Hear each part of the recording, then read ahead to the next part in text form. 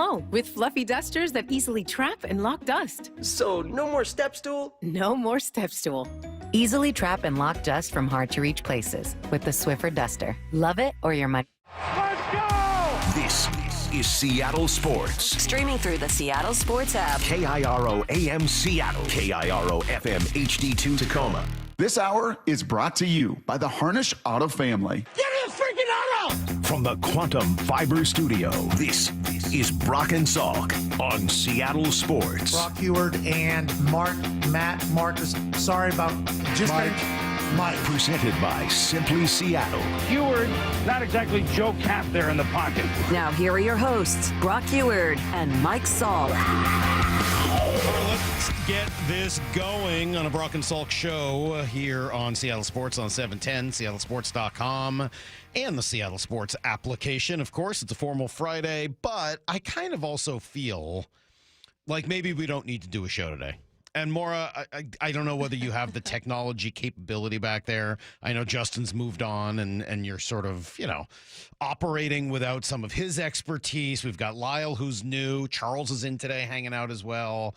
Can you just re-rack yesterday? Sure. Like, is there any real reason for us to come in and do a full show today? Just take the 3 hours we did yesterday, double up on one of them, and just run it again, because nothing changed. The Mariners played the exact same freaking game again, which is really hard to do. And we could just go home early, start a weekend, and, be on to the next thing. I don't see why I should have to come in today, quite frankly. I can't really argue with that. Same damn thing, man. Exactly the same. And you were extremely angry about yesterday's game, so... I'm just as angry today. It's just been longer. Yeah, I'm just as angry today. It's just been longer, and I don't have the energy for the exact same rant because essentially it's the same thing. The one difference between yesterday and the day before is I felt like in the first of the two losses, I thought there was a lot of stuff that was bungled. I thought there were decisions that were made that should have gone differently. I don't really feel that yesterday. I mean, Miller, 90 pitches, comes out after 7 innings. Okay. Like, no one's going to argue about that, I would hope. Jimmy Garcia, it's still hard for me. Jimmy Garcia is the guy you bring in. He allows one base runner. Guy gets to third. You go to your, all-world closer who's been unbelievable for the past month, and he gives up a home run. I mean, you didn't hit. That's problematic. It certainly makes me angry, but there weren't specific decisions made that I thought contributed to the loss. They just didn't hit. And unfortunately, when you leave no margin for error and you don't hit and your bullpen isn't perfect, you kind of end up where you did yesterday. And watching them roll over and die in the ninth was pretty sad, not going to lie. Like, all that stuff was sad.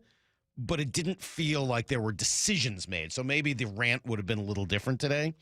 And then, I also hear some of this fire Scott stuff.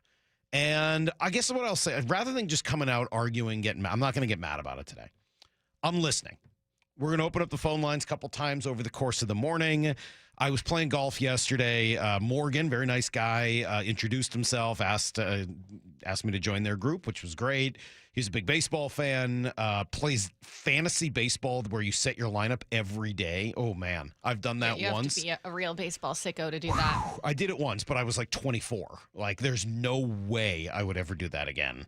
At that time, I had plenty of time in my life. I was like, sure, I'll spend half of my day at work just staring at the waiver wire and seeing which closer I can pick up. But now, probably not something I'm likely to do. In any event, he was telling me about one of his friends who's a big Fire Scott guy. And I'm told yesterday the chant sort of started swirling, and I saw his name was trending on the X platform. So, all right, why? Why Fire Scott? I'm listening. I'm not going to get angry. I'm not going to start berating people. I'm trying to come up with what the reasons for that reaction are. And I came up with a few options. Do people think he's bad? You think he's bad at being a manager? You think he doesn't make good decisions? Okay, I would argue with that, given his record in one-run games being significantly better over the course of his career than the average manager. You don't like the style of decisions? Well, firing Scott's not going to change that because Jerry Dipoto, Justin Hollander are going to hire somebody else who makes similar types of decisions because those are the types of decisions the front office makes. They're in lockstep on that.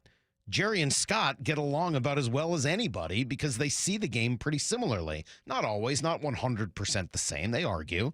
But if you were to fire Scott, it's not like the style of decision-making would change. You would bring somebody else in who would basically make the same decisions that he does. Do you want to do it because you just want a pound of flesh? You're angry? Well, I certainly understand that. I'm angry. That would be great to just have 1 pound of flesh. But I don't think you make decisions on how to run a baseball team because you're mad. You can't make decisions on how to run a baseball team because you want somebody to pay for your anger. I don't think that's the way this works either. Do you want to just shake things up? This is, to me, the best argument. I just want to shake it up. Like, it's not necessarily that Scott is a bad manager. I just want to shake it up. Just want to, light a fire under them, do something to show how imperative it is, how urgent it is that this team make the postseason. Okay, I understand that one. I do. And there may be some merit to it, to be honest with you. If there's merit to any of these, it's probably that one. But there's 2 really big problems there. One, well, 3 maybe. One, you tried it with Brant Brown. Did that fire anybody up? That worked for like a day and a half. May have just been, the flukes and ups and downs of the baseball season. Remember, this is the team that scored 22 runs in a 3-game series against the Mets just a week ago. If they had fired somebody right before then, you'd be like, oh my God, it was amazing, right? Well, no, it just ups and downs of a baseball season. By the way, Scott seemed like a pretty good manager during that series. I don't know. It's kind of weird. So I don't know that firing him gives them the kick in the butt that everybody is hoping they would. Certainly it didn't work with their pitching coach or the hitting coach in Brant Brown. I think you would also say you're 40 games left in the season now, quarter of the season left to go. You're not bringing in somebody from the outside. So if you were to move on from Scott, which again, I wouldn't do, you're going to what? Turn it over to Manny Acta or to Christopher Negron? Well, do you think they're going to come in with completely different worldview? Manny and Scott have become super tight. By the way, Manny's going to join us at 8:30 this morning. One of my favorites. I love Manny Acta, and I still believe he deserves a shot to manage again in the big leagues. I don't think it should be here tomorrow, but I think Manny absolutely deserves a shot. But he and Christopher Negron are very much Scott guys. You think they're going to come in and run things differently? Overturn the Gatorade bottles and the tables that you want them to? Bench players because you're angry? Use somebody other than Jimmy Garcia and Andres Munoz yesterday? Like, I don't think they're going to play the game any differently than Scott has. And the last part of it is, okay, if you're trying to create a sense of urgency, unfortunately in baseball, sometimes, not always, sometimes that's the exact opposite. It has the exact opposite effect, where urgency ends up creating tightness, and you can't play baseball tight. You can't grip the bats too tight. So I don't know that the idea of, well, it's just going to change things up. Well, I don't get that one. I think the other thing you have to remember is that Scott's done a pretty good job over the course of his career of bringing this team back from the brink. This has to be like the 8th time in the last few years we've had this conversation, only to see the team go run off like 8 out of 10 or whatever it is. They just won. Just had a sweep at home against the Mets. Obviously, what we just saw on the road was disastrous, and there's been a lot of up and down this season, a ton of inconsistency. I just don't think it's the fault of the manager. I'm not in love with this roster. I've never been in love with this roster. I think I've said a bunch of times over the course of the year, quite frankly, I like last year's roster better than this one. There are too many role players and maybes on this roster. There's not enough veteran leadership, or at least there wasn't until the trade deadline. And I love what Jerry did at the deadline. I don't know if it was enough to make up for the problematic offseason. I don't know if it was enough to make up for the injuries to Julio and his downplay this year, JP and his downplay this year, the Matt Brash injury, the Santos non-factor this season. All of those have certainly affected them. But there's also no real evidence to suggest that Rojas or Moore or Raley or Canzone are or have ever been everyday players in this league. There's no evidence to suggest that. And Mitch Haniger, I think we now have a bunch of evidence to suggest he's not that anymore. Garver fell off the map this season. With a beat-up Cal right now, a beat-up Polanco right now, no Julio, no JP. That's not a major league lineup that they're rolling out there. You want to blame the manager for that? Was there somebody else you wanted in the lineup yesterday? Who else did you want him to choose? It's not like he can look one more spot to his right and throw Aaron Judge out there. Like, this is who he's got. He doesn't have another option. This isn't the Nasty Boys bullpen. He's got like 1.5 guys he can count on, and when that guy ends up blowing it, what are you going to do? Shrug your shoulders. Like, well, okay, I don't know what else you want. This is not an everyday lineup. I heard, maybe you guys heard Mark McLemore when he was in the booth on Root last week. Did anybody hear Mark McLemore? He was awesome. And he was talking about how he's not he didn't view himself as a utility player. Goldsmith was busting his chops of calling him a utility player. And he was like, yeah, that's what we used to call an NFL player. Like, what, NFL player? Like, yeah, guy who only plays on Sundays. You come in, you play once a week, you sit for, you play for the guy who's getting a day off, you just play on Sundays. You're a once a week guy, you're an NFL guy. Pretty funny. I'd never heard anybody call it that, nor had Goldsmith, but that's kind of what this lineup is. It's an NFL lineup a lot of times. There are a lot of guys on this team that are good enough to play maybe once a week, and instead they're being asked to play every day. And when Dylan Moore and Josh Rojas have to get run out there every day, guess what? They don't look quite as good as when you're able to use them situationally. Oh, by the way, it's the situational usage of players like that that drives people crazy about Scott. Why isn't he playing this guy every day? This is why. You can't get mad at Scott for not playing Dylan Moore or Josh Rojas or whomever every day. When he gets forced to do so, you realize they're not good enough for that. Great guys, great role players on a team. I'm not mad that they're here, but don't tell me, oh, I wanted Scott fired a couple of months ago because he didn't use this guy every day, and now you see him every day and you're mad at him for using him? Come on. It doesn't work that way. So I said I wouldn't get mad. I guess I did. But I won't get mad at you. We'll take some phone calls a little bit later. I'm mad at the team. I'm mad at what's happened. I'm mad at that series. They played like garbage. They hit like a word I'm not supposed to say on the radio and almost dropped here. Lyle, I hope you're ready with the dump button. But I don't think you fire the manager. I don't think that that's the appropriate reaction to what we just saw, any more than it was to the last series against Detroit or the couple of series against the Angels. Those have been bad. No doubt. But this isn't football where you just change the scheme and everything works out differently for the same players. These are the guys they got. And it's up to them to try to sprint this thing in the last 40 games, overtake the Astros or win a wild card, get your butt into the playoffs, and then do some damage with a pitching staff that nobody wants to face. Seattle Sports, your home for Wyman and Bob. He is Mike Flowers in Reindeer Rosarena. He's hitting .306. He's got a .452 on base. How much do you think he's taken some of the pressure off of the rest of a lineup? And it makes a big difference, I think, for everybody in the clubhouse, and not just the hitters, but even the pitchers, too. I think there's just a different feel to it all. And, Polanco's swinging a lot better now, too. Mentioned Mitch earlier. So hopefully those things will continue here through the last part of this season, because I think that, if you just look at the lineup, it certainly looks and feels a lot different. On Seattle Sports and 97.3 FM HD2. Feeling lucky? Don't miss the Lucky Fall Classic Collector Car, Truck, and Boat Auction. Saturday, August 31st at Tacoma's LeMay Marymount Event Center. Gates open at 9 a.m. and auction starts at 10. Up to 200 collector, vintage, and classic vehicles. Many going to the highest lucky bidder with absolutely no reserve. Get lucky, get local, and get in line. Visit LuckyOldCar.com. That's LuckyOldCar.com. Or call 206-467-6531 for bidding and consignment details. Guys, did you know your testosterone affects everything in your system, including how you feel and perform every day? Right now, Revive Men's Health Seattle will check your testosterone for free. Knowing your T levels is the first step in understanding if you have low T. Your testosterone level impacts your energy, libido, sleep, weight, hair loss, mood, and even ED.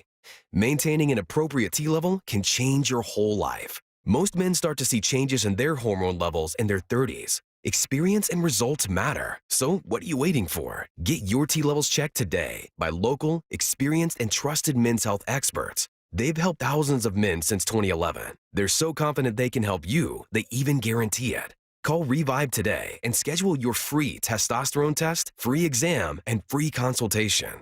Call Revive Men's Health at 206-529-1111. That's 206-529-1111. Or visit ReviveMen'sHealth.com. Okay, we've got an hour to clean both cars. Grab the buckets. Cool. I picked up some 303. Their aerospace protectant is awesome, so we're going to try some of their other stuff. grab me that bottle of wash. Whoa, that smells amazing. Yeah, that citrus is nice. Okay, now hand me the hose. Hey! I don't see a bucket yet. 303 Car Care. Driven by quality. Available at most auto retailers and Amazon. Why choose a Sleep Number smart bed? Can I make my side softer? Can I make my side firmer whenever I want? Can we sleep cooler? Sleep Number does that. Cools up to 8 times faster and lets you choose your ideal comfort on either side. 94% of Sleep Number smart sleepers report better sleep. And now, during our biggest sale of the year, save 50% on the Sleep Number limited edition smart bed. Plus free home delivery on select smart beds when you add any base. Limited time. To find a store near you, visit sleepnumber.com. Something amazing is happening. Data is powering insights and innovation. Network security has cyber attacks playing defense. Devices are improving the quality of work and the quality of life. That's what happens when you partner with CDW. Our experts help you get the most from your technology. We work with you to plan it, build it at scale, and manage it, so you can do amazing things. CDW. Make amazing happen. Learn more at cdw.com. You've got to watch your NFL team every Sunday, and Verizon's got you covered for all your team's out-of-market games every Sunday afternoon. Come on! From kickoff to sign-off, from first downs and touchdowns to turnovers and overturned plays. After review, the pass was incomplete. Nice! Let's go! This season, win every Sunday with Verizon. Get a great deal on NFL Sunday Ticket from YouTube and YouTube TV and a new phone. Excludes digital-only games. Terms and embargoes apply.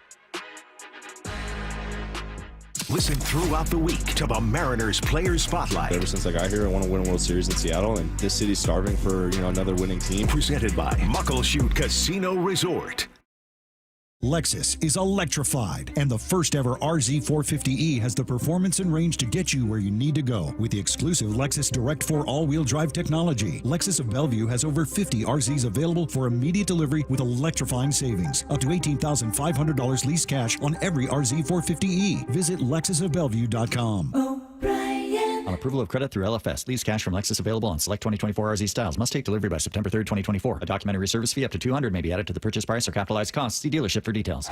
It is a celebration of true professional wrestling. AEW Wrestle Dream! And on Saturday, October 12th, it returns to the Pacific Northwest as AEW Wrestle Dream comes to Tacoma, Washington. The best professional wrestling this world has ever seen, bro. Be there live as one of the biggest pay-per-view events of the year. Lights up the Tacoma Dome. AEW presents Wrestle Dream. Live Saturday, October 12th. Tickets on sale this Friday at AEWTIX.com. Having quality care matters. So, let's talk about it. Nobody likes not feeling their best, but it's comforting to know top local doctors are nearby when you need one. Optum Care Washington is here with exceptional primary and specialty care, from OBGYN and family medicine to urology and gastroenterology. We also accept most Medicare Advantage plans. Plus, with over 45 Puget Sound locations, Optum offers peace of mind close to school, work, and home. Discover all the ways Optum is here for you at yourhealthwa.com. It's football season, and that means colder weather is on the way. If it's time to update your windows and doors, talk to Pella Windows and Doors of Western Washington. Local owner Keith Dashafee has a great deal just for you. That's right, Steve. Now you can get 20% off qualifying installations or 0% financing for 24 months with equal payments. Just schedule a free consultation with Pella Windows and Doors at PellaPNW.com. Thanks, Keith. Check out the unbeatable selection of windows and doors today at PellaPNW.com. That's PellaPNW.com. This hour is brought to you by the Harnish Auto Family. Need to know. Brought to you by Ben's Plumbing, Heating, and Air. 15 minutes past every hour with Brock and Salk. Here's what you need to know. Up first. Well, there's a lot of words in the English language, but I am admittedly running out of ways to say terrible freaking loss. But that's exactly what we saw yesterday in Detroit. The sweep, bad. The failure to beat a team that isn't even in the hunt, infuriating. The worst part of the whole thing may have just been the listless energy, the predictability of the whole thing. It wasn't great. I felt like, obviously Bryce Miller can't do any more than he did today. Just awesome outing, much like what we got last night. But it does come down to, creating offense, scoring some runs. When you're living on the edge, 2-0, 1-0, you don't leave yourself any room for error, and that's what's happened here the last couple nights. So, Mooney hadn't given up a hit in I don't know how long. left a slider there. Baez got on it. They beat us. They played better than us. They got big hits. They shut us down offensively. We don't get much going. That's what's going to happen here in a 3-game series. So certainly the big hits were a big difference between one team and the other. Tigers came up with them in the last 2 games. The Mariners quite obviously did not. Yes, huge credit to Bryce Miller. He goes 7 scoreless innings, turned it over to a leverage reliever, and unfortunately those guys couldn't come through for the second straight night. And yeah, I don't know what to say. Good teams get swept by bad ones, but generally not in August with the division on the line. This is when you want to lock it in and play great baseball, and the Mariners have yet to do it. Off to Pittsburgh now. They're going to see, the perfect cure for an ailing offense. How about All-Star Game starter Paul Skeens and his 103-mile-an-hour fastball? That should be great. They'll probably score 8 runs off him tonight.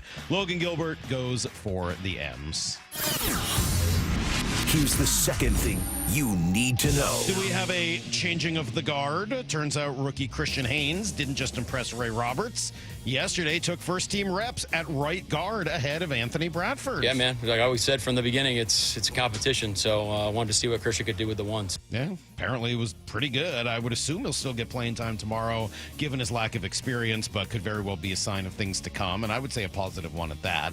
It does sound like it was a spirited day of practice yesterday as the Seahawks and Titans played their second of 2 joint practices. Reek Woolen continued his excellent preseason. Devin Witherspoon on why he's so fired up. I think Reek has a point to prove. A lot of people say he had a down year last year, and I think he took that to heart.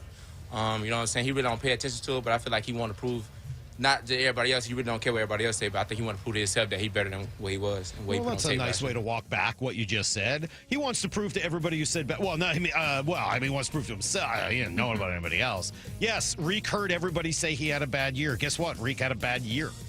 It's okay to have a bad year, but bounce back and whatever you got to use for motivation. If you want to blame the people on the outside for saying that you had a bad year when you were having a bad year, that's fine. Whatever you need to do in order to have a better year, and everyone will forget all of that stuff.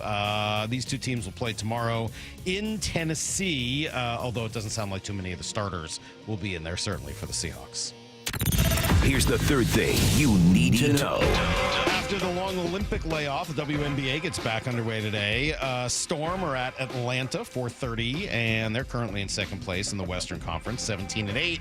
4 games behind the Lynx. Fever hosting the Mercury at 4:30 as well, so if you want to watch Caitlin Clark. They are in third place, though at 11-5 record. They are 10.5 games back.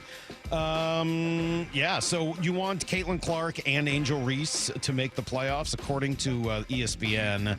The Fever have an 86.5% chance to get in. The Sky are right behind them at 83. And there probably is not much of a chance they would face each other, but that would be kind of fun if they did. Who doesn't want to see Caitlin Clark against Angel Reese? Everybody does. Anyway, good stuff. That's everything you need to know. 1/4 every hour here on the Brock and Salk Show. All right. I'll open up the phone lines now-ish. I'm going to talk to Shannon. Shannon, we got some guests today. Can I run through the day for a moment? Guys, I need to run through the day. Please. Okay.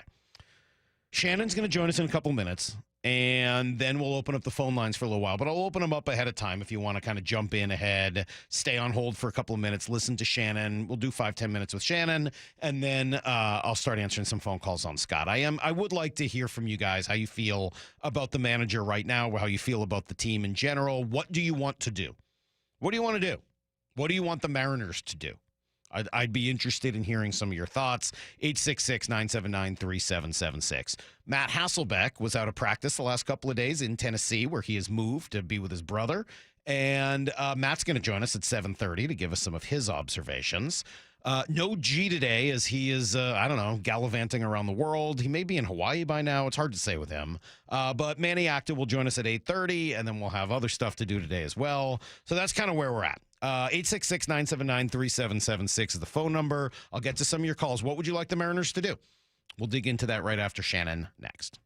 The Dugout. Go in depth with the Mariners. Leaps up and he makes the catch. With voices like Ryan Roland Smith, Gary Hill, and Mike Blowers. Long-term pitching, if you have that foundation, good things are going to happen. It makes him so valuable when he's hitting. This team is a team that's going to have to bunch hits together, put pressure on the defense. Hear from the players and coaches, and go behind the scenes with insider Shannon Dreer. They find a way to grind it out, stay in the game. I thought it was a really good win for them. The Dugout, Tuesdays at 1 p.m. on Seattle Sports.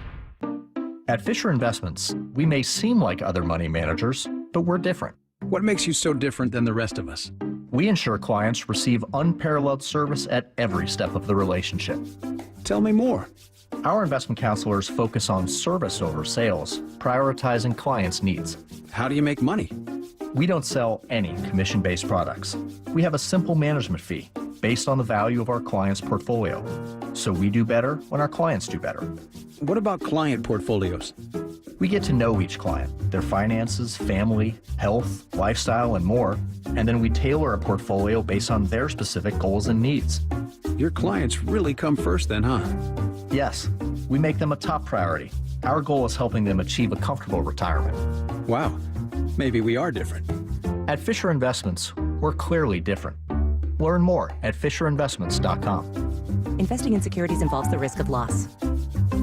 The seasons are changing, and if you're thinking it's time to change what you drive, the incredible team at Toyota of Kirkland will get you charged up with the BZ4X. Toyota's all-electric crossover SUV features an estimated range up to 252 miles, getting you where you need to go. Test drive the BZ4X at the electrifying showroom at Toyota of Kirkland and take it home the same day. Visit in person today at Toyota of Kirkland or online at toyotaofkirkland.com.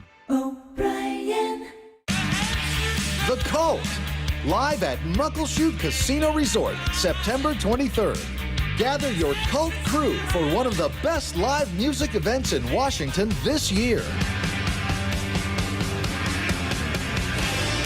The Cult takes the stage at Muckleshoot Event Center, Monday, September 23rd. Get tickets now at muckleshootcasino.com. At Lowe's, save big every day when you buy in bulk. Save 10% when you buy 1 pallet or more of select shingles. Plus, save 10% when you buy 68 or more select OSB sheathing. And if you find a lower price in-store or online, we'll match it. Because Lowe's knows savings. Lowe's knows pros. Selection varies by location while supplies last. Discount taken at time of purchase. See sales associate for details. Exclusions and terms apply. Learn how we'll match price at lowes.com/lowest price guarantee. Progressive presents Renter's MVP's Most Valuable Possessions. Today's MVP, Tom Kelly's carbon fiber mountain bike. Because more than riding his carbon fiber mountain bike, Tom loves telling people about his carbon fiber mountain bike. Friends, family, even a local barista knows about his carbon fiber mountain bike. And that's why Tom's carbon fiber mountain bike, if you haven't heard about it, is today's MVP. Keep your most valuable possessions protected by bundling your renters and auto insurance with Progressive. Progressive Casualty Insurance Company affiliates and other insurers not available in all states. The Mariners are battling for the AL West crown, and the best way to lock in your postseason access is with a 2024 Mariners Flex membership. Flex members get first dibs at postseason seats, plus other great benefits like savings of 10% or more on tickets, no fees, year-round discounts at the team store and Hatback Bar and Grill, and so much more. But hurry, Flex memberships are only available through August 30th. Go to mariners.com/flex to come on board today and secure your postseason access before it's too late. Subscribe to the Seattle Sports YouTube page to find new and exclusive content from your favorite shows and personalities daily. Just head to YouTube, search Seattle Sports, and click subscribe. At Shane Company, we make finding your perfect engagement ring fun and easy. Because let's be honest, you might feel a little stressed out. We get it. That's why we do all the hard stuff. It's our job to bring you the biggest selection of beautiful diamonds and colorful gemstones, so many amazing settings, and all the customization your heart desires. We've got your style and your price range covered, and we're here to guide you every step of the way. Come in for a warm welcome and leave with your dream ring and an experience you'll never forget. Shane Company, your friend and jeweler. I have a handful of stories that really affected me personally in my career and how I handled employees. Lee Johnson, coming out of his office as a customer, asked me where the service department is. I was like, yeah, go to the end of the hall, go up the stairs, go across the breezeway, open a door, go to the left. You want Chevy, go to the right. You want Mazda? Because I didn't even have enough time to say, hey, what kind of car do you have? Here comes Lee, and it's like, oh, ma'am, come with me. Let me show you. And then having him come back and not dress me down is just almost like with that fatherly disappointment of like, that's not how we take care of people. I mean, the right way is to walk her down to the stairs, walk her up the stairs, open the door for her, go over, cross the way, open up that door, introduce her to somebody. So she's comfortable, she's made it to the right place, and that we value the business. What you did was you made it seem like she was an inconvenience to you. customers are the purpose of our day. The LJ Way is the Lee Johnson Auto family. Seattle knows how to hustle. There he goes! 40, 30! Every day, we prepare, we grind, and we go to work. Still on the move! He can go! Because we live for these moments. Touchdown! Seahawks! This city lives for Sunday. Get your tickets for Seahawks game days at Lumen Field and experience what this city lives for. Visit Seahawks.com today. Brock and Salk's Rewind is presented by Toyota of Kirkland. From the Quantum Fiber Studio, you're listening to Brock and Salk. Weekdays 6 to 10. On Seattle Sports and 97.3 FM HD2.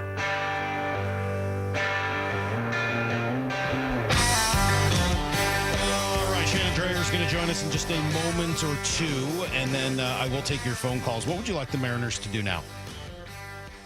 You got 40 games sprint left to go. What would you like the Mariners to do here down the stretch? You guys can jump in, 866-979-3776. Make your argument. Yes, I know there's a lot of frustration out there. I understand the social media knee-jerk community wants Scott out. Maybe there's something else you want them to do. And I did give a little bit of a defense on why I don't think that makes sense. I should add to that, though. Hey, you get to the end of this season and you don't make the playoffs, all bets are off, right? I mean, you don't make the playoffs this year, I think that there's going to be a very different conversation. But you got 40 games to try to make the playoffs. I don't think you change horses right now with 40 games left to play. You try to get it done. You try to, sprint to the finish. If it doesn't work, all right, fine. We'll have a different conversation. Today, yeah, I just don't see it. Shannon Dreer joining us from beautiful Pittsburgh, where she gets to go to the one stadium I've been trying to get to forever, and every time I go to Pittsburgh, the Pirates are out of town or whatever. Shannon, good morning. How are you? I'm okay. You're in Pittsburgh. Could be worse. Pittsburgh is fine. I like Pittsburgh. I can actually see that beautiful stadium from my hotel room, which awesome. is kind of nice, opening up the window and seeing a baseball stadium. Kind of still excited about what we could see tonight, but obviously this has not been the most fun road trip so far. No, it's been bad. Yeah, it's been very bad. How bad was it after the last two games? I mean, just sort of the general mood of the team and vibe. Well, I think the vibe, more than anything, I mean, you can think back a couple of weeks when they did have the loss and there was a team meeting afterwards, and Scott Service, when we saw him, was just visibly, kind of shook with what happened. That it wasn't like that. I think you see probably a little bit more determination in them, that this is, look, guys, we can't be where we're at right now. This, obviously is not good. And there's really nothing to say about a game where you're pitching where your pitching is doing absolutely everything and your offense is doing absolutely nothing. And it is the most critical point of the season. And I think that the biggest difference now is that they are definitely feeling that. It is a baseball season. You have so many chances in a baseball season, but as the games count down, every game, I think for the first time, those games are all now really starting to feel big. And that might sound weird to some people. And isn't every game big? It isn't. You can't play the game that way. You can't manage the game like that. You probably need a roster of 200 people to do that if you wanted to do that from day one. And you also need, confidence in yourself. There's an understanding that it's baseball. Baseball players are wired differently. And you cannot, go into every game thinking that every game is it. And so, there is no mistaking where they are right now. And so I don't think that's hit them in a strange manner. I just think that they are very aware of where they are right now. We're going to take some calls here in a little bit. And certainly I've heard some of the rumblings around town. A lot of folks angry, understandably. And when people get angry, they want there to be some sort of change or punishment or whatever the case may be. The first person they turn to is the manager. How would you assess Scott's job performance right now? I think he is doing everything he can with what he has got. And I think that, we talk about nothing is really one person's decision in all of this. everything that goes into what the team does. It's no longer a manager is in charge of everything.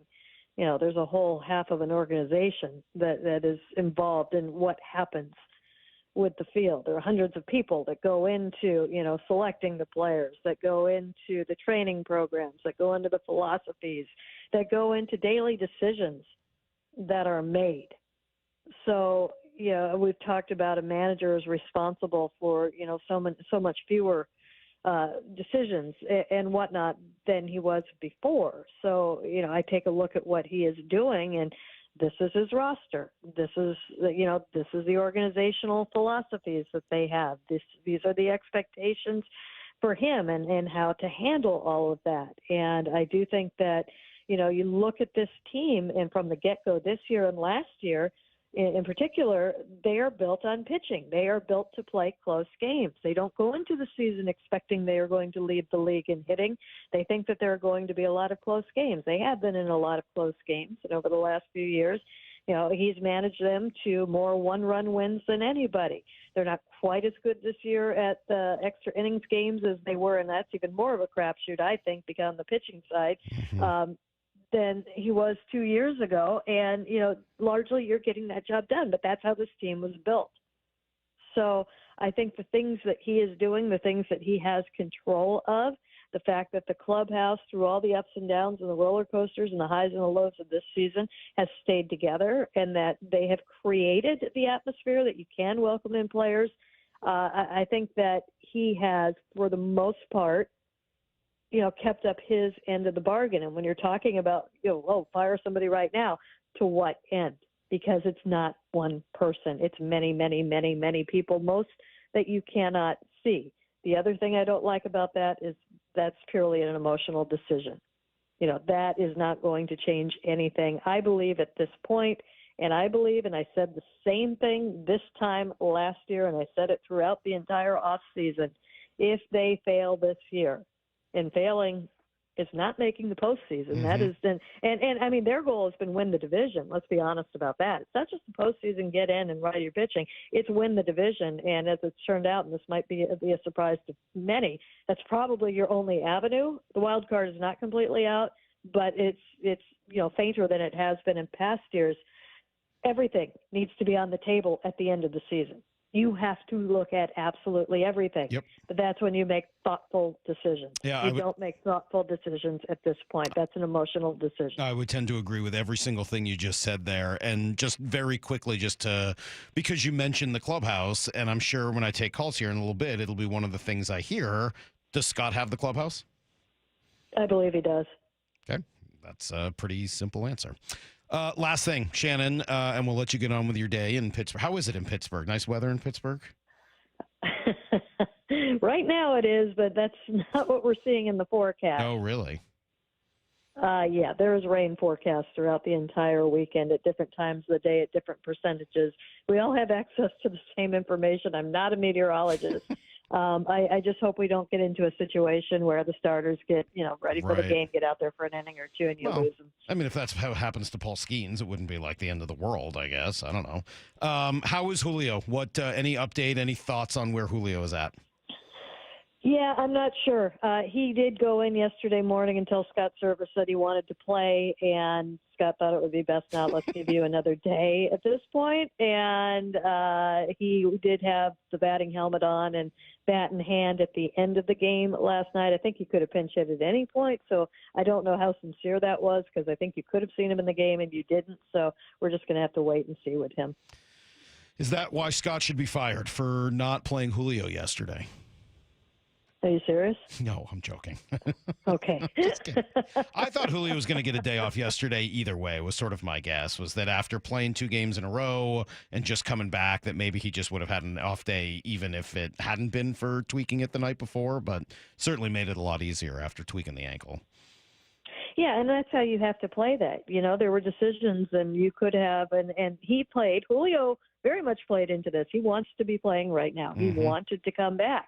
And you could have had him, take an extra week, gone on a rehab assignment, which would have been only 1 game. I think basically his rehab assignment was Sunday Night Baseball. And I think he's looked fine since. right up until he tweaked the ankle a little bit more. But that's part of the deal. If you do come back, you are going to be limited. You're probably going to need a day off here and there, and it is going to take you longer to get back, to 100%. And Julio felt that he could help the club at the plate, and I think he actually has the last couple of days. I do know that they are still hoping to get him back in center field sometime on this road trip.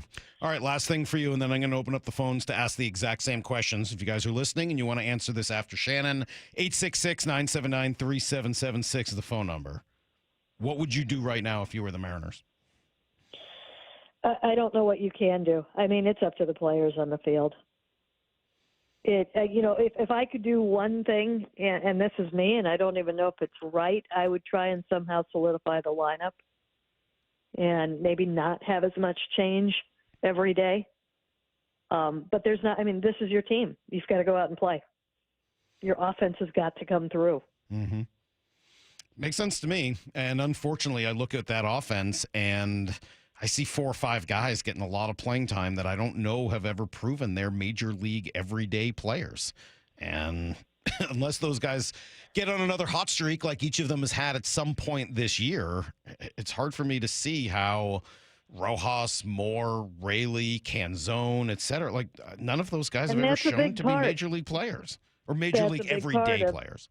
That's a big part of Scott dealing with what he has right now, and maybe that's a lever he has is he just flat out sits a lot of people. Yeah, all right. I don't know.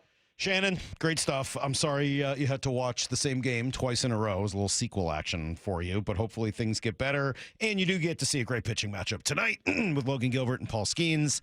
Enjoy Pittsburgh, and we'll talk when you get back. You got it. All right, there you go. The great Shannon Dreer, our Mariners insider, and you can always read Shannon's stuff at seattlesports.com or, of course, on the Seattle Sports app, which you should have downloaded by now, but if you haven't, you can. All right, can I open up the phones? 866-979-3776. I hear there's a lot of mad people. I hear everybody's opinionated on the Mariners today. I know it's 6:30, 6:40 now. I know it's early in the day, but I want to hear from every one of you. What is it that you're upset about specifically? And what do you want to do about it? What do you want the Mariners to do? How would you like something to change? Should anything change? 866-979-3776. Let me jump right into us. I got Zach in Bonnie Lake. Good morning to you, Zach. Hey, Salk. How you doing? Good. So first of all, I've been a huge Service fan for quite a few years, but lately his late game antics have been driving me absolutely nuts right now. You have Bryce Miller, who is absolutely shoving. Nobody can touch him. He's at 90 pitches after a 10-pitch inning in the 7th, and you don't send him back out. What are the chances in the 8th that he walks the first batter he sees? There's no chance. Sure there is. Why do you not send him out? Well, we see that all the time. We see guys cruising, and you get through the order the 3rd, 4th time, whatever it is. You get into the 8th inning, 90-plus pitches. We've seen that a million times this year. Literally, we have. This whole save arms, I know, but this whole save arms BS that you've been hearing. If they don't make it to the postseason, what are you saving the arms for? They're going to be sitting on a couch in October playing Xbox, this starting 5 rotation. Yeah, it's funny. I think there are some things that Scott's done that I would disagree with. The pulling guys after in and around the 90 to 100 pitch mark, I don't know, man. I think that's a tough one. You're right. When it doesn't work, you look bad. But how does it look if Bryce Miller goes out there and gives up 3 runs in that inning himself? Or he gives up that leadoff walk, and now Jimmy Garcia is forced to come in a more difficult spot? Look, it didn't work, obviously. So when things don't work, you get to say it was the wrong decision because it could have gone differently. But going to your 2 leverage relievers for 2 innings, if it was the 6th, okay, I get it. Because you're not really set up right now to get 3 or 4 innings out of your bullpen. It's just not good enough for it. But after 7 innings, you should be set up for that. Unfortunately, Jimmy Garcia gives up the walk. Unfortunately, Andres Munoz, who's been all but perfect for the last couple of months, or at least certainly the last month and a half, unfortunately, he gives up a home run. What are you going to do? That's on the manager? I don't see how that one's on the manager. It stinks. I hate it. It was predictable and obnoxious, and there's a part of me that wants to throw something through the television when it happens. I'm just as mad. But I don't think that in the moment I'm going, oh my God, you can't take this guy out of the game after 7 innings and 90 pitches. I certainly didn't think that way in the moment. 866-979-3776. 866-979-3776. Let me try Jeff in Colville. Good morning, Jeff. Hey, so long-time listener, first-time caller. Oh, cool. I just wanted to let you know, you just touched on the fact, why don't we just go back to old management, leave Miller in the game and pitch him out? You got 40 games to go. I'll hang up and listen to your answer. Appreciate you. Well, because it won't work generally. There's a reason that all of the teams in baseball, and when I say all of them, I mean all of them, all 30 of them, don't do that. There's a reason it's called old school managing, is because it's old. People don't do that anymore. They've realized that players can max effort and be better performers over shorter periods of time rather than allowing them to have to, or forcing them to have to save themselves, right, in order to pace themselves. That's what I'm looking for. That they'd rather have a couple of sprinters than a marathoner. There's no real upside to allowing your guy to pitch more and longer into games. And this whole thing, I mean, like, if you want, like, the premier example of this, and I'm sorry that it's going to involve the dirty B word of Boston, but the ultimate example of this is Pedro Martinez in 2003 ALCS Game 7. Yes, I almost got arrested that night. Yes, the police were called to the hotel where I was watching the game because I was screaming on the balcony about the horrible things I wanted to do to Grady Little in that moment. And they were all right. Because that's old school managing. That's what you get. Stick with Pedro Martinez. He's your guy. Okay. How's that going? By the way, he got fired after that game. Last game he managed in a uniform. So, yeah, you can try to go back to old school managing, but it's wrong. It's not the best way to actually win more games. It might have won you yesterday if you'd done it, but that doesn't mean it's actually the best way to win games. If you want to go into the numbers about this a little bit, like, it's going deep into it, but I'll go back to Tuesday's game with Brian Wu. So Wu's OPS the third time through the order against is about 580, 590. Now, that's still pretty good. Very good. But Jimmy Garcia's was about 440. That's a 130, 140 point difference. So you can be mad about it and you can still disagree with the decision, but this is how the Mariners make decisions. This is the type of things they'll make decisions off of. So it didn't work on Tuesday or Wednesday, but they have a process behind it. I always thank you, Lyle. That's Lyle Goldstein, who's now with us, of course, from the Mariners, from the Marine Layer podcast, and he'll be with us a lot every day. So you'll be hearing Lyle's voice quite a bit more. I think that's a great point. Not only do the Mariners make their decisions that way, all teams do. By the way, we watched the Diamondbacks make it all the way to the World Series by going even farther down that road, essentially taking guys out 2 times through the lineup. That's it. You don't even ever get a chance to do a third, whereas the Mariners have clearly done that with their starters. They probably allowed their starters to go deeper than most other teams. Look, I'll keep saying it. Baseball's like blackjack. They're about managing a baseball game is as similar to blackjack as you can get. When you've got a bad hand, you still have to do the right thing. When you're given a 16 and the dealer's showing a face card, yeah, I know you got to hit it. Well, does that mean you're likely to win? No. The odds are against you. You've gotten some bad cards. You may win, you may lose that one. But if you keep playing the book, you keep playing the best odds, you give yourself as many opportunities to win as you can. Yeah, sometimes you double down on 11, you get a 2, and the dealer goes from 15 to 21, and you lose. Well, you doubled down on the right hand. Should you have not doubled down? Of course you should have. You played the odds. You did all the things that were right. Unfortunately, the cards went the wrong way. What are you going to do? 866-979-3776. Let me try Mike in Briar. What's up, Mike? Good morning. Hey, Stock. I'm not gonna complain about the pitching decisions last night because, like you said, you put in your 2 high leverage arms. I'm gonna counter this as the change needs to be coaching because those arms shouldn't have been available yesterday because you should have been trying to win the extra innings games in the first place, just like Houston did, and you leave in Munoz to pitch 2 innings. Mm-hmm. And what we've seen over the years is the big games, Scott makes the wrong decisions. The games that you have to have experience in, that you have to have brass cojones in, Scott's made the wrong decisions in those games.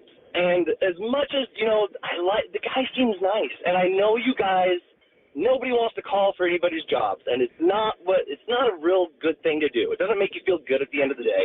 But the dude's been coaching 9 years. We've had 3 different variations of this team, at least the vets failed with.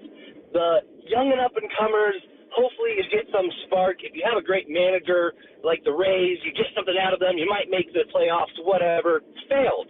Now this iteration of the team failed. Hold on, man. That's not right. Sorry. Some of that is just inaccurate. Some of that's just inaccurate, Mike. I appreciate the call, and I think the big game thing is a really worthy conversation. You're going to lose me a little bit on the 3 different eras. The middle era, he wasn't even trying. I mean, they weren't even trying to win anything. They're just trying to get to the next, keep a good culture, build a good clubhouse, and sort of wait for your young guys to come up. So I'm not quite going to be with you on that one. And then when they came up, he succeeded. He got them to the playoffs and actually came pretty darn close to winning another playoff series against the Astros. So there's a little bit of a fact check in there, but I understand some of the urgency part of it. Yeah, I think there was a good point made in there. There is. Yeah, I don't like the way Scott handled the game the other day. I really don't. I think Scott's a good manager. I hate the way he handled the game on Wednesday night. Hate it. I told you this yesterday. I went off. I hate the way they managed that game. Decision-making, I thought, was terrible in it. I don't generally believe that you go from that was a bad game to you need to be fired, because I think for the most part, he manages those situations well. Does that make sense? It's okay to be critical. This is something I feel like is lost in sports, in life, in media. Why can't we criticize something without jumping to fire the person? Yeah, he screwed that game up. I believe it. I think Scott had a chance to win on Wednesday, and yeah, the players played a huge role in them not winning, clearly, but so did Scott. He should take some blame for Wednesday night. I don't want to fire him for that, because I see that over time, as Shannon pointed out, his record in one-run games is a whole lot better than it should be. I disagree with that decision. I don't like what he did that day. I'm mad at it. If he were here, I'd be mad at him, but I'm not. You should be fired. I get mad at my kids sometimes. I don't want to execute them. There are times where people do things the wrong way. I've screwed up here in this job a couple of times. I've said some dumb stuff. I'm really glad that nobody fired me because I said something dumb about Kyle Seager. I screwed up. I admit it. I screwed up. I'm sure if you were to ask Scott, he'd say, yeah, I wish that one had gone the other way. You don't have to fire everybody for every mistake they make. Let's go to Seth in Kilseen. Good morning, Seth. Good morning. What's up? So I think I really want the story with Scott and Jerry to work out with this team, because it's an incredible poetic story of a former catcher and former pitcher who played together. You've got the catcher in the dugout and the pitcher up in the office above, and just their coordination is incredible. I think it's worthy of a Moneyball-esque, feature film, because there's really not another story like it. And I think because of their experience and their shared experience together, they know how to manage this pitching staff so well. And it's the reason why they have a healthy rotation. They've been able to keep it healthy. Scott, as a catcher, he knows how hard that job is. He knows how to manage Cal. And they've seen managers throw their guys, just against the wall, just constantly in the careers that they've had and stuff. And they know what that's like, and they know that that's not the way that you manage a pitching staff. I appreciate it, Seth, and we're going to have to run here in a minute. Thanks for the phone call. You want to know the worst thing I think Scott's done in his career here? You want to know the single worst thing? If I were to criticize Scott for one thing, you know what I think the worst thing he's done in his entire Mariners career is? Overused Matt Brash last year. If I have one giant criticism of Scott, it would be that. Because it not only did it, unfortunately, I can't prove the causation, but not only did the guy get hurt, blow out his elbow, and need to miss the entire next season, but it ran afoul of everything else they have generally done as an organization. They've generally been so careful and so cautious with all these guys, and that felt like an outlier. Allowing Matt Brash to throw that many pitches and that many innings last year was out of character. That, to me, is like one of the worst things they've done. Yeah, all right. There are games here and there where you mismanage. So does everybody. So did Tony La Russa, even when he was Tony La Russa. Everybody mismanages games now and again because sometimes, blackjack's hard. Sometimes the cards go against you and the decision you make didn't work, or the people out there don't understand why you made the decision because you have more information than they do. I don't want to fire Scott today. I don't want to fire Jerry today. I don't want anybody to be fired. I want this team to go out there and play better for the next 40 games, make the playoffs, and we'll see what happens. If that doesn't happen, I promise you today, we will have a very serious conversation about everybody's jobs at the end of this season. But I don't think today is the day, not just to have it, we can have the conversation, but to make any sort of a decision to move in another direction. Brock will be in next. We'll start to chat together about this. And then, man, we got some great football stuff today as well. Mike McDonald said something yesterday that I know everything sounds different from Pete, but this is actually one of my favorite differences we've heard. It's coming up. It's Brock and Salk, Seattle Sports on 710.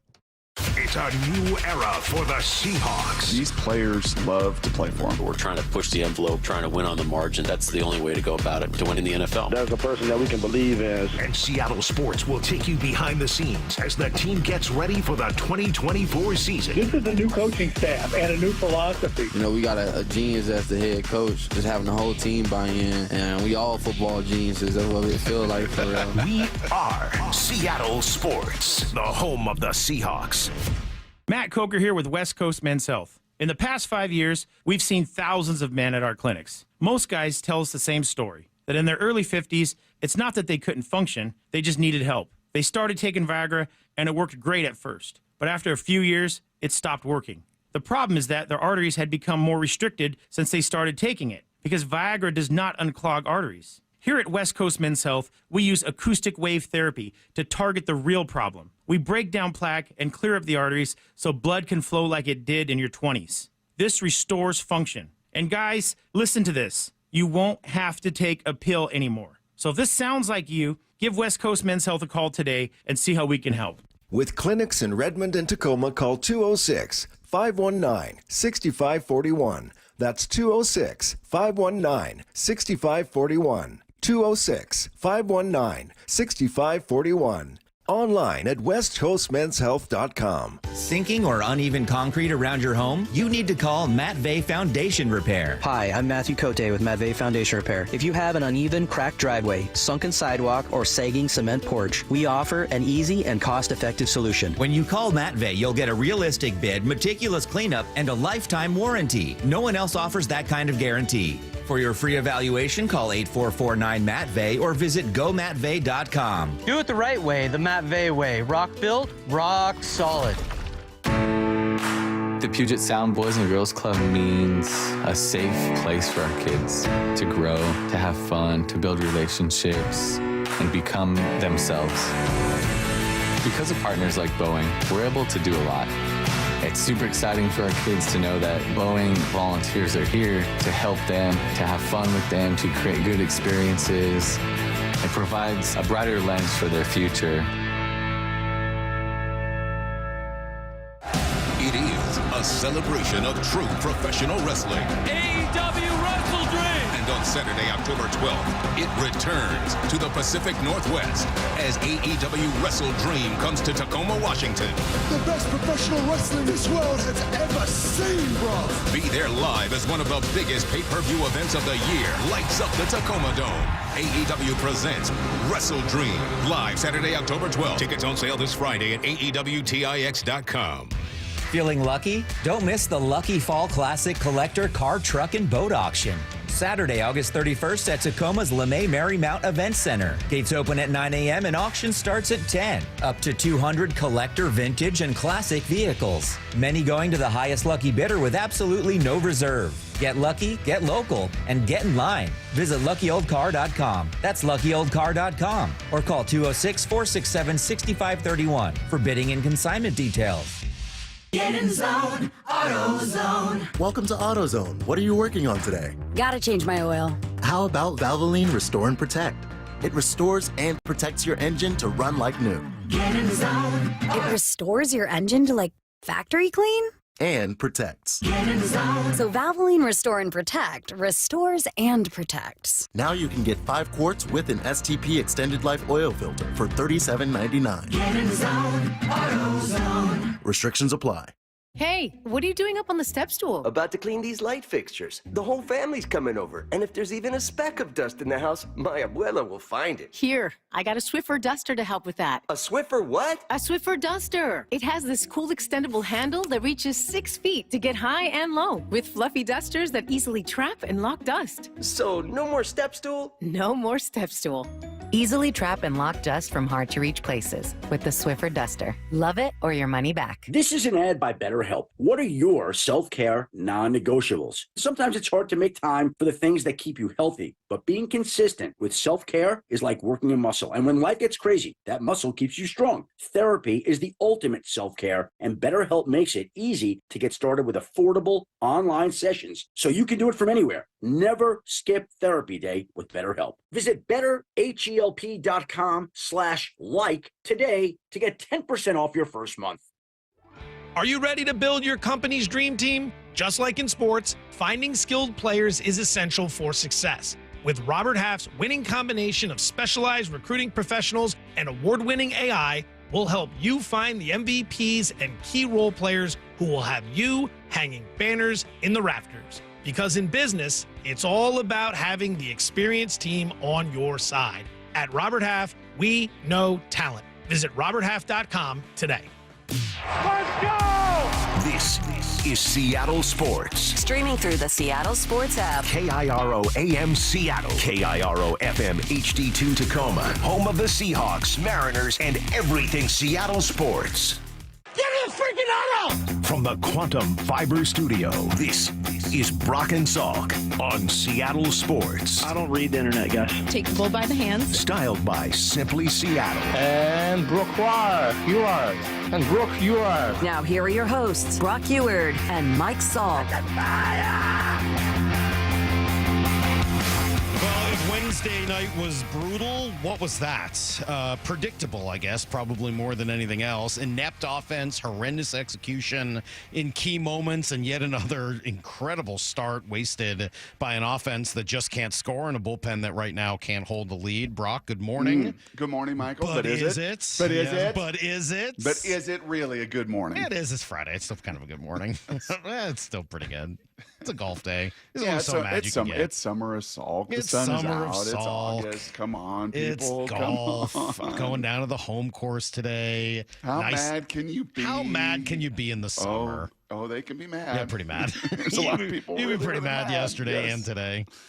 Oh goodness, I don't know why. I don't think I felt Wednesdays coming as much as I felt yesterday's coming. Yesterday was pretty obvious. Correct. Yeah. I mean, Wednesday I thought like, okay, they're going to find a way. They're going. I was pretty shocked. Honestly, I was shocked on Wednesday. Yeah.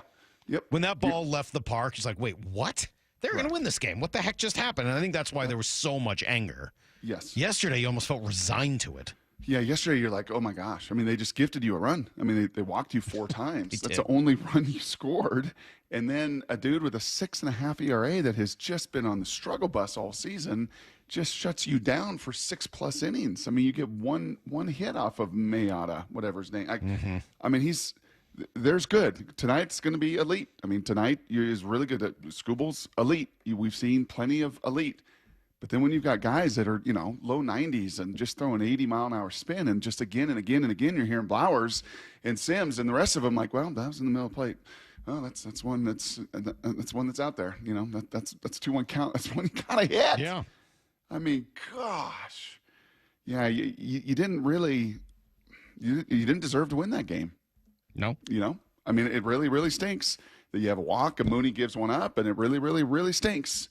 But did you feel like it would walk away from that going, oh, man, it's too bad? You really – Yeah, I mean, really Bryce Miller deserved to win that game. Right.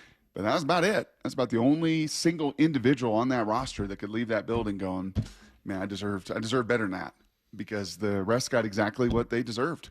Bad at-bats, bad situational hitting, being shut down, no pressure. And unfortunately now the biggest deficit you have faced in the American League West all season long. Yeah, which is frustrating in its own right, especially just given the timing of it. it's led to a lot of frustration around town, clearly, and we've heard it, we understand it. I took some calls on it, Brock, in the last hour, and there's a group out there that wants to make a change, and I understand that reason. Believe me, I understand. When things go bad, you want something to change. When I get bad cards in blackjack, I want somebody to change the dealer and bring out somebody new. But generally, that doesn't actually change the way the cards are going. You have to keep playing the game by the book. I kind of went through reasons people might want Scott fired right now today. And, look, if you're just looking for a pound of flesh because you're mad, by all means, rant and rave all you want. It's not going to change anything, and no one should make emotional knee-jerk reaction decisions like that because they're mad. Shannon said that, I thought, very nicely in the last hour, and I would agree with her. If you're mad about some of the decisions that get made late in games, unfortunately, I don't know what to tell you. Those are the same decisions that would be made if they replaced Scott, because that's the way this organization wants to play those games. And those are the honestly, by the book, quote-unquote, I'm going to use the word correct decisions because of the process, not necessarily because of the result, because obviously they didn't work. If you want to replace him because you think he's lost the clubhouse, it doesn't sound like he has. If you want to replace him because the team's not playing well, I get that. And maybe there's something to just, bring in somebody new or just show the team how serious it is. But that has the opposite effect in baseball just as often as it has the one you want. I think the only one, Salk, that has any merit, and the one that I think there's up for debate, and I'm sure when you said it, people just kind of lost their mind right there. When you play down to your competition the way that you were playing down for months on end here, you're a better roster. Right? You're a better pitching staff. Right? You're a better bullpen. And you're losing series after series, and you're being swept by the Angels, and you're being swept by the Tigers, and you're being swept by these teams. I think you're going to have people, rightfully so, go, hold on a second. How is his team playing for him? I mean, how are they responding to him? Right? I mean, that's you're going to get some of that response. But that also ignores what they've done against the Mets, what they've done against the Phillies, what they've done against the Padres. And every time this conversation starts up again, the team immediately rolls off a few wins in a row, and everyone's like, "Oh, I guess we'll leave that for a little while." Let me be very clear on my stance. Yeah, he's earned the right to finish this thing off for the next 40 games. Everybody over there has. I don't think there's going to be any firing, any move that you make that all of a sudden stirs that place up. That all of a sudden, like, oh, guys are now free. Oh my gosh, he's been so burdensome. Oh, he's been such a tyrant. Oh, he's so difficult on us. Oh. I mean, if anything, he's on the opposite end of that, of patience and having their back constantly. I know that he's earned the right to see this thing through. And these are 40 really big ball games for him and for everybody over there, right? With the way that this has fallen this year, with a pitching staff that has been the best that we have ever seen in the history of this organization, that has given you every single opportunity to be up 3, 5, 7 games in this division. If you were mediocre offensively, unfortunately, you're not. Unfortunately, you're not even close to mediocre offensively, and because of it, you're staring a deficit you've not stared at all season. So you tweeted, earlier in the week or the end of last week or some point with the Tigers, like, gut check time. Oh, it's gut check time. I mean, it's 40 games of gut check here where this team has got to find a way to respond or they're going to be watching the playoffs yet again. Yeah, I think you and I are actually pretty in lockstep there because, everything I've just said doesn't necessarily apply to the end of the season. At the end of the season, you got to look at it, and a lot of the process has to turn into results. In specific games, I'm going to trust process, right? You did the right thing. Sometimes it works, sometimes it doesn't. At the end of a season, if you fall short again, well, yeah, then all of a sudden results become a lot more important. And you say, okay, let's take a look at this thing, and do we have the best situation available for everybody? You think you could do that at a blackjack table? You think you could ever do that? You could ever walk away and go, okay, those were the 52 hands that I played, chart every hand you played, evaluate every hand you played, everything. You think you could ever do that, or nah? Well, I mean, in blackjack, the game is set up against you, right? I mean, like, the odds are against you. And it's not for the Mariners, Mike? No, it's not. You don't feel that way? No. I mean, in blackjack, literally, the odds are against you. Yeah. My comp is more about, like, making the right decision according to what gives you the best chance. Yep. And then the results are the results. The guy throws the pitch he throws. The guy hits it the way he does. The dealer puts out whatever card you happen to have next. You give yourself the best chance to have a win. But sometimes you got good hands and they don't work, and sometimes you have bad hands and they do, right? Sometimes you're like, well, it's a crappy situation. I'm 16 against the 10. Oh, my God, I got a 5, and the dealer went 15-25, and you win. And that's what happened last Thursday night against the Tigers. Nobody was expecting that, right? But every once in a while, keep playing the process the right way, and eventually you get some of those. But yeah, it's a tough spot to be in today. I'm mad. You're mad. Everybody's mad. We're all going to handle that anger a little bit differently in a different way. But be mad. I'm certainly not telling anybody not to be. Be mad. I'm mad. You should be mad. There's a lot of reasons to be mad. I'm just not willing to take that anger and make what Shannon called an emotional decision in the midst of that anger, because I think that's when mistakes get made. We'll come right back, give you guys everything you need to know, and then Matt Hasselbeck will join us. And I got a cut, Brock, that I got to play you from Mike McDonald yesterday that sums up the difference between him and Pete as much as anything does. I love this. It's coming up. Brock and Salk, Seattle Sports on 710. Seattle Sports, your home for Bump and Stacy. Can Ken Walker be a top 5 running back in football? Weekdays 10 to 2. He's more than capable of doing it. He's got all the tools to be a top 5 running back. If he's not a top 5 running back, I'm not mad. That just tells me that Zach Charbonnet is getting in the mix as well, and you're saving his legs. Talent-wise, he is there. It comes down to how Grubb is going to use him, but we know Grubb is going to run the football. I don't see why he couldn't be a top 5 running back in this league next year. On Seattle Sports and 97.3 FM HD2.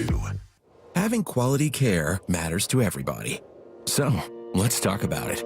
Optum Care Washington is healthier primary and specialty care. Your doctor can connect you to the care you need with top clinicians in more than 55 specialties, including podiatry, orthopedics, sports medicine, and spine specialists. And if you ever need ENT, breast, or colorectal surgery, you can count on board-certified surgeons.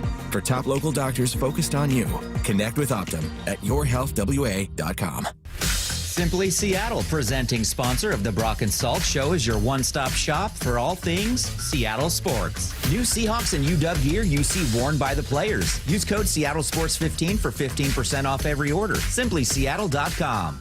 LASIK and ICL at King LASIK are two incredible solutions to great vision. Hey, it's Dr. King. After more than 250,000 procedures, you can trust our team to know your best option. Schedule a Zoom consult now and save $1,000 on LASIK. KingLASIK.com. Lexus is electrified, and the first ever RZ450E has the performance and range to get you where you need to go with the exclusive Lexus Direct 4 all-wheel drive technology. Lexus of Bellevue has over 50 RZs available for immediate delivery with electrifying savings, up to $18,500 lease cash on every RZ450E. Visit LexusofBellevue.com. On approval of credit through LFS, lease cash from Lexus available on select 2024 RZ styles. Must take delivery by September 3rd, 2024. A documentary service fee up to $200 may be added to the purchase price or capitalized costs. See dealership for details. High five! Up top! Heck yeah! Dave's company just got the first ever 5-year price lock guarantee from Comcast Business. Yeah, 5 years! It's 5 years of gig speed internet. High five for gig speed. 5 years of advanced security. Security win. And 5 years of a great rate that won't change. Our rate ain't changing. All from the company with 99.9% network reliability. There it is. He hasn't given this many high fives since Deborah brought in her famous banana bread. Woohoo! Now he's got savings. I'm so excited. Yep, Dave's feeling it. But it's only for a limited time, so don't wait. Switch today and ask how to get the first ever 5-year price lock guarantee from Comcast Business. Powering 5 years of savings. Powering possibilities. Comcast Business. And it's hurting, but I am not stopping. Woo! Ends 8/21/24. Guaranteed rate applies to monthly service charge for new customers on qualifying internet bundle, excluding taxes and fees. Other restrictions apply.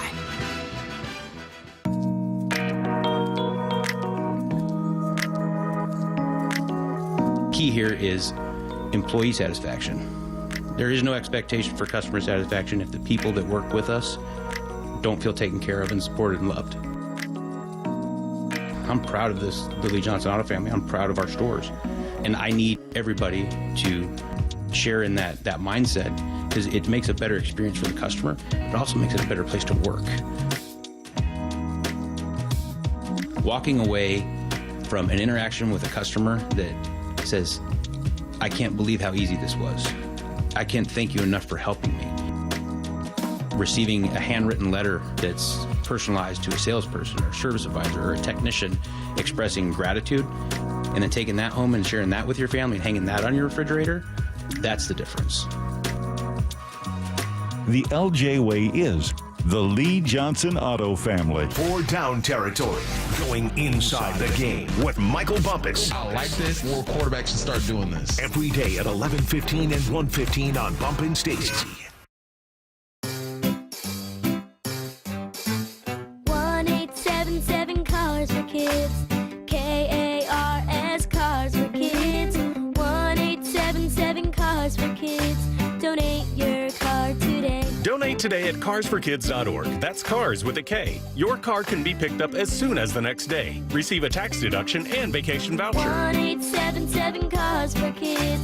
Donate your car today. Now accepting donations of land, homes, buildings, or any kind of real estate. To me, stress-free means I don't have to worry. Everything will turn out great with little or no effort. That's exactly why more people choose Subaru Puyallup. Brock here. Look no further than Subaru Puyallup for the very best. Stress-free, huge selection, pricing, and ownership experience. Stop by, or if you know what Subaru you want, choose Subaru Puyallup's stress-free direct online car buying right there at SubaruPuyallup.com. Part of the great Harnish Auto family. It's my friends down at Subaru Puyallup, your stress-free dealership. You're free now. Free to fill your feed with impossibly chunky chunkers who chunk harder than you ever thought possible. Cats, corgis, babies, baby penguins, baby pandas, chunky baby pandas.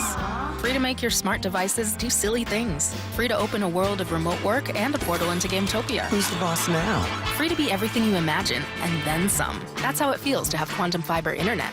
Quantum Fiber, your world unleashed. Learn more at quantumfiber.com. Limited availability, service in select locations only. This is Stacey Rost. Is that leaky faucet driving you crazy? Don't wait until it becomes a flood. Call Ben's Plumbing, Heating, and Air. At Ben's Plumbing, they pride themselves on 5-star service, where your satisfaction is their priority. Whether it's a stubborn clog or a complete plumbing overhaul, their team of dedicated professionals is here to help with no commission sales tactics. Just honest, reliable service you can count on. Call today at 206-789-5353 or visit Ben's.plumbing. That's Ben's.plumbing.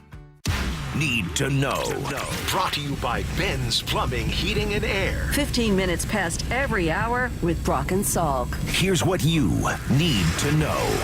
Up first. Brock, I always appreciate when you compliment me on my writing. I think it's very nice. But I'm running out of ways to say or write terrible freaking loss. Like, I don't know how many other ways there are to say this, but we saw another one yesterday in Detroit, an awful sweep. Failure to beat a bad team that's not in the hunt makes it even more infuriating. Maybe the worst part was just the predictability of the whole thing, where we almost felt resigned to what was going to happen. Scott Service said, yeah, like a bad movie. Replay of a bad movie. That's what that felt like.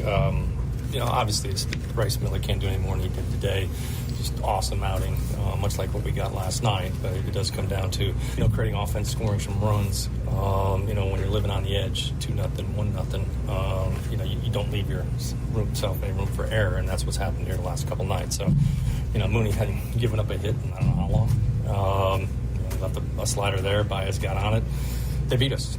They played better than us. They got big hits. They shut us down offensively. We don't get much going. That's what's going to happen here in the 3-game series. So did it have to be Javi Baez? He's been like one of the the last 2 games by 2 of the worst hitters in the league, just to add a little insult to injury. Just so upsetting. But, this is where Scott has had some of his success in the past in getting this team to not quit, turn it back around. That's kind of what our season's been like. It's been good. It's been bad. It kind of goes up, down. This club has shown the ability to be resilient, bounce back. Get it early in the game today. We've got all kinds of traffic. You need a few hits, obviously, to drive some guys in. But, I believe in the group that we have, but we got to bounce. We got to bounce back quickly. We're in the middle of a long road trip here against good teams. And it doesn't matter. You got to score. You got to get on base. You got to have good at-bats. You got to keep grinding it out. I mean, you can't go 1 for 28 against our bullpen. I mean, you just can't. I mean, it just can't happen. I mean, that just can't. And they, as I said, they gifted you a bunch of walks and gave you opportunities and a chance right away in that first inning to blow that game wide open with a double and, I don't know, put a crooked number up there of some sort. And it is just not happening. And that guy's resolve and that belief in his team feels like, Salk, that it is stronger than anybody else on the outside. I don't know about you. I don't think I've come across anybody on the outside that's like, oh, yeah, I believe. I know that. I think it depends on what day you ask them. I know the old Graz had the old Dare to Dream, train or whatever it was. Dare to Dream. I don't know, man. Brock, I got to disagree though a little bit. You talked to people on Monday. I think you would have found a lot of people that say they believe coming off a 22-1 sweep of the Mets. Like I'm not saying that I feel that way today. I have the same emotional ups and downs and roller coaster that everybody else does, but I'm not sure it's fair to say nobody else has felt that way. I think if you asked around town on Monday, there were a lot of people that felt that way. Yeah, and I think I think that's fair. I think that is true. That this emotional roller coaster, and depending on the series, but this team has given them and given this fan base just an emotional ride this year. That it's just, come on, man. Well, they're off to Pittsburgh now. It's going to be fine because they're going to face Paul Skeens tonight. The NL All-Star Game starter taking on Logan Gilbert. The Mariners All-Star rep. Should be a pretty good one in Pittsburgh. Here's the second thing you need to know. Brock, we may have a changing of the guard. Rookie Christian Haynes didn't just impress you or Ray Roberts. Looks like he impressed the whole coaching staff, and they gave him reps with the first team yesterday. He was out there, and it's pretty cool. Yeah, man. Like I always said from the beginning, it's a competition. So I wanted to see what Christian could do with the ones. Was that a play on words right there? A changing of the guard. It was, yes. Oh, that's really well done. Well, thank you. Maura didn't like it at all. I said that one this morning, and Maura glared at me. Did she really? Yeah, it was obnoxious. Oh. She just straight up glared at me. Oh, Maura. I know, Maura. She's not listening right now. It's fine. She's working on something else in the other room. She has no idea that I'm talking about her. What happened? Don't worry about it. Nothing. No, you were mean to me. I made the changing of the guard joke. Brock liked it, and you were mean about it. You ripped me for it. I mean, are you surprised? I was not surprised, no. And I wasn't surprised to see, honestly, Christian get this shot yesterday. Was not surprised. A little bit because Anthony Bradford, we talked about that, of all the guys playing in the heat and the humidity and who kind of wore down and struggled a little bit.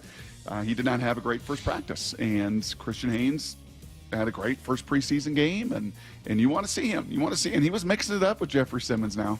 Now, Jeffrey Simmons also, did you see the video of him tossing Laken Tomlinson into the pond out of the club? It was pretty impressive. Jeffrey Simmons is a beast. He's a real grown man. Yeah. And Christian Haynes put his face right up against him, and by all accounts, did a pretty good job.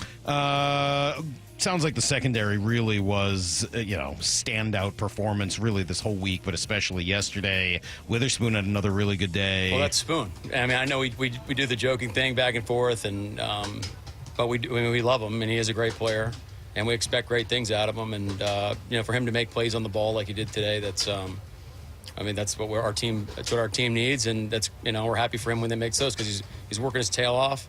He's very detail oriented. Like he does not make the same mistake twice, and he's doing a great job. So just happy for him to have some production on the ball, and helps our team too, which is nice. There were no butts there. No butts at all. Maybe they got back. I don't know. Who knows? Here's the third thing you need to know. WNBA is going to be back this afternoon, Brock, after their big Olympic break. The Storm in Atlanta, 4:30. And then, they're in second place right now in the Western Conference. And then the Fever, if you're interested, are going to host the Mercury at 4:30 as well. Summer Assault, do you have any viewing capacity for Caitlin? Not at 4:30 today. Interest? No. I have interest. I just don't have capacity at 4:30. I'm going to be 4:30. Let's see. Tee off at 12:30. I'm going to be around like hole 15 at the home course. Okay. Yeah. Okay. Yeah, I think. What time's first pitch tonight? First pitch is about 4. 4. Yeah. Okay. All right. Yeah. I'm going to miss the beginning of that. Down at the home course today, huh? Get down to the home course today, yeah. Yeah, that's kind of my plan for the Summer of Salk. That's everything you need to know. 1/4 every hour here on the Brock and Salk Show. All right, so we don't have a ton of time for different things today. Can I play you this Mike McDonald sound? We have like 1 minute, and then we're going to get Matt Hasselbeck on the show. But I thought this was really interesting, just hearing him talk about the defense. I got 2 cuts. The first one, he says the defense is better. Yeah, we watched yesterday's tape. There's a lot of good things on tape, but there's a lot of things that are room for improvement on really both sides of the ball. But he goes on from there, but then more specifically on defense. I thought today was better than yesterday. We have a standard of how we want to communicate here, and we didn't meet it yesterday. And I felt like the guys were, had more sense of urgency out there. When you get lined up, and if you communicate the right way, it's a lot easier to play, and that means you're confident. Pretty sure in the history of football there hasn't been a good, quiet defense. So Amen. Cosign. You're Love that. learning a lot about Mike McDonald, seriously. And I love we watched the film and we corrected it immediately. Yep. I like that the attention to detail, etc. And I really like, when he sees something go wrong, it's about immediately he has one spot to turn to, and it's communication. I think that's fascinating. And he gets right to the root of it. He knows what he wants. Yes, he does. Yes, he does. And think about that. Whether it is football, whether it's basketball, whether it's baseball, whatever sport it is. I'm sure hockey has kind of some of the same, although that moves really, really fast, is if you don't communicate, you're dead. And I know in talking to a lot of basketball coaches over the last couple decades, Salk, you go back and watch games in high school gyms in the 80s, you know what you hear? Ball, ball, ball, ball, ball, screen, screen, screen. Right. Like everybody is talking. You don't hear that anymore? No, you don't. What? No, not cool. They're on their phones while they're playing. Yeah.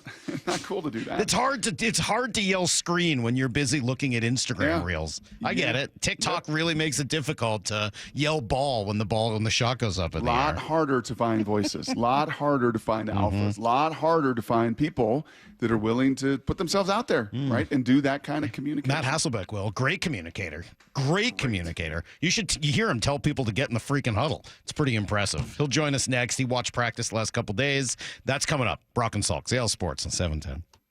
It's a new era for the Seahawks. I can't wait to see what this defense looks like. He is the complete opposite in so many ways of what we've seen. It's a work in progress since the day you walk in the door of where we're at, where we want to go. And Seattle Sports will take you behind the scenes as the team gets ready for the 2024 season. I feel like this game was very explosive. A defense where everybody knows what they're doing, and so that frees you up to just fly around the field and go make plays. We are Seattle Sports, the home of the Seahawks. All right, it's Friday. Do you know what you're doing tonight, tomorrow? Are you looking for a fun night out? Only 30 minutes from downtown. Snoqualmie Casino is the spot to go. Perfect to watch the game. Great place to watch any sport. Maybe have a little fun that comes with watching sports. Enjoy a great happy hour as well. Falls Buffet. Oof, man, they got all your favorites. Prime rib every day. Fresh pasta, made-to-order stir-fried noodles, pizza, salad bar, dessert bar. They make those pies every day. And then Vista with their happy hour menu and the sweet views. They start at 4 o'clock. Seattle's closest casino is only 30 minutes from downtown.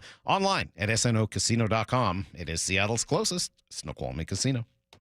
When a product is made better, it lasts longer. Sounds simple, but Toyota of Kirkland wants you to know it's actually savvy. With Toyota's certified program at Toyota of Kirkland, you can score a high-quality, low-mileage Toyota at a great price. Talk about savvy. The tremendous team at Toyota of Kirkland has plenty of certified inventory for you to come see, test drive, and take home all in the same day. Now that's truly savvy. Visit the Savvy showroom at Toyota of Kirkland today or toyotaofkirkland.com. When you were young, all you wanted in the summer was an ice cream truck to roll by. Now, you just can't wait for the Harbor Freight parking lot sale to roll around. And it's here. Stop in this weekend to save big. Maybe you're looking to fill up that tool chest. Maybe you're looking for a tool chest to fill up. You'll save money either way. Whatever you do it for less at Harbor Freight. Valid until August 18th, 2024. While supplies last. Limitations apply. Downy Rinse and Refresh. Break up with stinky clothes. Rinse it out. Every now and then I get a little bit tired of the stinks that just will never come out. Oh, Downy in the rinse change. Every now and then I rinse it out. One wash and it delivers. One wash, it smells so clean. Downy Rinse and Refresh, it's a dream. Downy Rinse and Refresh removes 100% of odor in just one wash. Guaranteed. What's wrong? My travel rewards card didn't earn enough miles for my vacation. Are you crying? Are you crying because of that other credit card? Uh-huh. Well, switch to the Capital One Venture card. Venture lets you redeem miles on any travel purchase. Really?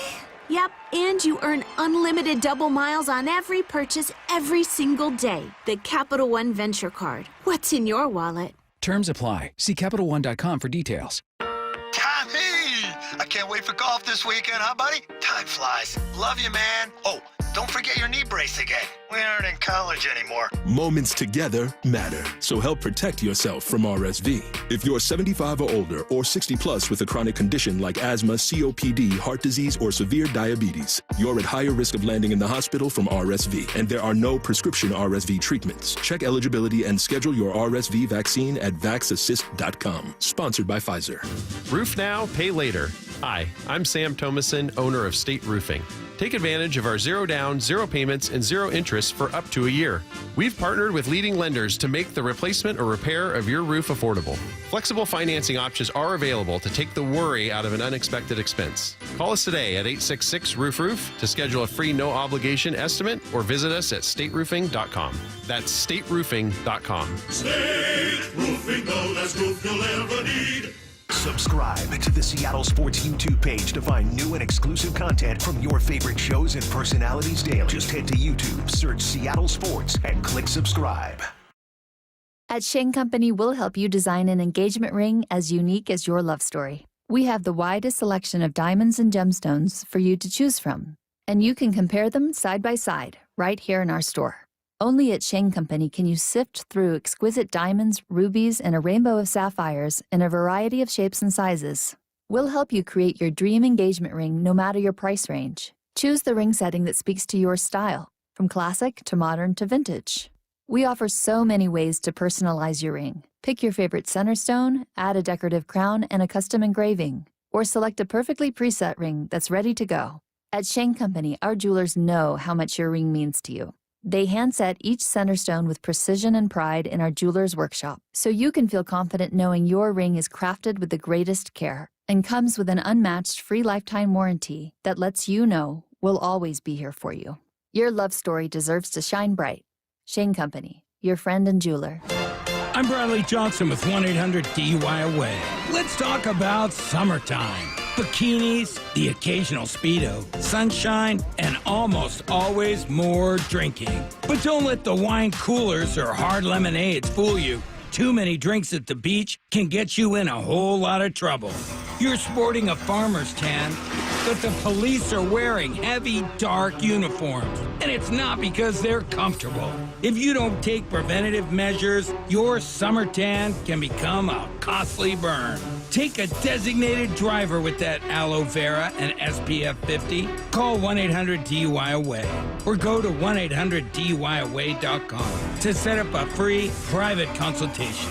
Jail is no place to ask, missed a spot? Mind getting where I can't reach? Be reasonable this summer. And always remember, 1-800-DUI-AWAY has your back. 1-800-DUI-AWAY! This hour of the Brock and Salk Show is powered by Star Rentals, preferred supplier to the West's best contractors. From the Quantum Fiber Studio. This is Brock and Salk. Weekdays 6 to 10. On Seattle Sports and 97.3 FM HD2.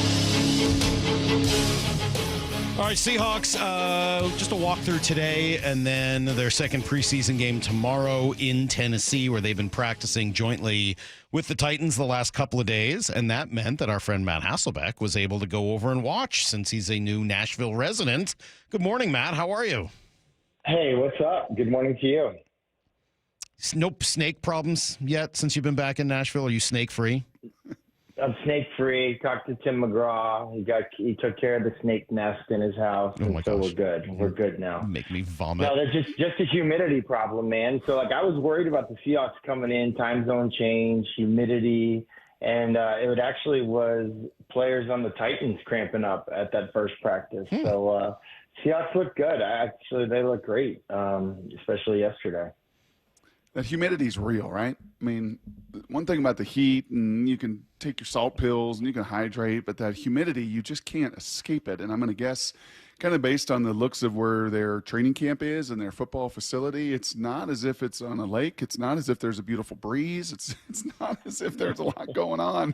Hey, so here's the funny thing. It's kind of on water. It's kind of, we don't have lakes here like, beautiful Pacific Northwest lakes, but it's on the river. It's actually in the most perfect spot, but even with that, the humidity is a real thing. And like when I came from Seattle to come down to the Tennessee Titans, after every practice, they would have a team of EMTs there to give you an IV after every practice, just because of the cramping, the heat, exhaustion, all that kind of stuff was so real. And I really thought that was going to be culture shock for the Seahawks. They have that, beautiful practice facility up in Renton, really like low humidity. It's usually in the 80s in the summer. And here it's like in the 90s. I'm coaching high school football. We practice at 7 a.m. or 7 p.m. because of the heat index and what's just legally allowed by the state. So I think that, a lot of credit to Sam Ramsden and the Seattle Seahawks. It's their entire kind of human performance, athletic training, strength and conditioning for having these guys ready because, like I said, it's real here, and they handled it really well. Yeah. What else did you see? I mean, you say they looked good and they played well. Who stood out? Yeah, well, I mean, listen, the sheer size. I got a chance to go see the Seahawks play at the Chargers, and just the sheer size difference of some of the defensive backs. Like Tariq Woolen would be an example of Calvin Ridley's a really good player, right? But Calvin Ridley he wasn't really able to show up yesterday. I think in part because of the size of the DBs, kind of how they just drafted, how they put their team together. That was a thing. Byron Murphy's a beast. Jeffrey Simmons is a beast.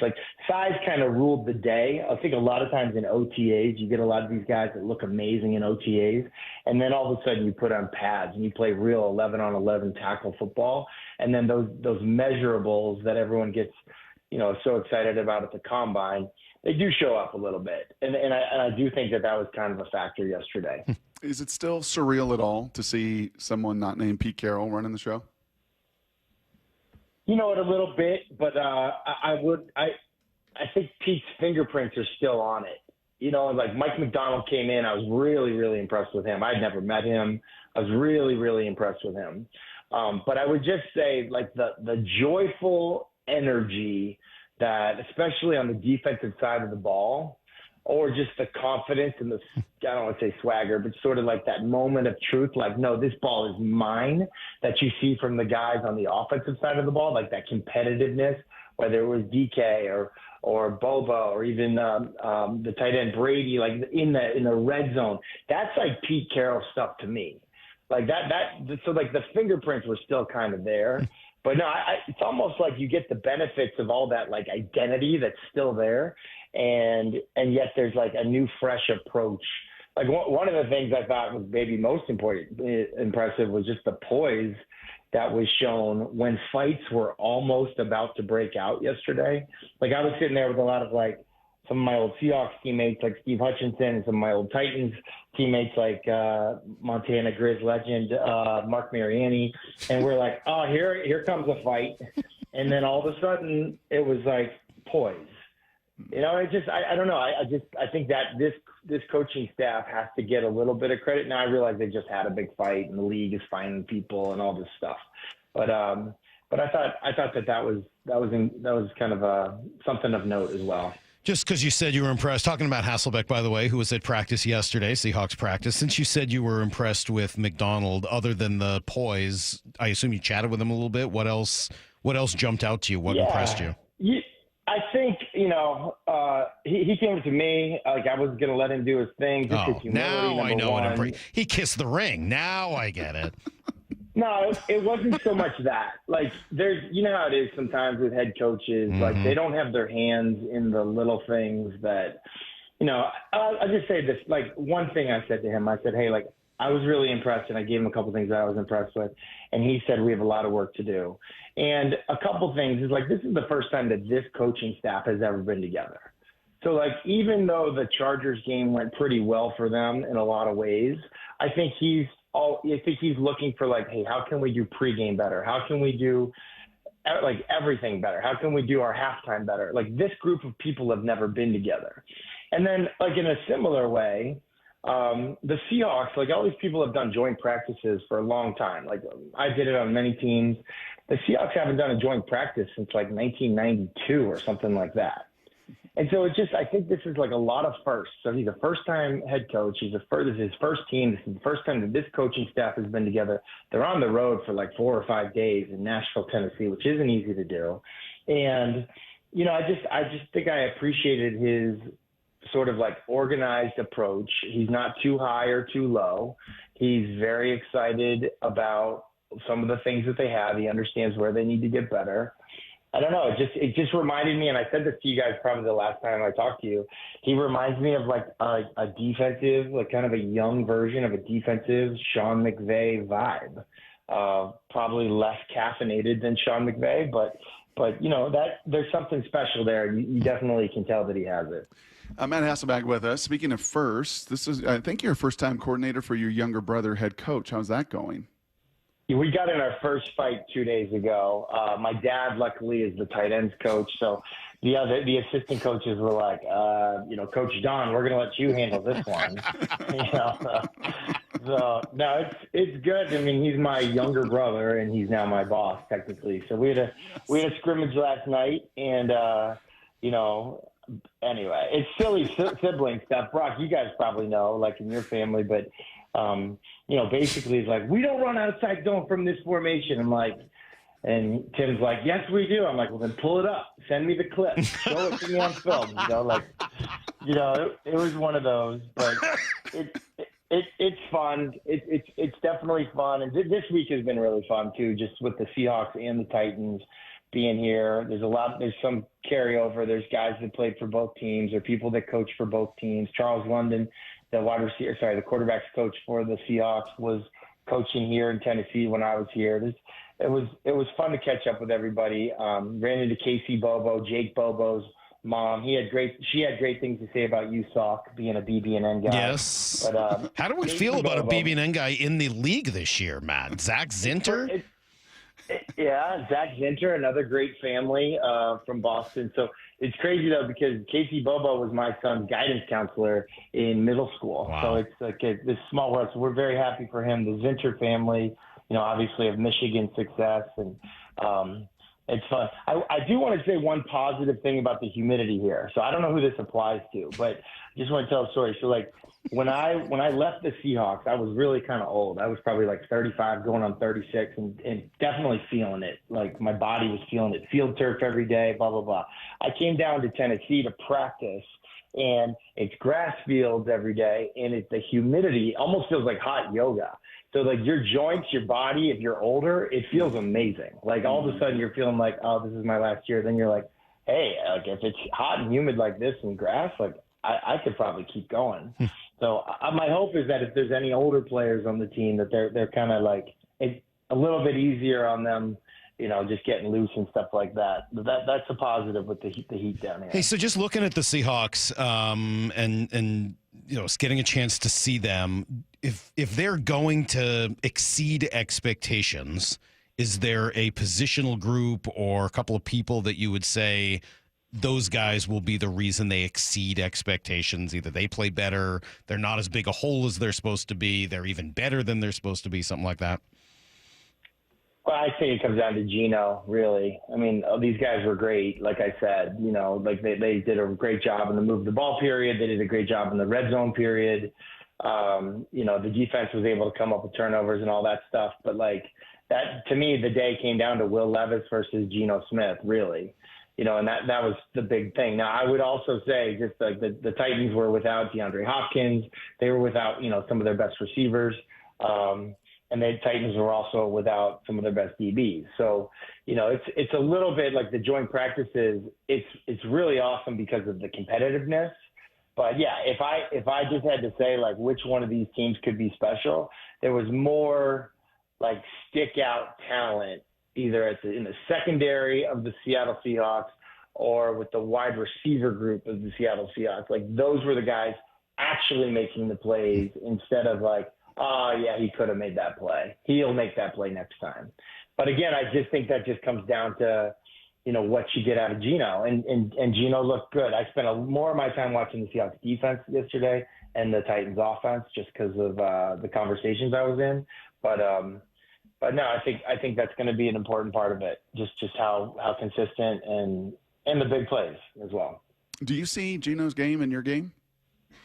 I mean, I when do. I look at him, Yeah. at him, Matt, you know, when you were rolling and obviously Gino comeback player of the year a couple years ago, that I see a similar frame. You know, I see a similar skill set. I see when it's on, it's unbelievable accuracy in the intermediate game.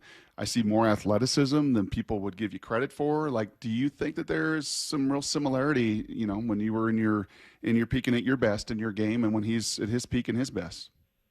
Yeah, he's probably better. He's probably better in terms of like athleticism and running. Like I don't know. I guess it kind of depends like what age I was, but yeah, I guess to your question, yeah, I think what I really appreciate about Gino is that how his game has improved.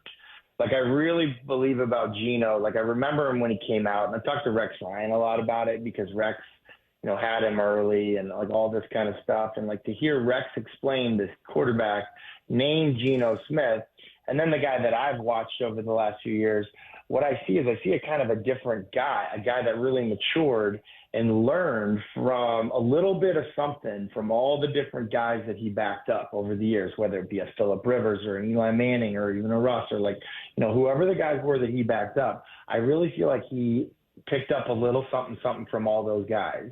And I'm sure there's coaches that, you would say the same thing. Like if you go through all the different people that he was around. So his journey got a little bit of an Alex Smith journey in terms of like, oh yeah, he was there and like he was there and he was there. And like now, like here we are almost 10 years, maybe more than 10 years. I don't know later. And he's a different guy. He's got thick skin. He's got a better focus. He's a better leader. He can still throw the ball with the best of them. Like that's clear. And he can use his legs. And yeah, I think the weapons also help. So like, again, I think he's got what it takes. And he also knows that this is a huge year for himself. Like this is a big year, but I thought there was no doubt yesterday, if you take one practice, he was the best quarterback on the field yesterday.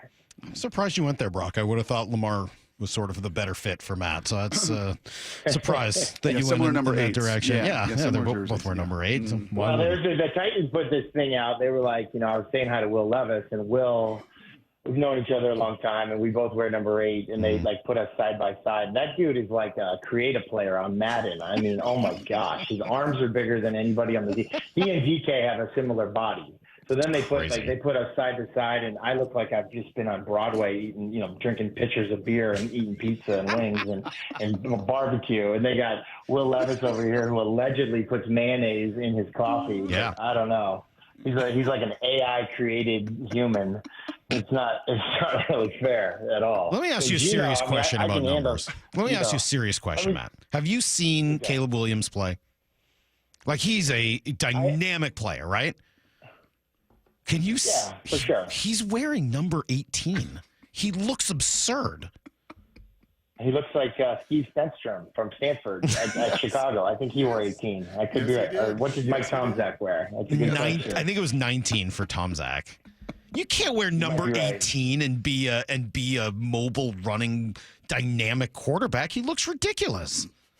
So my son Henry, like kids are like all into like numbers and stuff like that. And my son Henry, we were like, Henry, he picked the number 5 or something like when he was little. And we're like, Henry, why would you pick 5? Nobody wears 5. And he said, Dad, don't be like somebody, be somebody. So I think Caleb Williams, he's not worried Peyton about Manning it, man. already wore 18. Somebody's worn it. You just look ridiculous as a running quarterback. The Chicago Bears font, though, it's like its own font on the jerseys.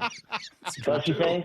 Yeah, I guess that's a fair point. I'll say this about the Bears. Like when they were playing at the University of Illinois, when they're building their stadium again or whatever, the angle of the film was really low. It was hard to kind of see. And then the font on their numbers, you could not tell the difference between any of the DBs. Like, thank God it was Brian Urlacher and Lance Briggs. Like, you could always tell which one Urlacher was.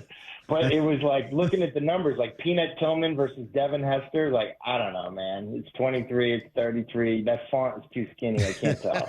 Matt, thank There's you. There's a competitive advantage in there somewhere on the font. Yeah, certainly. It helps screw up the other team in their film sessions. Hey, don't let Grandpa Don get in there too much, okay? You and Timmy, you guys get along, all right? You guys get on the same page. Betsy doesn't need any of that. Sarah doesn't need it. Nobody needs any of that, all right? So same team, same page.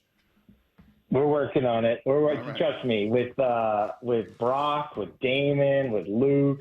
I've been to your house. I'm sure there's been some holes put in the drywall there. Like I've just seen it. So anybody with 3 boys understands. Like there's just going to be fighting from time to time. It's just going to be fighting. You know, just our family rule was like no closed fist punching. That was our rule, and that rule got implemented after I broke my wrist punching my brother Tim, and so that's for another day. Well, we'll have to have you back. I thought we had heard all of Matt's stories, but apparently not.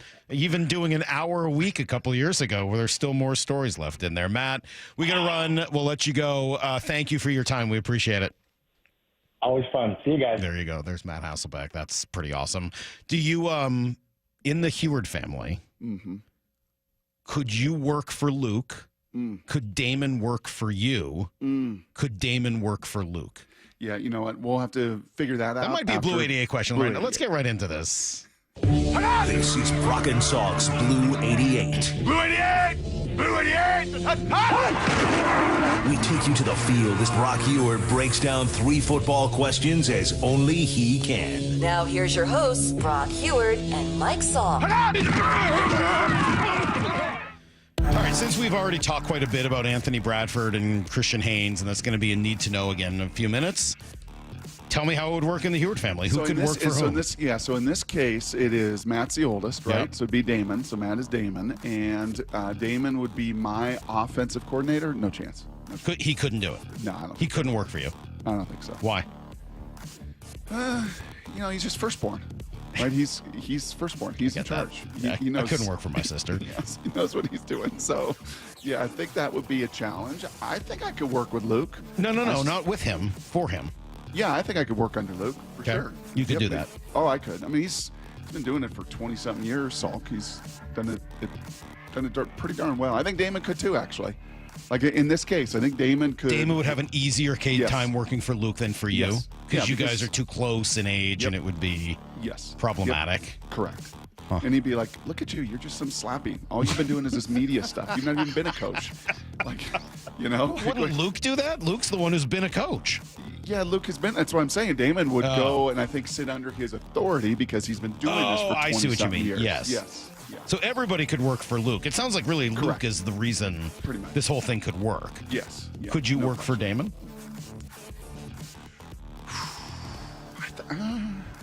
I think so.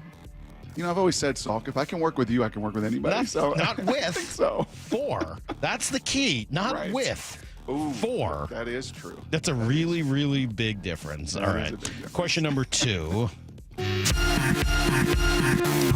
right, there's some rumors circulating, Brock. I haven't heard these. That Gino approached the Seahawks about a new deal? Where are these rumors? You haven't seen any of that on the old social media buzz? No, I literally haven't.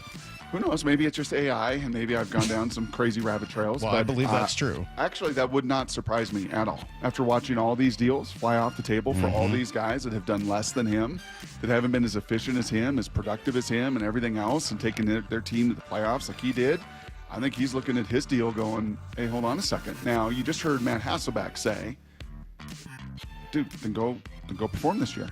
Like, the ball's in your court, man. Right. And like you sign the deal and you're making half of what they're making or even less than half of it. But you go out and you ball out and you take this team to the playoffs and you hit all these escalators. Hey, we'll have a different conversation after this season with just 1 year left on your deal than we're going to have at any point right now. So it is as big a prove-it year as Gino has ever had. All right, question number 3. I know we're going to do a little around the NFL coming up in a few minutes, but if you had the same summer of Salk that I have, and you could just sit around in the summer of Brock watching games, who would you want to be watching? Well, it's a little problematic because they're going to kick at the exact same time as the Seattle Seahawks, unfortunately. Yeah. So unlike last week where there was like a Thursday, Friday, Saturday, games kind of spread out all over the place, this is a heavy, heavy dose are going to be very, very Darrison tomorrow on Saturday. And the Steelers are going to kick off at the exact same time as the Seahawks. Because when I listen to Mike Tomlin, go ahead and give me cut number 12 on here. When I listen to Mike Tomlin and have listened to Mike Tomlin over the last month, talk about the quarterback situation and Mr. Russell Wilson, this might be prove-it time for old Russ as well. We got a really inclusive mentality about participation in this game. We're not setting anyone aside to minimize their reps or to look at others. All of those that are healthy will participate in the game. Russ is scheduled to participate if he has no setbacks, man. It's been a good week. He's been a full participant. He's had a couple really good days. With each passing day, it's less of an issue. And so we look forward to him participating. You said that Russell is scheduled to be a participant. Do you expect him to participate with the first team offense or the second team? He'll start. He will start, and he's got to make the most of it, man. I mean, this is as much as back has been up against the wall in Russell Wilson's career as I can ever remember, Saul. I mean, he didn't have that in Denver, and obviously, Sean chewed him out, and he wasn't a fit for Sean, and it ultimately benched him at the end of the year. But this is like career stuff. Like this is the spot. This is the culture. This is the kind of team. This is the kind of system, as I've said over and over again, that checks every single box. Like, this is the kind of that if it doesn't work here, I don't know if he starts again in the NFL. Big time. I'd be very surprised if he did. Yeah. Big time opportunity and back right up against the wall, and he's got to come out swinging competitively. All right, that is today's version of Blue 88. I love the who could work for whom in the Heward household question. I'm really thinking about this now for a while. Who does number 2 work for? Right. That's going to be an important question to ask in the Heward home. How about amongst your kids? That was a nice little respite, wasn't it? That little half-hour of football right Yeah, we there. needed that. Kind of nice Could Haley work for Macy? Could Haley work for Macy? Yeah, Haley's a plea. Yes, She could. yes, Haley. Could is Macy work for very Titus? sweet. That's a no. This no is getting chance. a little silly. No All right, this chance. is getting a little no silly. chance Titus is whatsoever. 14. All Well, right. not now, but maybe later on in life. Yeah. All right. You know what? I'm enjoying the respite. Let's stay here. Oh, we're going to go around the NFL. Maura put this together. We don't want her work to go for naught. Let's go around the NFL for some big time storylines. Next, Brock and Salk, Seattle Sports on 710. The Dugout. Go in depth with the Mariners. Goodbye, baseball. With voices like Rick Riz, Aaron Goldsmith, and Dave Sims. This is a club that has the ability to go on another run. You never know when a team is going to get hot. This team's window is wide open. Hear from the players and coaches and go behind the scenes with insider Shannon Dreer. We are seeing him comfortable with where he is at the plate. We're seeing a guy that has his timing. The Dugout. Tuesdays at 1 p.m. on Seattle Sports.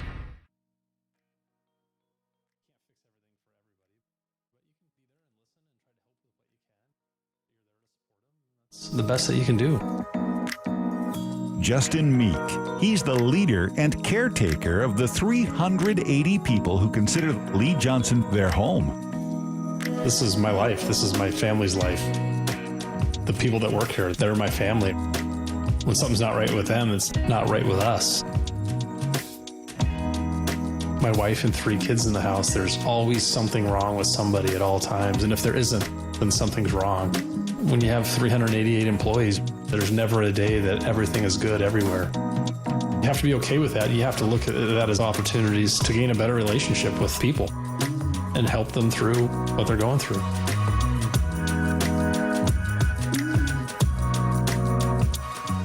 The LJ Way is the Lee Johnson Auto Family. Traffic backups are inconvenient, but if your pipes are backing up at home, that's bad. There's only one cure for this pesky problem: the experts at Beacon Plumbing, Heating, Septic, and Mechanical. Trust them to clear your clogs. Stop freaking and call Beacon. 1-800-FREAKIN. Metallica in the round. M72 World Tour. Live from the 50-yard line of Lumen Field. 2 nights, 2 different sets. Friday, August 30th, 2024 with Pantera and Mammoth WVH. Sunday, September 1st, 2024 with Five Finger Death Punch and Ice 9 Kills. Get access to preferred tickets with your City Card. Single-day tickets on sale now at Ticketmaster.com. Metallica, presented by Blackened American Whiskey and Liquid Death. When you buy tires at Les Schwab, you're getting more than just tires. You're getting America's best tire warranty, 60-day satisfaction guarantee, no hassle road hazard protection, and free maintenance for the life of your tires. Other places make you pay extra for that, but at Les Schwab, it's included with every set of tires, because more warranty means less worry, and nobody stands by their tires like Les Schwab. Get more from Les. Book your appointment at leschwab.com. Terms and conditions apply. See leschwab.com for details. Having quality care matters. So, let's talk about it. Nobody likes not feeling their best, but it's comforting to know top local doctors are nearby when you need one. Optum Care Washington is here with exceptional primary and specialty care, from OBGYN and family medicine to urology and gastroenterology. We also accept most Medicare Advantage plans. Plus, with over 45 Puget Sound locations, Optum offers peace of mind close to school, work, and home. Discover all the ways Optum is here for you at yourhealthwa.com. Want to listen to Seattle sports on your smart speaker? Hey, smart speaker, play Seattle sports. This message is powered by the EQC Sportsbook at Emerald Queen Casino. Emerald Queen Casino, the entertainment capital of the Northwest. As a roofer, I don't have time to fail. Homeowners rely on me, so I rely on Beacon. Beacon's unique network of branches work together to get me what I need when I need it. And with the Beacon Pro Plus app, I've got the brands I depend on, like GAF, right at my fingertips. Now through September 15th, purchase high-quality GAF with Beacon Pro Plus and earn up to $1,500. Go to BECN.com or download the Beacon Pro Plus app today. Beacon, always building. Why choose a Sleep Number smart bed? Can I make my side softer? Can I make my side firmer whenever I want? Can we sleep cooler? Sleep Number does that. Cools up to 8 times faster and lets you choose your ideal comfort on either side. 94% of Sleep Number smart sleepers report better sleep. And now, during our biggest sale of the year, save 50% on the Sleep Number limited edition smart bed, plus free home delivery on select smart beds when you add any base. Limited time. To find a store near you, visit sleepnumber.com. You've got to watch your NFL team every Sunday, and Verizon's got you covered for all your team's out-of-market games every Sunday afternoon. Come on! From kickoff to sign-off, from first downs and touchdowns to turnovers and overturned plays. After review, the pass was incomplete. Nice! Let's go! This season, win every Sunday with Verizon. Get a great deal on NFL Sunday Ticket from YouTube and YouTube TV and a new phone. Excludes digital-only games. Terms and embargoes apply. Need assistance with door and window projects? The Home Depot can help. From inspiration and materials to ordering and installation, our free Millwork virtual apron service can get you moving and doing. Plus, we speak Spanish too. Our associates can help you tackle complex jobs without you leaving the job site, saving you time and money. Call us at 1-833-HD-APRON or visit homedepot.com/MVA. The Home Depot, how doers get more done.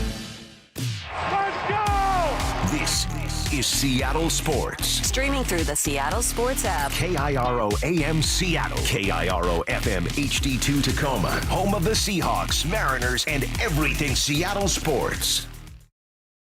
Get his freaking auto! From the Quantum Fiber Studio, this is Brock and Salk on Seattle Sports. Brock Ewert is my hero. Jay Buhner just punched me in the kidney. Brought to you by Simply Seattle. We're going to accuse you of manners. Doesn't really work that way, Sherm. This is a show that has my name on it. It kind of does, though. Now here are your hosts, Brock Ewert and Mike Salk. Hello! That's a good question from the 425. Has anyone talked about how Brock is in the new Madden game? No. Brock, did you know you were in there? What? What? Has anyone talked about this? They took my voice? Yeah, it sounds like there should be a lawsuit brewing or something. You didn't even agree to this, did you? Wow. Can you imagine? Almost like when you were in college and they used your name and likeness without you even having any say in the whole matter. I think today is the day that it is officially Today's the day? By the way, today is the day, yes. Wow. And I believe that we're going to have some fun giveaways on this very show of ours. Really? Once I get a bunch of the hard copies, they're going to be sent to me. I'll send get to the office. And we're going to give away some Madden games? Yes, we are. Well, that sounds kind of fun. We'll have to start thinking of fun ways to do that. All right. Yes, we will. Well, Brock will be taking you through the world of Madden this year as one of the color commentators. The color commentator, one of them? How does that work? Oh, Mike, I'm just one of them. There's 3 crews. There are? Yeah, there's 3 crews. Greg Olson, Mike Tirico, Kate Scott, yours truly, and then Charles and Brandon. Wow. Not our Charles. That would be Charles Davis. Charles Davis and Brandon Stokely? Brandon Godden. Okay, there we go. Yep. Sounds pretty incredible. All right, let's go around the NFL. All right, we found out earlier this week that Vikings rookie quarterback J.J. McCarthy had surgery to repair his meniscus and will miss the 2024 season. Our guy, ESPN's Louis Riddick, we tend to agree with him a lot. I don't know if you will here. He's pretty optimistic for Sam Darnold. No. This is as good an opportunity, Hannah, for Sam Darnold as he's ever had in his career, considering the supporting cast that he has in terms of offensive line, wide receivers, provided that everyone stays healthy. And Jordan Addison is someone who, is going to be healthy when the season rolls around. TJ Hawkinson be healthy when the season rolls around. Aaron Jones is healthy and ready to roll. He's just got a lot of weaponry to work with here. He stinks. I've never seen any evidence that Sam Darnold doesn't stink. Every time I've watched him, I've come away going, boy, that guy kind of stinks. Whether it was at USC, I just think he's bad. I wouldn't say he stinks by any means, but he never certainly was a top 10 pick. Never a franchise quarterback. Small hands, fumbles too much. Yep, kind of a journeyman quarterback and can manage a game. Came into you know what actually stinks, with Brock? the Panthers and beat the Seahawks. Yeah, that doesn't mean it stink. Everybody did that. What stinks about this is I was really looking forward to watching J.J. McCarthy at some point this year and just finding out of all the guys that got drafted this year, to me, he's the most confusing, right? Like, I think I know roughly what the other guys are going to be. JJ was such a mystery. Well, we talked about that, right? Yes. We talked about these guys playing 5 years and 5 years and 3 years and 3 years. I wanted to see what he looked like as a pro. It's a bummer. Yep, even though he started for 2.5 years, the volume was nowhere near the rest of that draft class. And by the way, Sam Darnold's also got to play Detroit, Chicago, Green Bay in the division. Yeah, we'll see how that and goes. those teams are all better than the Minnesota team. Man, I was just taking another look at that draft. Baker Mayfield and Sam Darnold. Yeah. Josh Allen turned out to be the best option of that. Josh Rosen was in that mix. Yep. It worked out well. I think Lamar at the very end of it, too, right? Pretty really surprising that a whiny crybaby like Josh Rosen didn't work out. Surprising. Rosen. Yeah. Rosen the chosen. All right, Matthew Judon has been traded from the Patriots to the Falcons. The 32-year-old is coming off of a season where he only played 4 games after tearing his biceps muscle, but he had 15 and a half sacks the previous season, 4-time Pro Bowler. Former Falcon and current ESPN radio host Harry Douglas was pretty excited about the move. I went in there yelling, screaming, hugging my kids. Matthew Judon, someone that can play the run very, very well. Someone that can go get the quarterback and sack him. Somebody that's not physical, but physical. Oh, Lord. Not physical, but the young man is physical. Raheem Morris, Terry Fontenot, Arthur Blank. You really did it this time, baby. You really did it this time. Are you gonna be Here we go. Hey. Wow. Who's more excited, him or Brock and Jake Heaps when the Seahawks signed Ziggy Ansah? That's what I was thinking. That's kind of our same reaction, too. Not physical. Man, I always liked Harry Douglas as a player. I did, but I really like him on the air. He's funny, man. He is great funny. energy. That's what they mean when they say real natural energy. Yeah, and we didn't talk about this. That was a very natural fit because, unfortunately, speaking of injuries and being super bummed, they had to make that move because Braylon Trice, who was having a great camp, our beloved Husky, tore his ACL. And they weren't done. Yesterday, they big signing yesterday, right? Yeah, another multiple-time Pro Bowler and safety Justin Simmons on a 1-year, $8 million deal. Yep, Falcons will be all right, man. Well, plus they're going to run that 2-quarterback offense, right? Sure. Got Penix and Kirk Cousins. They're going to play both those guys at the same time? Yeah, Yes. it's going to be amazing. All right, I know you guys have been watching Hard Knocks, and I just know that Brock likes these things. I rolled this in the other day, but I saved it for him. Well, first episode, we saw Caleb Miller do his rookie performance and get pretty much booed off the stage. He was getting things thrown at him because he started, and then he missed, like the beat dropped, and I think he missed where he was supposed to commit. Sad. But Roma Dunze got the crowd into it pretty well, singing Chris Brown's Kiss Kiss. That kiss, kiss, in a mind she fantasize about getting with me. They hating on me, they wanna diss, cause she mine is so fine, thick as can be. I'm a country boy from Tappahannock, PA is where I reside. Somebody understand and see this bandana hanging me, I'm like a bandit, like a bandit. That Lamborghini, my seats, they never see me. So get it, shawty. We poppin' like dippin' in my dog. So I don't want you. You got the crowd crowd participation going. Participation's the best part of that, That's for pretty sure. good. That's Byron Murphy had some of that yesterday, it sounded like, with some of his rapping He did. skills. I thought he did pretty He good. got everybody kind of involved. What do you think of Ryan Grubb? Did you watch Grubb? I didn't see Grubb. I only saw Byron Murphy. Grubb went for it. Oh, yeah? He did. What was he doing? Sounded like a little rapping. Did he make it up, or was he freestyling? Or okay. Yeah, I think Byron was freestyling, and I did enjoy those for the Seahawks as well that did not perform well, that had buns thrown at them, food thrown at them. It was a little bit of a, oh gosh, it was a little bit of a food fight last night when they were putting on their show as well. Pretty like good they at Grubb, by the way. Cool of Grubb to jump in there too. Like, no, I'm new to the league. You know, I'm new to this team. I'll jump in and be a part of it too, and went for it. All right, we had a little bit of an awkward moment on the sideline of the Patriots-Eagles preseason game last night when reporter Stephen Burton asked Ramondre Stevenson a question about a guy that just left the team, but he didn't specify which one. I got to ask you about the guy who just left. How much are they going to miss him? Step up in his place. Yeah, I miss Bill. That was one of my favorite coaches. But, you know, Mayo, he's a great leader. He knows what he's doing with us. And, yeah, I'm excited for Mayo, and I think we can get it done with him. I wasn't talking about Mayo. I was talking about your defensive teammate. Oh, Judon.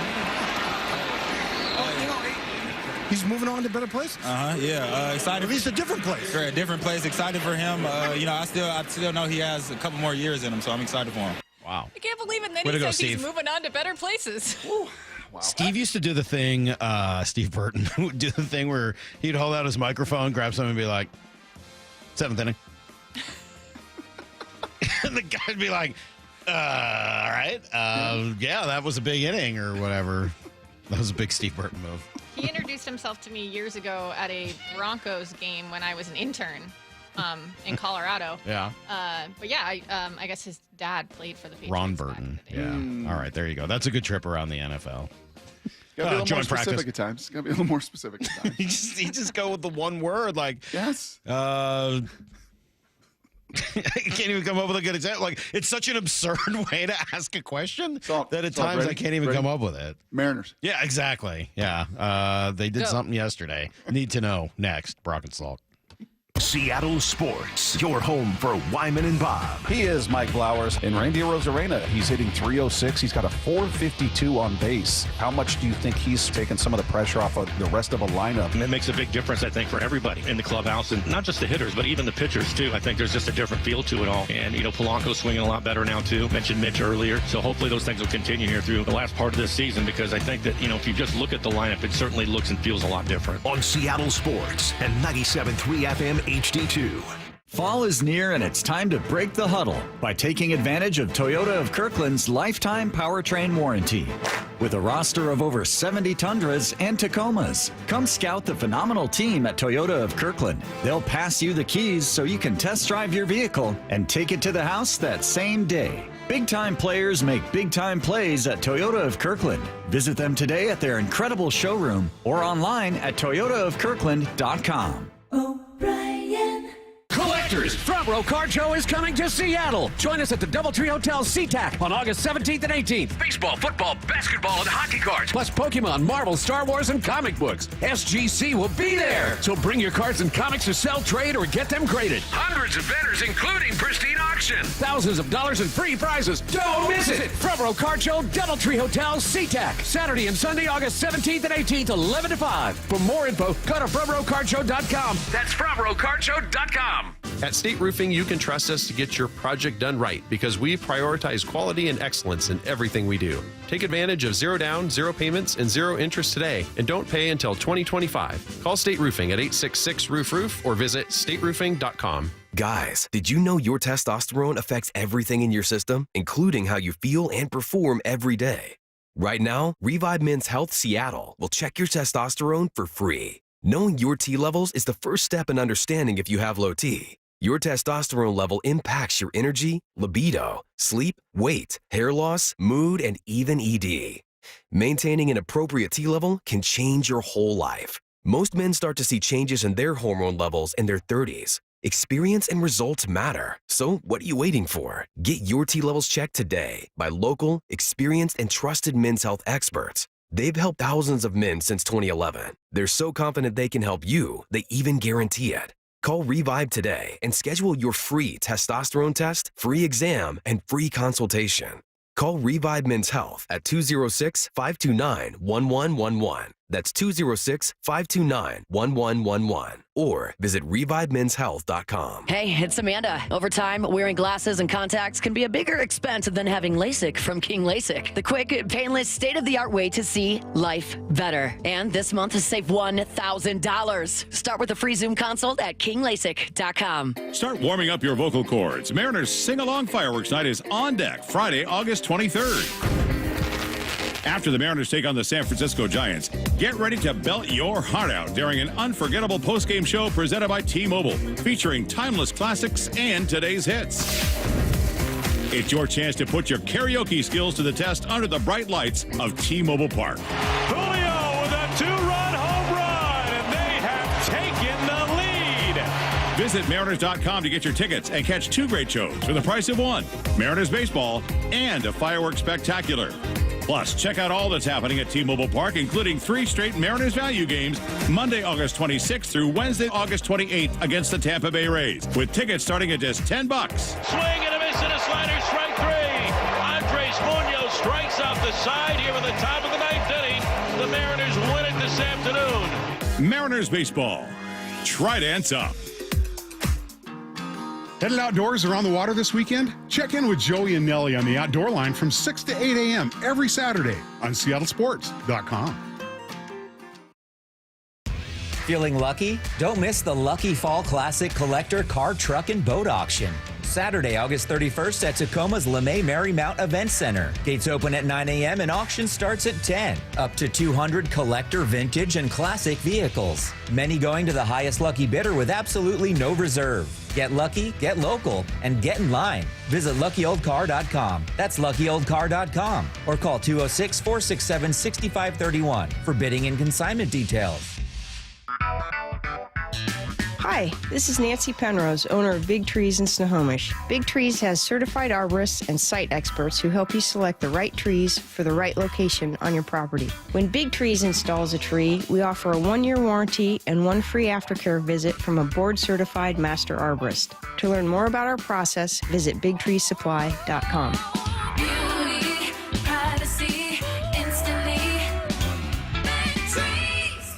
Hey, it's Shannon O'Kelly, President and CEO of IRG Physical and Hand Therapy, inviting you to come to work for IRG. With just over 40 locations in the beautiful Pacific Northwest, you have the opportunity to work in the city and place you want with a great team, a great atmosphere, and great mentorship. Shannon, what type of staff are you looking to hire? Is it just clinical staff right now? We are looking to hire not only physical therapists, but also occupational therapists, exercise techs, athletic trainers, front office coordinators. We have a whole platform of different services we provide to the community. Over 40 clinics in the Pacific Northwest. There are openings across the whole company. Head over to irgpt.com/careers and apply today. But Shannon, will they have any fun coming to work at IRG? Oh my gosh, Brock, that's what it's all about. We want to have fun. We're all about passion. We're all about positivity. We want people to change lives. That's what we're doing here at IRG. We're changing lives, not only of our employees, our patients, and our communities. We want you to be your best self. So head over to irgpt.com/careers, irgpt.com/careers, and apply today. Need to know. Brought to you by Ben's Plumbing, Heating, and Air. 15 minutes past every hour with Brock and Salk. Here's what you need to know. Up first. Oh, man, it was a very, very, very, very bad series in Detroit. You get the blowout loss. All right, fine. Well, then you just got to come out and win the next day. Nope, you found a way to choke that game away. And then yesterday, in almost exactly the same fashion, just a brutal, brutal series as the Mariners get swept out of Detroit. And what are you supposed to say after that? You have to. You know, you can sit there and feel sorry for yourself, things like that. We have to be better offensively. You know, there's just no other way around it. You're just not going to win games in this league. 1 run, 2 run, 1 run. No matter how good you pitch. Our pitching has been awesome. It's been awesome all year. I can't say enough about our young starters, all of our guys. You know, and Mooney's been really good. You know, high leverage moment, get him in there. You know, got to give him credit. You know, Baez pretty good swing on a pitch, and you know, took care of business. I think even Lyle said this on our little new Brock and Salk tech stream yesterday, that even if they had found a way to win, even if Mooney gets 4 outs there, and you score 1 run, on 4 walks in the first inning, and you get 1 hit the rest of the way for the next 8 innings, like, would you leave there going, feel great? Well, I mean, you would at no, least but salvage the you game. won a game. You at least salvaged a game. It would be 2 back and not 3 back, which is the biggest deficit of the year. But just you got to win games. Just win games. Yeah. Just find ways to win games. Justin Turner knows. Baseball is a funny game. This is why we play 162 of them. You know, there's ebbs and flows in the season, and you know, certainly we had an opportunity to get out of here with a couple wins, and but it didn't go that way. So we've got to find a way to create our own momentum tomorrow and get back on the winning side of things. You know me, Brock. If there's one thing I like, it's a veteran like Justin Turner stepping up after a god-awful series like that and saying, I'll talk to the media. Yeah, I'll be the guy. Yeah. That is one of the reasons you've got a Justin Turner on your team, to take that bullet for the rest of the group. Not that he's at fault, but he's the one who steps and goes, yeah, no. I've been around. I know how to do this. I'll go take that bullet for the young guys and allow them to not have to address all of the struggles that the team has had. And that's why you got a guy like that. But yeah, no, I think that's fair. I think that's totally fair. But to be swept, to lose 5 of 6 to Detroit, to lose 6 of 7 to the Angels over the last month. I mean, it just, these are the ones that, you know, when we, you know, I hope it changes. Mm-hmm. I really do. I hope the final 40 games, you got a 3-game deficit now, even more in that wild card. I hope things do change, but these are going to be the kind of series. These are going to be the kind of contests against these kind of competition, right? With these 25-man rosters that are finding a way to beat you, and not just beat you, but found a way, in this case, to sweep you. Yeah, just you can't have it. They're off to Pittsburgh now. They're going to see the best cure for an ailing offense, Paul Skeens, who's been arguably the best pitcher in baseball, certainly in National League this year, and he will take on Logan Gilbert tonight. Here's the second thing you need to know. Well, it looks like the Seahawks may have a new right guard. Anthony Bradford did not have a great couple of days out in Tennessee. And you know who did? The rookie, Christian Haynes. Everybody seemed to love what he did in the preseason game, and now he's working with the ones. Yeah, man. Like I always said from the beginning, it's a competition. So I wanted to see what Christian could do with the ones. Yep, and this is paying off that competition. Bradford, you're going to get a crack at it. You started some games last year. You're a big, physical, powerful guy, as Hasselbeck was alluding to with these Seahawks. This is a big team, man. Some big DBs, some big receivers, some big humanoids on that defensive and offensive line, and Bradford's one of them. But did not have a great day. Had an okay first game and had a subpar practice. And Christian Haynes now going to get the opportunity to run with that spot. And what did Mike McDonald say to you and me, a week and a half ago when we asked him about that offensive line? He would love to see someone take that bull by the horns and go take that job. Haynes going to get that opportunity. Sure feels like maybe we're starting to see that. It sounds like Tariq Woolen had a phenomenal, not just day, but really all of the practices. He has been the guy that everyone is focused on. Devin Witherspoon added some context. I think Reed has a point to prove. A lot of people say he had a down year last year, and I think he took that hard. You know what I'm saying? He really don't pay attention to it, but I feel like he want to prove, not to everybody else, he really don't care what everybody else say, but I think he want to prove to himself that he better than what he was and what he put on tape last year. That's a nice way to walk it back. Yes, there you go. Yes, he wants to prove that he was better than what he put on tape. And, yeah, he was special. I think I tweeted yesterday in one of the videos of him just shutting down Ridley again in a red zone drill, thinking about, Salk, all of the guys on this roster that benefited the most from a new regime. Did you look at the 90-some guys, you say, okay, who would benefit the most from a new voice, a new scheme, a new regime, maybe a new challenge? And I think Tariq Woolen, going into it, was going to be way, way, way up on that list. And coming out of it now, 6-7 months in, looks like he is the front runner taking hold of it. Here's the third thing you need to know. WNBA is going to get back in action today. Stormer in Atlanta, 4:30. They're in second place in the Western Conference, so they should likely be in the playoffs. And then the Fever, if you're interested in seeing Caitlin Clark in the playoffs, they are hosting the Mercury at 4:30.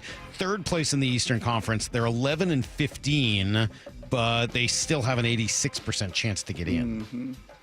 It'd be kind of interesting, these gals. And actually, they started last night. The Liberty played last night. I think there were 3 games last night. So INSQ and old UConn gal were back playing for the Liberty last night. Those gals that had to play for the last 2.5 weeks. And the Mercury in particular, with Griner and Taurasi being older players. I wonder how fresh old Indiana and how hungry some of these teams and some of these gals in particular that felt like they didn't get their chance to participate. How's their head coach doing, Indiana? In Indiana? Yeah, she's okay. I think she's gotten a little better as the season's gone on, too. No? I don't know. Not a huge fan there. That's everything you need to know. Quarter past every hour I here love- on the Brock, Brock did you and just Salt drop Show. this again? Have you heard the name Freddie Mercury? Oh, what did I say? Did I say that again? Did I say Kind Freddie of Mercury? sounded like it. Freddie Mercury? Freddie, the Phoenix Mercury? The Phoenix Mercury. You know, one thing I love about you, Salk, is when you have an opinion about somebody, and you got to see, and she was a mess, that coach, early, certainly, absolutely way over her head. And I think you even sat behind the bench, right, when the Fever came to town. I did. I love that it's really hard to change your opinion. Yes. We'll see. Yes. Whatever. You got to be careful calling for people's jobs, as we were talking about earlier today. I don't watch them day in, day out, and I just assume that based on what I've seen, it's not going all that well. And in basketball, it always seems like they can find somebody else to come in and do that job. So just sort of trying to read the tea leaves there. But yeah, I mean, obviously she. Anyway, all right. Manny Acta? Let's just move Manny on. Acta? Manny Acta is going to join us. One of my favorites. I do like Manny a lot. I love his perspective. I didn't know when we booked this interview that they were going to have the terrible series sweep that they did in Detroit. But I do have some things I'd like to talk to him about, including how you dig out of that hole, but also some of the new faces and some of what he's seen. Remember, Manny, as a bilingual coach, I think has a really unique perspective on integrating the team concept, on talking to all of the players on the team, being able to do so in their native language. I just think it gives him a very unique perspective. I said it before, I'll say it again. So I always love Manny and what he has to say about things like that. We will discuss that and more with Manny Acta next on Brock and Salk. Get the national perspective on the Mariners. Swing and a miss and a slider, strike three. With Jeff Passan, Tuesday mornings at 8:30. I don't think that it is unrealistic to believe that they have the talent and the ability to win a championship with this team. And John Morosi, Thursdays at 5 p.m. Their DNA remains intact. This is a rotation-dependent team. We are Seattle Sports, the home of the Mariners. The Puget Sound Boys and Girls Club means a safe place for our kids to grow, to have fun, to build relationships, and become themselves. Because of partners like Boeing, we're able to do a lot. It's super exciting for our kids to know that Boeing volunteers are here to help them, to have fun with them, to create good experiences. It provides a brighter lens for their future. Lexus is electrified, and the first ever RZ450e has the performance and range to get you where you need to go with the exclusive Lexus Direct 4 all-wheel drive technology. Lexus of Bellevue has over 50 RZs available for immediate delivery with electrifying savings. Up to $18,500 lease cash on every RZ450e. Visit lexusofbellevue.com. On approval of credit through LFS, lease cash from Lexus available on select 2024 RZ styles. Must take delivery by September 3rd, 2024. A documentary service fee up to $200 may be added to the purchase price or capitalized costs. See dealership for details. You're free now. Free to fill your feed with impossibly chunky chunkers who chunk harder than you ever thought possible. Cats, corgis, babies, baby penguins, baby pandas, chunky baby pandas. Free to make your smart devices do silly things. Free to open a world of remote work and a portal into Gametopia. Who's the boss now? Free to be everything you imagine, and then some. That's how it feels to have Quantum Fiber Internet. Quantum Fiber, your world unleashed. Learn more at quantumfiber.com. Limited availability, service in select locations only. We meet by accident, fixing every last bit, accurate auto body. If you've been in an auto accident, you have the right to take your vehicle to any repair facility. Accurate Auto Body has been family owned and operated since 1994, and they work for you, not your insurance company. Your insurance company may not love them, but you will, because We meet by accident, fixing every last bit, accurate auto body. This is the story of the one. As a facility technician installing a new welding station, he knows getting the ventilation right is critical for safety. That's why when questions arise, there's Grainger. Grainger offers detailed technical product information online at his fingertips, so it's easy to find what he needs. Because when it comes to safety, having answers means he and his people can breathe a little easier. Call, click Grainger.com, or just stop by. Grainger, for the ones who get it done. Timmy, everybody. Great job. Next up for our 5th grade class recital, we have Samantha. 10 times better performance can make a big difference. Castrol Edge Motor Oil gives your engine 10 times better high-stress performance. Castrol Edge, better oil for maximum performance. Now through December 28th, Castrol Edge and Edge High Mileage Motor Oil are on rollback at Walmart. Claim based on sequence dyne test under high-load conditions versus API SP test limits.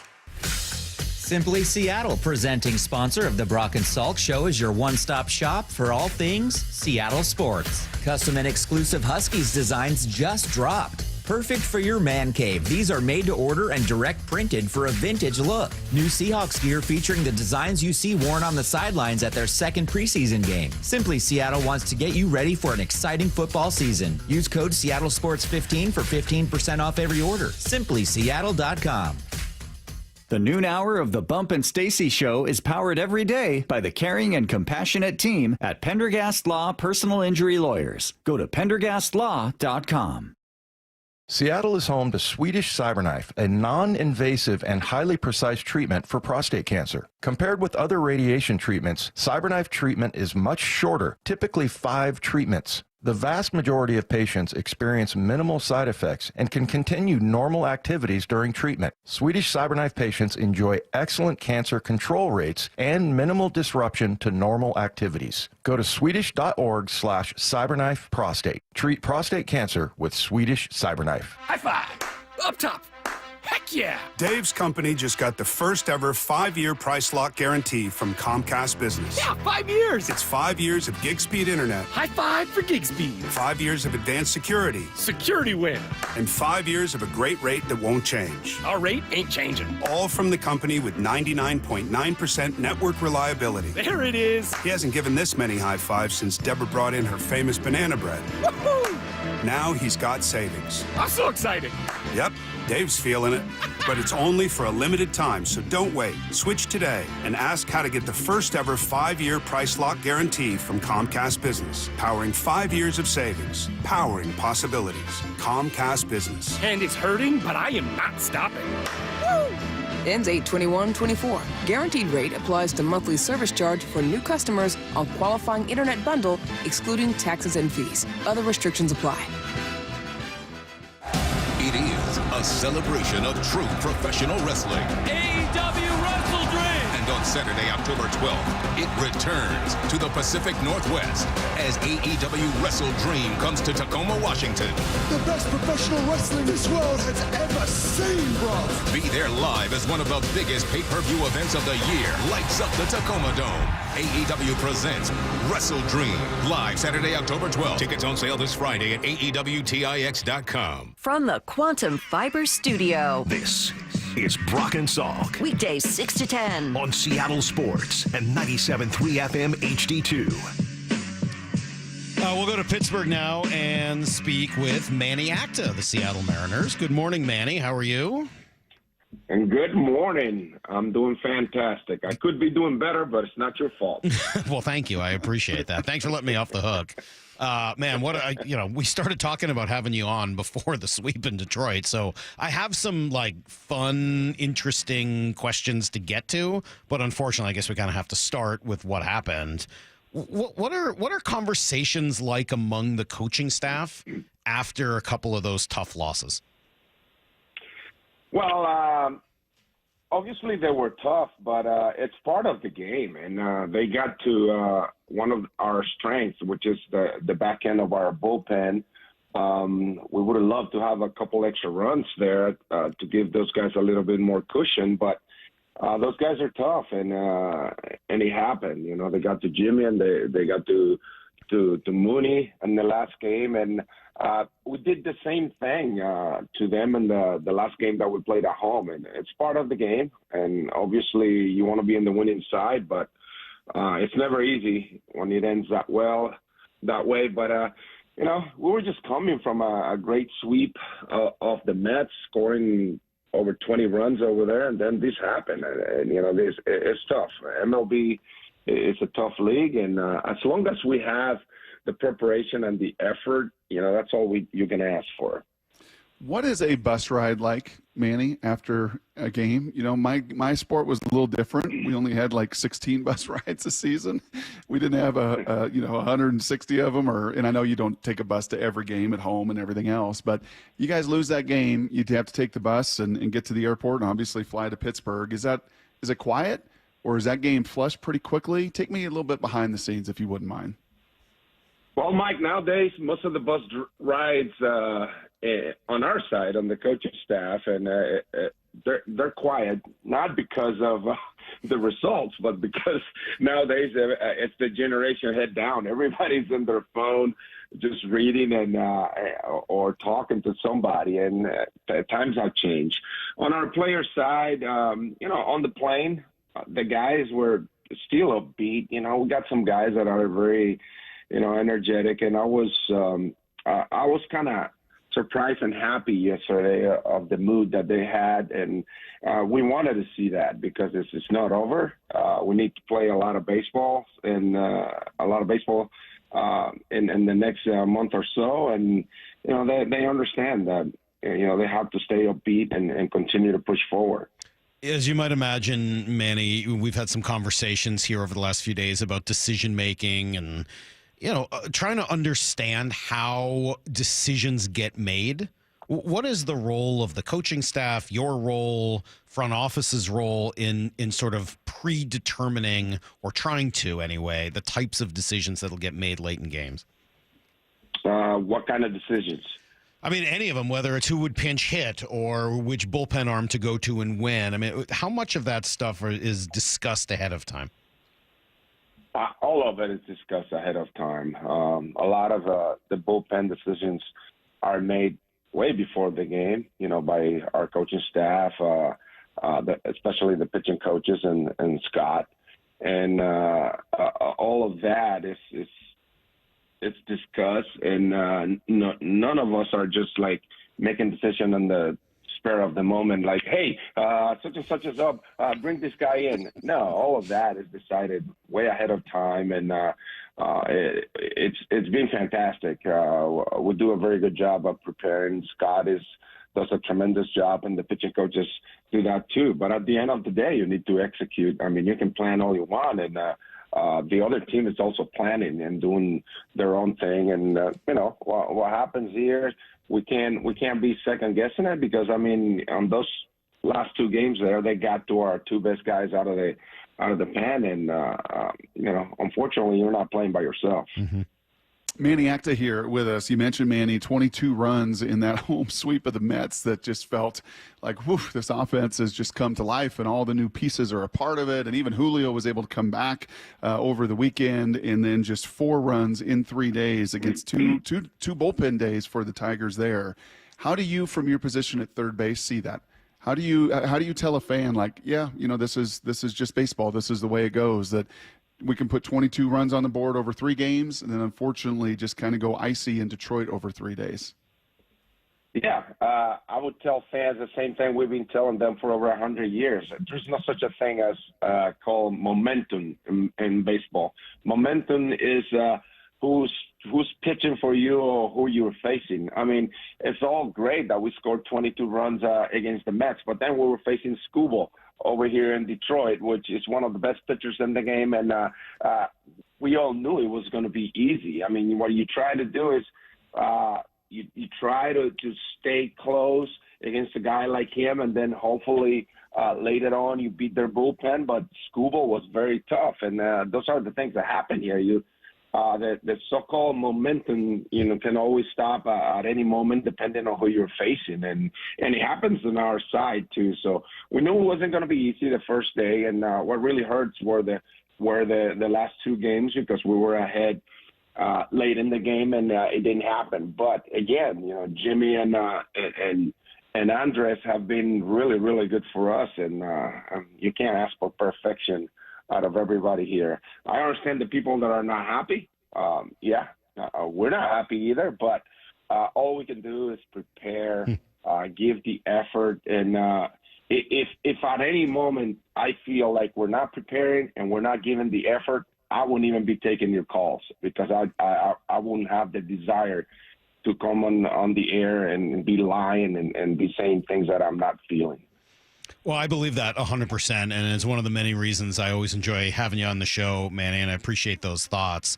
Another of them is just I love your unique perspective on getting to know the guys and just your bilingual ability to really connect with so many of the players.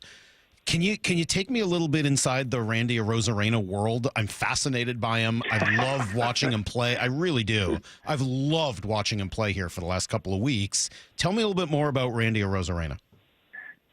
Well, Randy, it's obviously a toolsy guy. He, as we call him, baseball. He's got a lot of tools, and we've seen it. We've seen it even from the other side. But Randy has brought a lot to our ball club. He shows at the plate, that he's fearless. He's not afraid to look foolish on a pitch or whatever. He takes his hacks, and he's not afraid to go the other way. He has shown that, especially in the homestand. People was able to see that. He's very quiet. Obviously, he doesn't.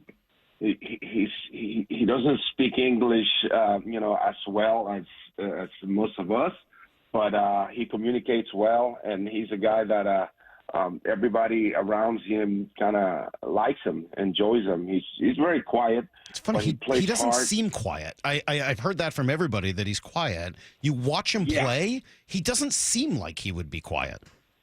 Yeah, that's the same thing we thought when we saw him in Tampa. You would think, oh man, this guy's probably bouncing around everywhere and probably he's a handful. And no, he's very quiet, but he's diligent about his work and getting better. He's a guy who watches videos and talks to the hitting coaches about the opposite pitcher, and he does a lot of things to help us on the day in and day out at work. And it's been a pleasure so far. And again, it's not like I'm asking for a statue about him because it's been here for a while. But it has been a pleasure to have with us here, and it's something that we really needed.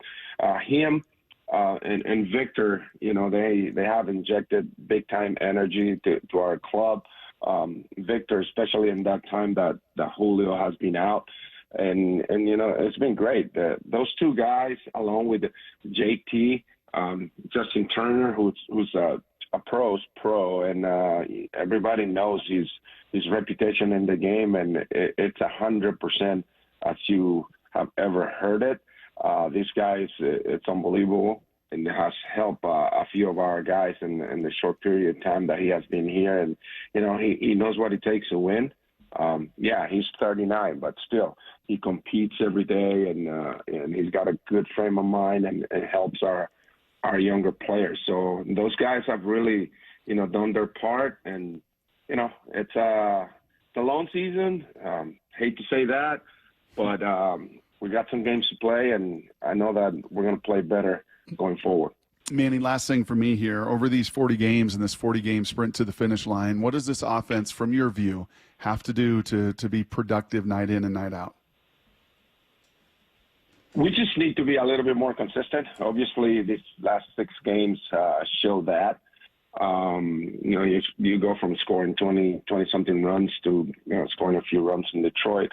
But again, it's not as easy. It's not like they're not working. I mean, the work that JD and Tommy Joseph put in day in and day out, and some of the other hitting coaches that come from our player development staff, it's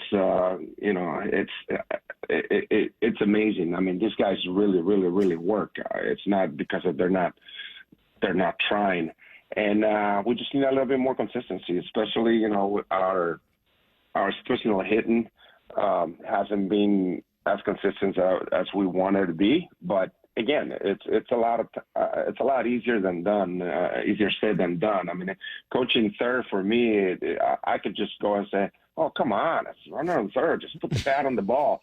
But I played the game, and I know that it's not as easy, and nowadays it's even harder. But that being said, we need to keep grinding and getting better at those type of things because, as I just mentioned, that series in Detroit, we could have a little bit more cushion for those guys, and just didn't happen. You managed in two different cities. How much would you have enjoyed being a manager if you'd had this starting pitching staff?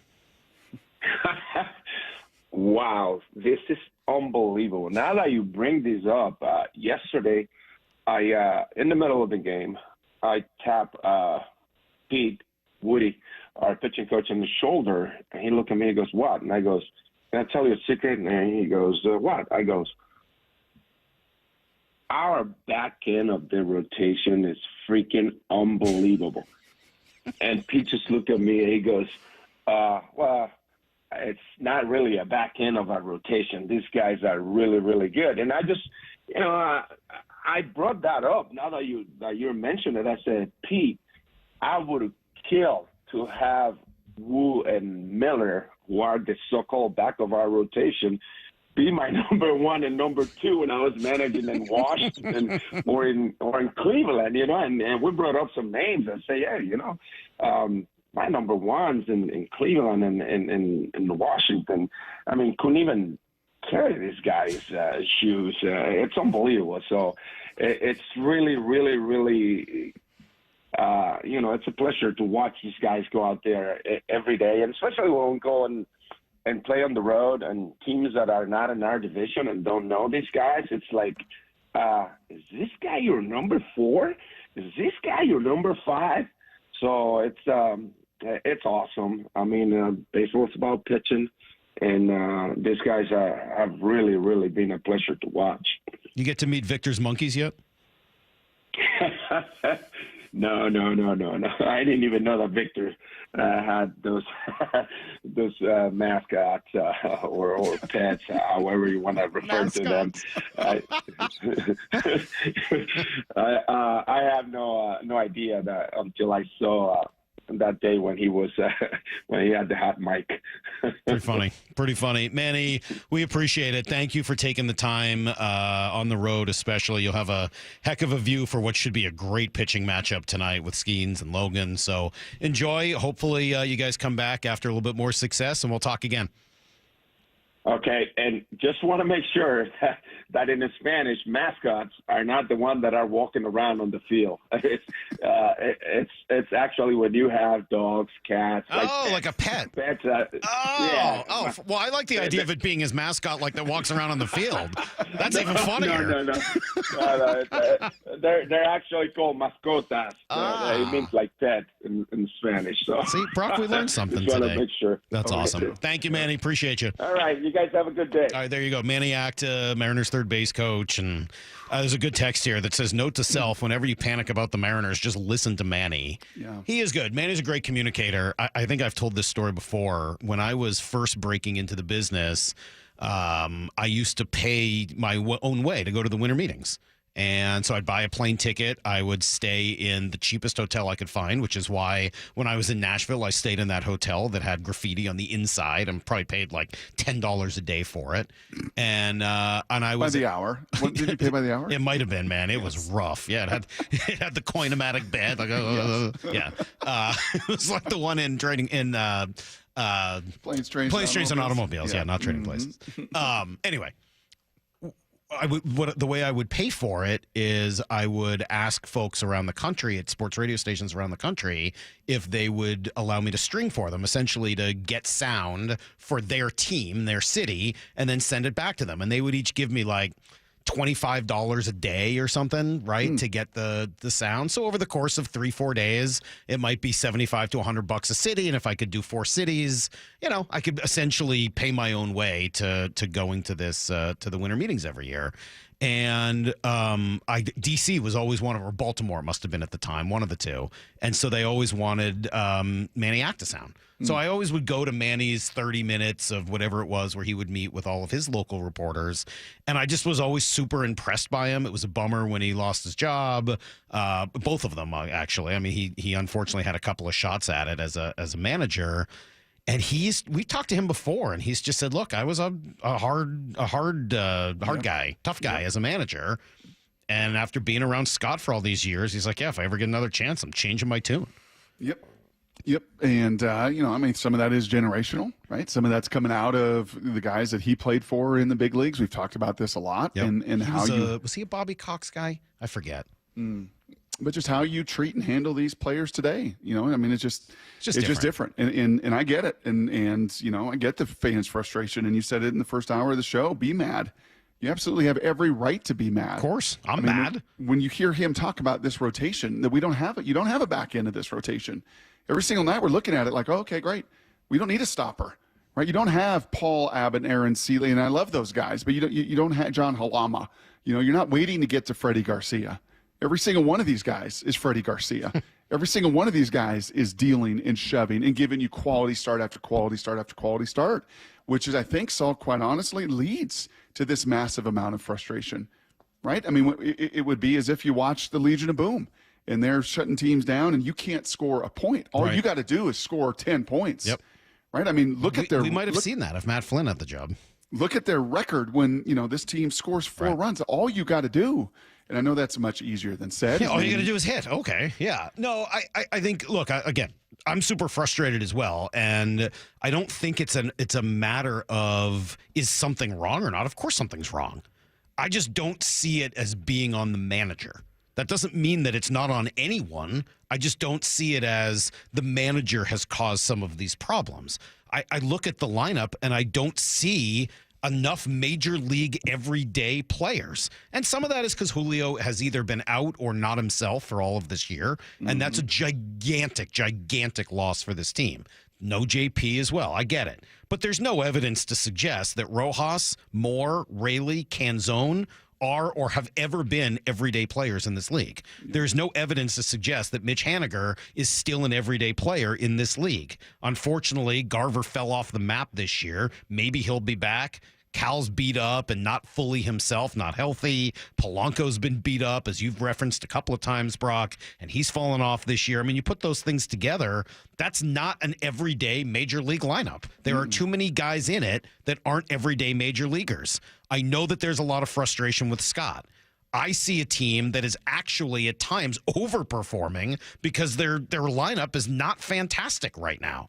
I also will take 2 other things Manny said, and I think they're very prescient points. One is, and Shannon's mentioned this, we've all mentioned this, the amount of decisions that are made before the game has even started. And they're not just made by Scott. They're made by a team. They're made by the front office to an extent. That doesn't mean they come down and tell Scott what to do, but they all have an input into it, and they're built on analytical decisions that they think will give them the best chance to work out. Mm-hmm. Doesn't mean they're always going to work out, but they know what they're doing before that game even starts. The other was Manny saying, hey, this team is still trying hard. The effort's still there. If it wasn't, I wouldn't even come on with you. Right. And that's telling. If you want to fire a manager, and I know there are people out there that do, those are the types of things you fire managers for. Not having the clubhouse, not having the team play hard, all those things. And look, I know Manny's got a vested interest in it. I'm not just taking his word for it. But I've known that guy for a long time. I don't think he would say that unless there was some legitimacy to, they're still trying hard. Sure. It's just not working right now. Yep.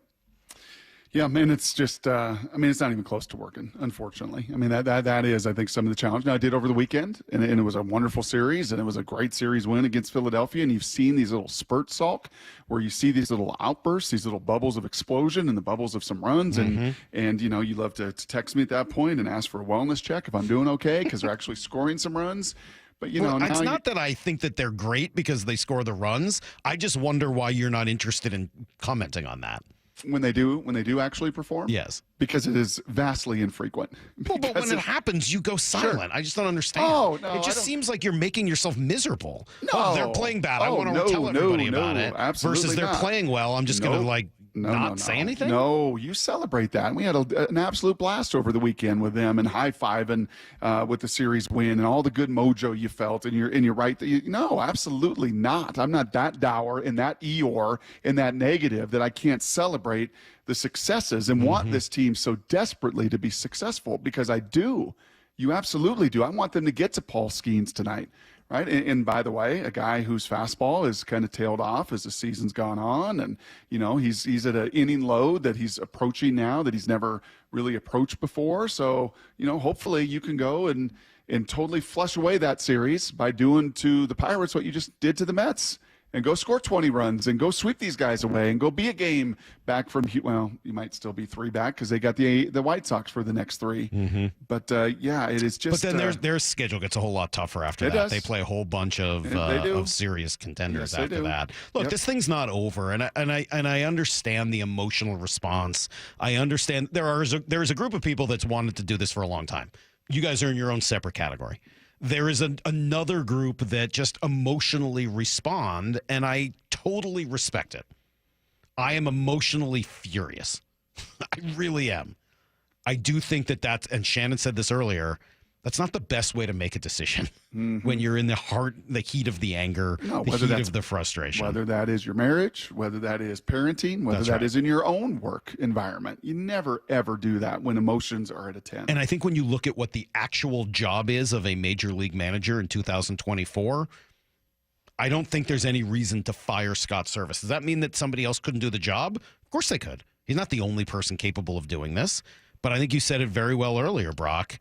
You're not going to do anything with 40 games left in this season. He's earned the right to, and because he's turned it around however many times before, to try to do it again this season. If it doesn't work, believe me, I'm not going to have the same exact conversation with you guys after game 162 if this team falls short. It'll be a very different conversation. And I'm not saying today that I'm going to lead the charge and pitchforks it out and anything like that.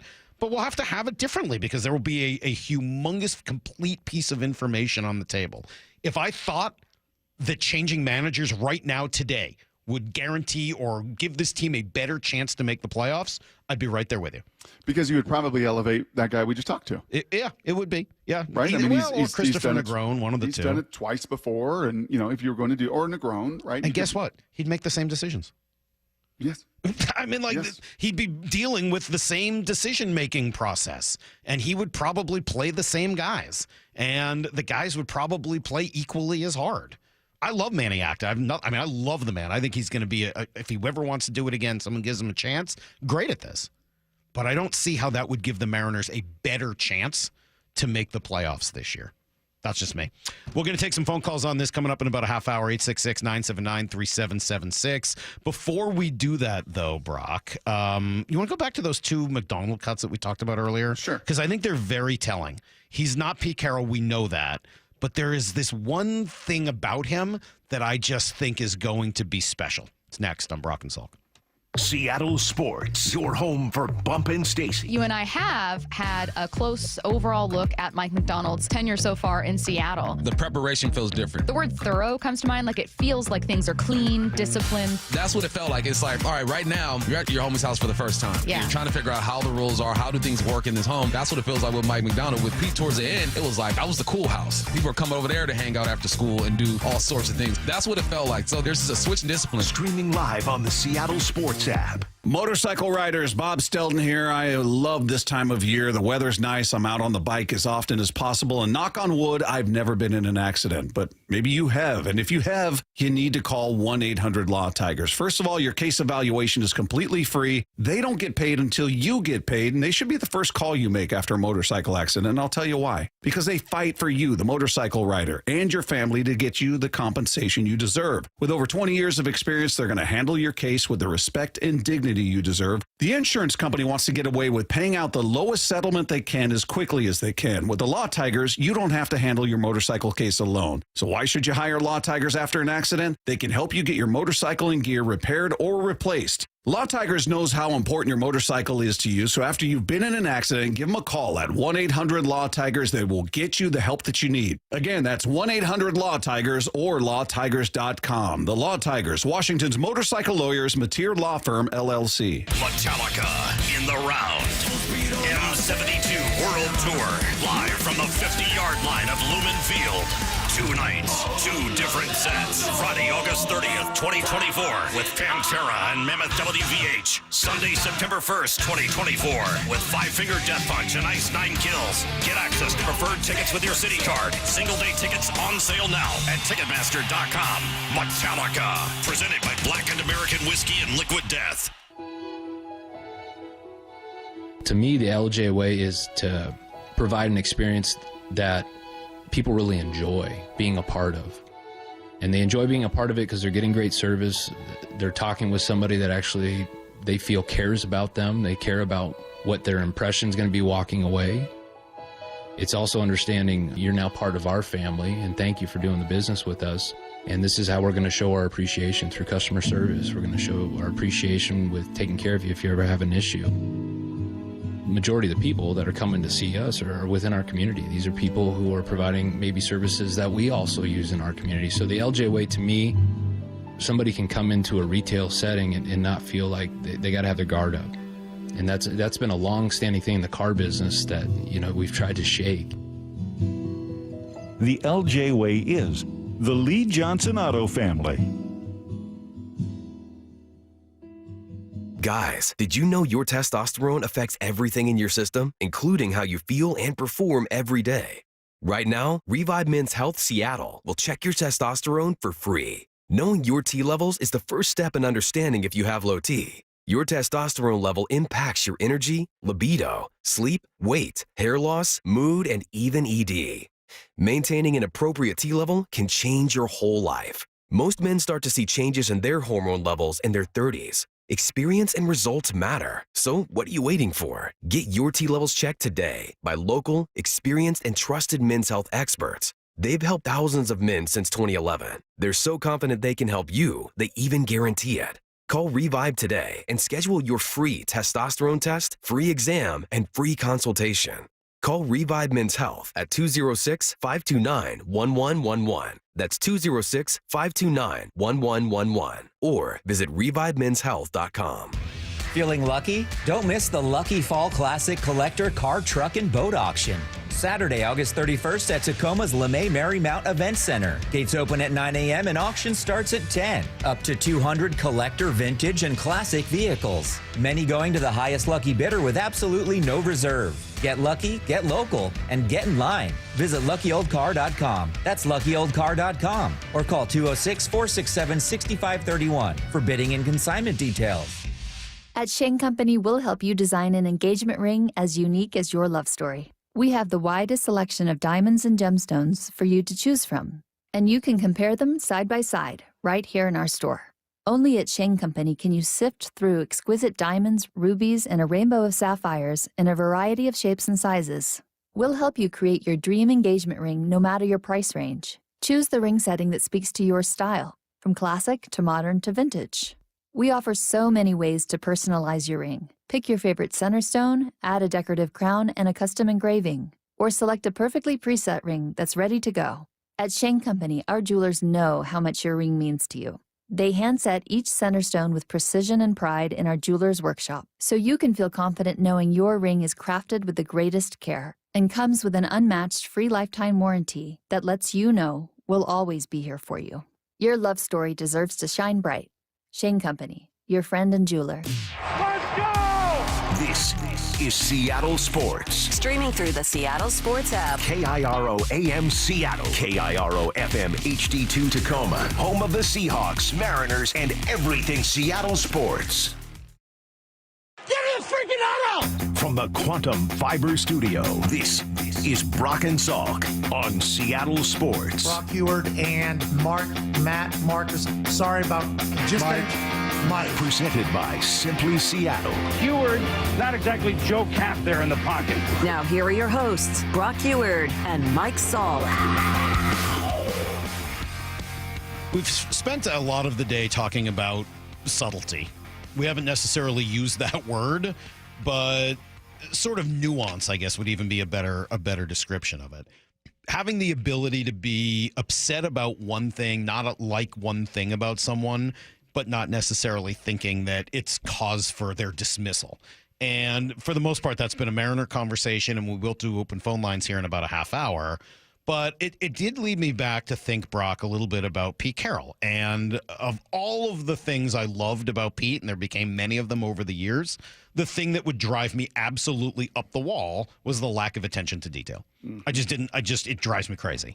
And I know his explanation of, well, it allows the guys to play, on the edge, and that's fine, and I'm willing, okay, fine. Like, I guess it worked out for him, obviously. The man had a tremendous amount of success as a coach. But some of the attention to detail stuff just drove me up the wall. And I'll take the trade-off, but I really hated it. I don't think I'm going to have that problem with Mike Macdonald. And just everything he's done, everything he's said, it sure seems like his attention to detail is second to none. And when something isn't right, he wants it corrected immediately. And I loved hearing this yesterday after he wasn't entirely happy with how his defense had played the day before in a practice. Yeah, we watched yesterday's tape. There's a lot of good things on tape, but there's a lot of things that are room for improvement on really both sides of the ball. But we had a good meeting yesterday. Guys came out focused, so it felt like we addressed most of those things. But again, look, can't really tell, but we were making plays on the football, which was really nice. Guys seemed like we were on top of things in the red zone, which, things move faster, especially against a new offense, new schemes, things you haven't seen. So that was encouraging. We wondered how the pendulum would swing. Mm-hmm. Right, from a Pete Carroll to whoever's got to fill in those large Nike Monarchs, who's going to fill those shoes, and how is that pendulum going to swing? And while I think personality wise and just kind of as Matt said, just the fun, right, and loose and enjoying and loving football, there's just so much carryover, I think, with this regime and with Mike Macdonald in particular. But to your point, the pendulum really did swing with that level of communication and that level of detail. Something that Pete talked about a lot, something that Maura mentioned just about every other email over the course of the season for the last couple of years, like communication. Everybody's talking about communication. Bobby's talking about communication. Everybody's talking about, everybody wants to communicate. Well, it's exactly what Mike Macdonald was talking about as well. I thought today was better than yesterday. We have a standard of how we want to communicate here, and we didn't meet it yesterday. And I felt like the guys were, had more sense of urgency out there. When you get lined up, and if you communicate the right way, it's a lot easier to play, and that means you're confident. I'm pretty sure in the history of football there hasn't been a good, quiet defense. So there's so many things in there I love. First of all, just the bluntness. Yeah, this wasn't good, and we didn't do this well, and then we didn't meet our standard. We didn't meet our standard. God, what a great way of saying that. Yep. Right? I mean, and it's just so blunt. I'm fascinated to see how he's going to be after losses as we talk to him on Mondays, because just that level of, that didn't reach the standard of what we want is it's a great way of saying it, but it's a great way of defining. Defining it and internalizing the problem. Right? I think it was phenomenal. I really like that. But also it all comes back to communication. We've got to be able to do that or else it doesn't work here. Yep. And, it's not too different, Salky, than the offensive line as well. When we've talked for all of these years about what Max Unger meant and what a voice in the middle of it meant and what a Robbie Tobeck meant, and those guys, Salk, that you just think, well, everybody can do that. You're a professional football player. Every guy, every center, right, that gets the NFL. Are you kidding me? Only 1% of all high school players get to college, and then whatever that percentage is, they make the NFL. So, of course, they're all going to be great communicators. No, not necessarily, and not in this day and age. Manny Acta talking about everybody in their phones and everybody pretty quiet, and that's just kind of the nature of a lot of this generation. And to be out front and to be vocal. And one of my very first memories, I remember it vividly, sitting there my rookie year, and Tom Lavatt, the O-line coach, just barking at Floyd Wedderburn. Like, you have got to make that call, and Floyd had this really high-pitched Mike Tyson voice. He had a voice that did not match the body at all. He was like 6'6", 330, and he had a little Jamaican background. He had the highest little voice, but he had to make this call. You got to make a hard call. When that linebacker's getting in that A-gap, you got to make a hard call. Like, you got to, and he's screaming at him, and he's like, okay, so do it. And he's like, hard. And it's like, Floyd, I'm not going to say it again. Give me that hard call. Like, you got to bark it out and communicate. And sometimes guys are just not comfortable doing it, and aren't good at doing that.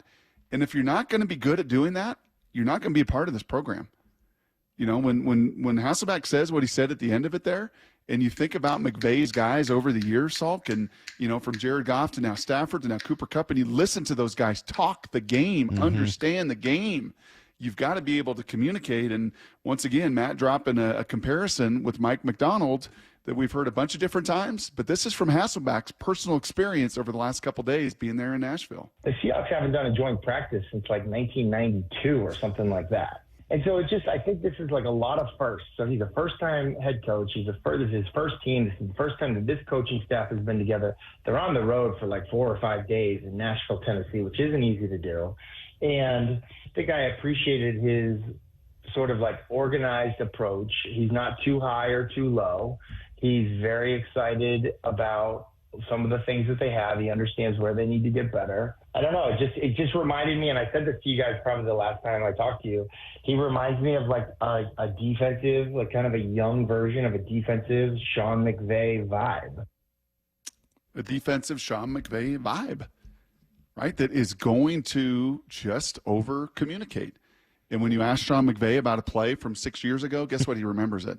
And I guarantee you, Salk, if the next time we have Mike Macdonald on and we talk about different game plans, and we could talk about the game plans that he used against Penn State and he used against Michigan State, like he would still remember every one of those. Like he is just on it. And the more this onion just peels back, it's going to be, I've said this 100 different times, man. It's going to be some fun discovery for all of us. Yeah, I'm enjoying what I'm discovering so far. There's not been anything he's done that I've not really liked the way he's done. I guess the only thing would still just be the handling of the DK fight stuff from last week. I still don't love that. It didn't feel right. It just felt like when you take your helmet off, something really should happen. Now, I should also state, I don't know what happened internally. We only know what happened externally. Correct. And maybe he handled it wonderfully with a little bit more than we understand internally. I don't know. DK seemed to take a lot more ownership than he did a year ago. So you may very well, like, I should probably back off of that. Mm-hmm. I didn't love it from the outside, but that doesn't mean it wasn't handled really well from the inside. I should certainly clarify that. Yep. But everything this guy has said, all the way he's dealt with some of the, I just love it. I love the responses. I love the attention to detail. I love the communication. Gosh, it's just been, there's a lot to like here. It makes me pretty excited for where this thing could go. All right, we'll come right back with everything you need to know and then wrap it up with open phone lines with you. I know everybody in Seattle has something to say today, right? Whether it's about these Seahawks, about these Mariners. I'm told that there is a lot of passionate people. I'm sure we'll hear from them coming up in 20 minutes. Brock and Salk, Seattle Sports on 710. Seattle Sports, your home for Wyman and Bob. Big number 53, Boye Mafe. What do you think about the joint practice? Well, this is my first in my career, but it was fun. I'm excited. I hope we do more of these. It's, gives that good work, because it's one thing to go against your teammates all the time and have the same look over and over again, but it's nice to have a new look and go against different people and understand what's going on. We got to be able to understand our roles and how we're doing this defense versus last year, so understanding what it's going to look like, how we're going to play it, and getting that unity and that chemistry built already. On Seattle Sports and 97.3 FM HD2. Why choose a Sleep Number smart bed? Can I make my side softer? Can I make my side firmer whenever I want? Can we sleep cooler? Sleep Number does that. Cools up to 8 times faster and lets you choose your ideal comfort on either side. 94% of Sleep Number smart sleepers report better sleep. And now, during our biggest sale of the year, save 50% on the Sleep Number limited edition smart bed, plus free home delivery on select smart beds when you add any base. Limited time. To find a store near you, visit sleepnumber.com. What's that sound? That's the sound of Downy Unstoppable scent beads going into your washing machine and giving your clothes freshness that lasts all day long. There it is again. It's like music to your ears, or more like music to your nose. That freshness is irresistible. Let's get a Downy Unstoppables bottle shake. And now a sniff solo. Nice. With Downy Unstoppables, you just toss, wash, wow, for all-day freshness. Lab-grown diamonds might be new to retail, but not to Cantor Diamond. Hi, Diamond Dave Cantor of Cantor Diamond. And even though I'm a 4th-generation natural diamond importer, I was the first to import these gorgeous, eco-friendly, low-carbon footprint, conflict-free, real and genuine diamonds to the West Coast. And unlike everyone who's recently gotten on the lab-grown bandwagon, we work with the largest growers in the world to bring you the best possible diamonds at the lowest possible price. We know what to import and what to reject. And because we're importing direct, working working in our low overhead wholesale offices and making our own rings, bracelets, and earrings in our own facility, we can offer better pricing than anyone. So work with the leader, not the followers, and let us find you the perfect cultivated diamond for less. A lot less. Call Cantor Diamond at 253-272-7007. That's 253-272-7007. Or follow them on Instagram at KANTOR Diamond. If you haven't heard yet, Toyota's Camry called an audible with the brand new hybrid 2025 Camry. And at Toyota of Kirkland, they're excited to put it in play. Backed by the lifetime powertrain warranty, the incredible team at Toyota of Kirkland will set up your test drive so you can take home that 2025 hybrid Camry the same day. Come check it out at the amazing showroom at Toyota of Kirkland or visit online at toyotaofkirkland.com. There's an old saying that a house is not a home, but the Mariners house, T-Mobile Park, is home to an awful lot. Home to plays you can't believe. Right shot, diving catch. Holy smokes, what a play by Crawford. Home to 6-foot salmon that don't swim, they sprint. And even home to hot dogs that fall from heaven. Hallelujah. Everybody likes free food just falling from the sky. Oh, yeah.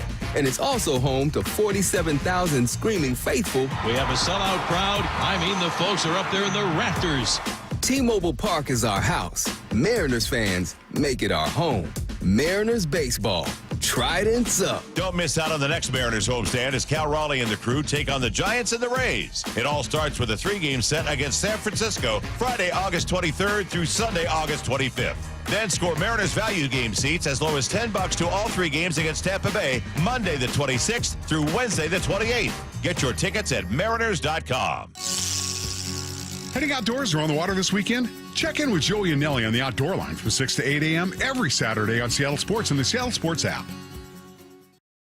Matt Coker here from West Coast Men's Health. Guys, if you're taking Viagra or any other pill for ED, I want you to ask yourself this question. Do I want to continue to do this for the rest of my life? If you're like most men, the answer is no. Here at West Coast Men's Health, we can restore blood flow naturally without pumping your body full of chemicals like you've been doing. Guys, you need to come in today and fix this problem now. Why are you putting this off? Viagra's not going to magically start working next week, and you don't want to use shots or go under the knife. Call us today and speak with our clinic manager. Ask him any question you like, how it works, the science behind it, and even the cost. Change your life today like the thousands of men who already have.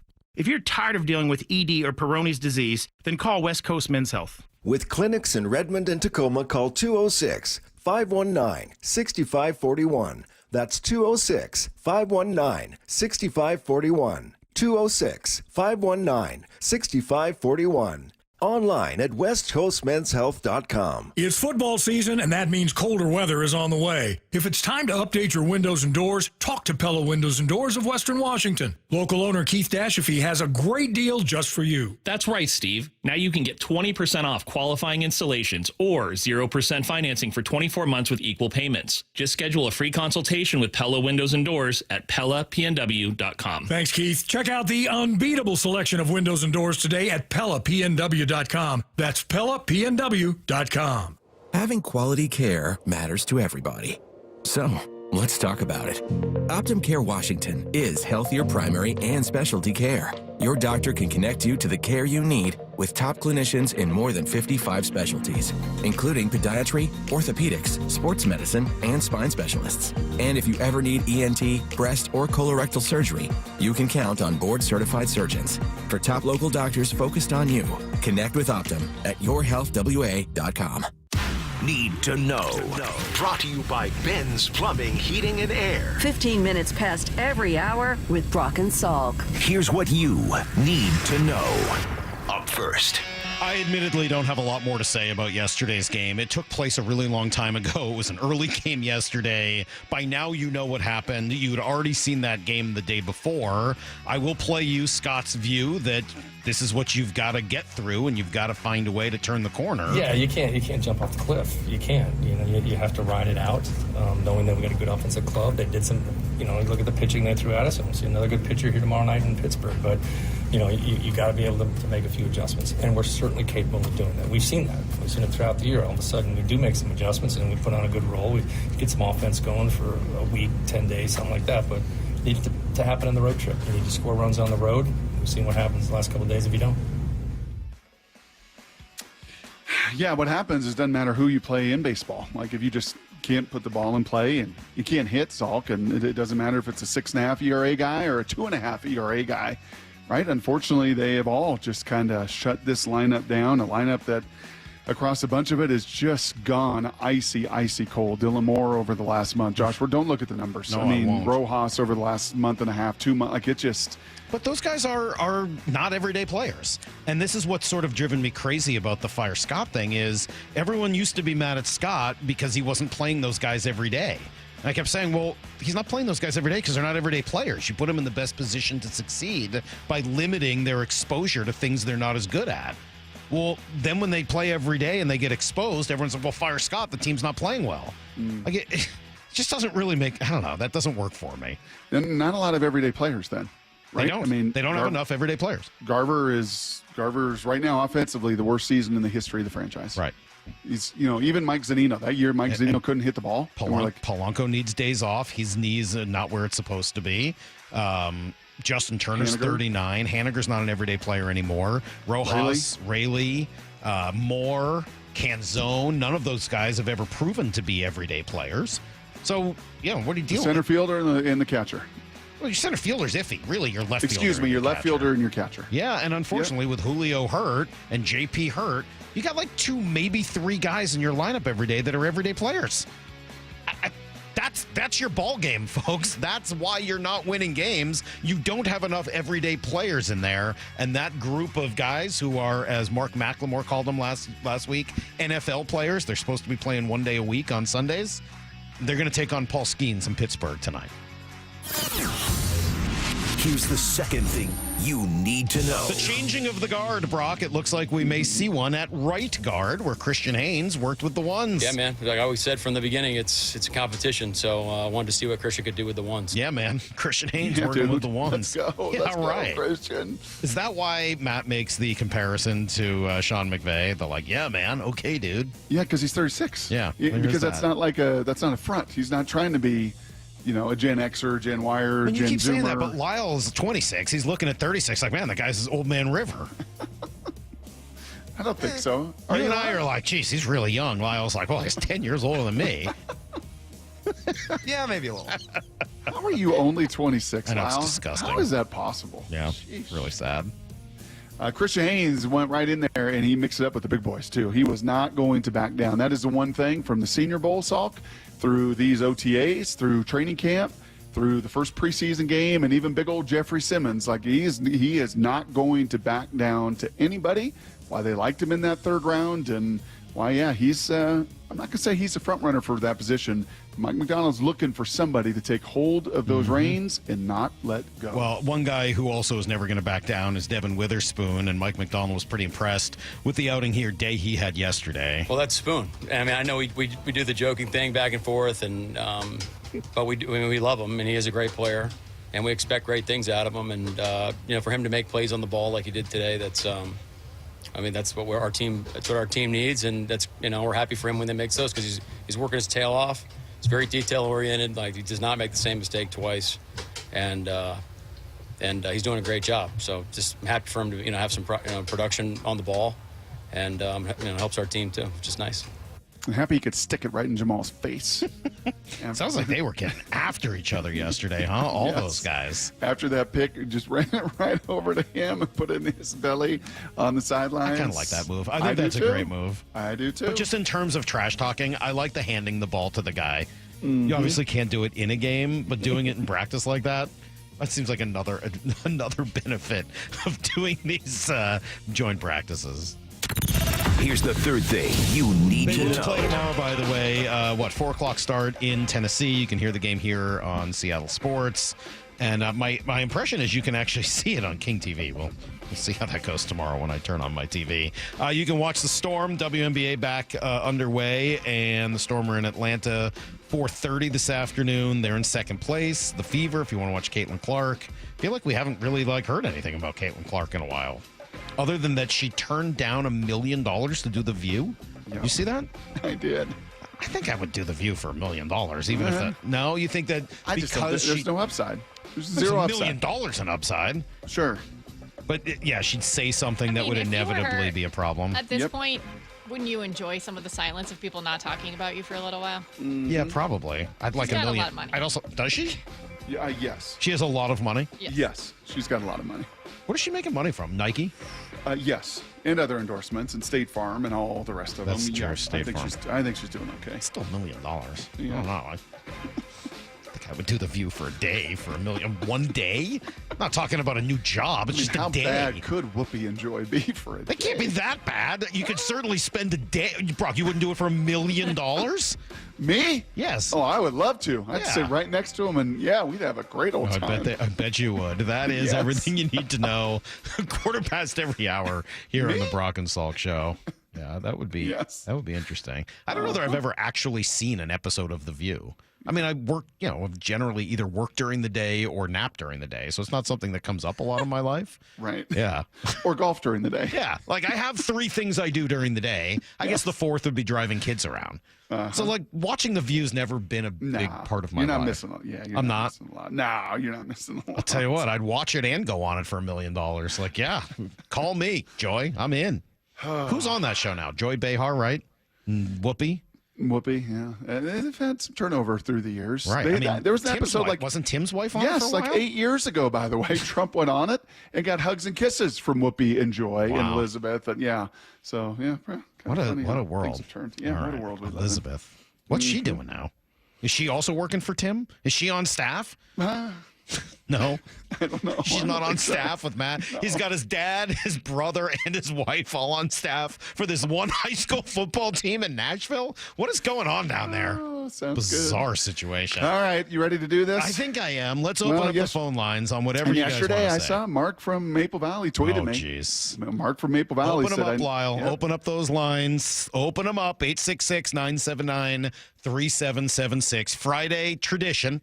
Last segment of the week, we open it up to you guys. You always say you don't like what we're talking about. I wish you would talk about this. You're not saying that. Nobody called you out on this. Why aren't you talking about the Seahawks more? Why aren't you talking about the Mariners more? Why aren't you? Hey, guys, here you go. We got your time. 866-979-3776 is the phone number. I'm told, Brock, that there's a lot of passion today in the Seattle sports community. I'm curious if we'll see it. 866-979-3776. Your calls are next on Seattle Sports. Seattle Sports, your home for Bump and Stacy. You and I have had a close overall look at Mike Macdonald's tenure so far in Seattle. The preparation feels different. The word thorough comes to mind, like it feels like things are clean, disciplined. That's what it felt like. It's like, all right now, you're at your homie's house for the first time. Yeah. You're trying to figure out how the rules are, how do things work in this home. That's what it feels like with Mike Macdonald. With Pete towards the end, it was like, that was the cool house. People are coming over there to hang out after school and do all sorts of things. That's what it felt like. So there's just a switch in discipline. Streaming live on the Seattle Sports app. Hey, Mike Salk here. And look, there's a lot of information out there on how to lose weight, right? Some is good. Some will kind of leave you scratching your head. No matter what the advice is, though, they always seem to be missing some of the most important parts for success, and that's accountability and support. I needed both of those things, and Eastside Weight Loss Clinic has it in spades. A team that has taken thousands of people, holding their hand, guiding them through their program. That's the support element, but also providing the accountability. I need it. I struggle a little bit with the accountability, and the daily check-in, the daily weigh-in really seemed to help me successfully hit my weight loss goal. That was 35 pounds in 8 weeks, all thanks to Eastside Weight Loss Clinic. So all I'm saying is just go to the website, eastsideweightlossclinic.com, schedule a 15-minute consultation, won't cost you a dime, and if you like it, try the program. It worked for me. You're eating all real food, no injections, nothing like that, no diet pills. It's all just real food that you buy at the grocery store, and it works incredibly well. Go to eastsideweightlossclinic.com. Dr. Ryan Coogan, D.C. Results may vary. Want to listen to Seattle Sports on your smart speaker? Hey, smart speaker, play Seattle Sports. This message is powered by the EQC Sportsbook at Emerald Queen Casino. Emerald Queen Casino, the entertainment capital of the Northwest. Are you curious about who offers the best deals on top-rated Samsung, LG, and Sony TVs? The answer is surprising. It's not online, and it's not the warehouse clubs. The best deals on top-rated TVs are at Video Only. Don't believe it? Then check out the trade-in deals at Video Only. How about $500 for your old TV? Try doing that online. Before you buy that new TV, drop into Video Only. If you don't, you'll be sorry. Are you a skilled plumber looking for a top-rated team? Join Ben's Plumbing, rated 5 stars for exceptional service. Enjoy great pay and benefits, a supportive team, and a non-commissioned plumbing career. Apply now at bens.plumbing. That's bens.plumbing. This is the story of the one. As a facility technician installing a new welding station, he knows getting the ventilation right is critical for safety. That's why when questions arise, there's Grainger. Grainger offers detailed technical product information online at his fingertips, so it's easy to find what he needs. Because when it comes to safety, having answers means he and his people can breathe a little easier. Call, click Grainger.com, or just stop by. Grainger, for the ones who get it done. Febreze. So my home is also my office. And before I can focus, every room's gotta be clean. That means tidying up and spraying my Febreze Air Mist. Ooh, that's fresh. Febreze Air Mist scents are all high quality. They fight any weird funk, and they give my air an instant boost of freshness. So not only does my home smell good, I feel good too. After I Febreze, it's time to start my day. Breathe happy, Febreze, la la la la la. Bonneville International radio station contests are open to participants 18 years of age or older that are residents of Washington State unless otherwise specified. Employees or agents of the station, Bonneville International Corporation, other area radio stations, or any entity associated with the contests are not eligible to win unless the station otherwise specifies at its own discretion. Persons who have won in the last 60 days from a station contest or event may not be eligible. Full general contest rules are available on seattlesports.com or in person at the station during regular business hours. You want to talk about this, Park? You really want to do this? I do. You want to get into this? Yeah, I got some questions. All right. Well, I got answers. The Brock and Salk Show is brought to you every day by Simply Seattle. You gotta love baseball season, but when it comes to your windows, you don't want any curveballs. Rick Riz here, reminding you to trust your clubhouse with locally owned Pella Windows and Doors of Western Washington. Experience the difference with high-quality products, expert installation, and top-notch customer service. It's always a home run with Pella. Schedule a free consultation with Pella Windows and Doors of Western Washington. Just go to PellaPNW.com. That's PellaPNW.com. High five! Up top! Heck yeah! Dave's company just got the first ever 5-year price lock guarantee from Comcast Business. Yeah, 5 years! It's 5 years of gig speed internet. High five for gig speed! 5 years of advanced security. Security win! And 5 years of a great rate that won't change. Our rate ain't changing. All from the company with 99.9% network reliability. There it is! He hasn't given this many high fives since Deborah brought in her famous banana bread. Woohoo! Now he's got savings. I'm so excited! Yep, Dave's feeling it. But it's only for a limited time, so don't wait. Switch today and ask how to get the first ever 5-year price lock guarantee from Comcast Business. Powering 5 years of savings. Powering possibilities. Comcast Business. And it's hurting, but I am not stopping. Woo! Ends 8/21/24. Guaranteed rate applies to monthly service charge for new customers on qualifying internet bundle, excluding taxes and fees. Other restrictions apply.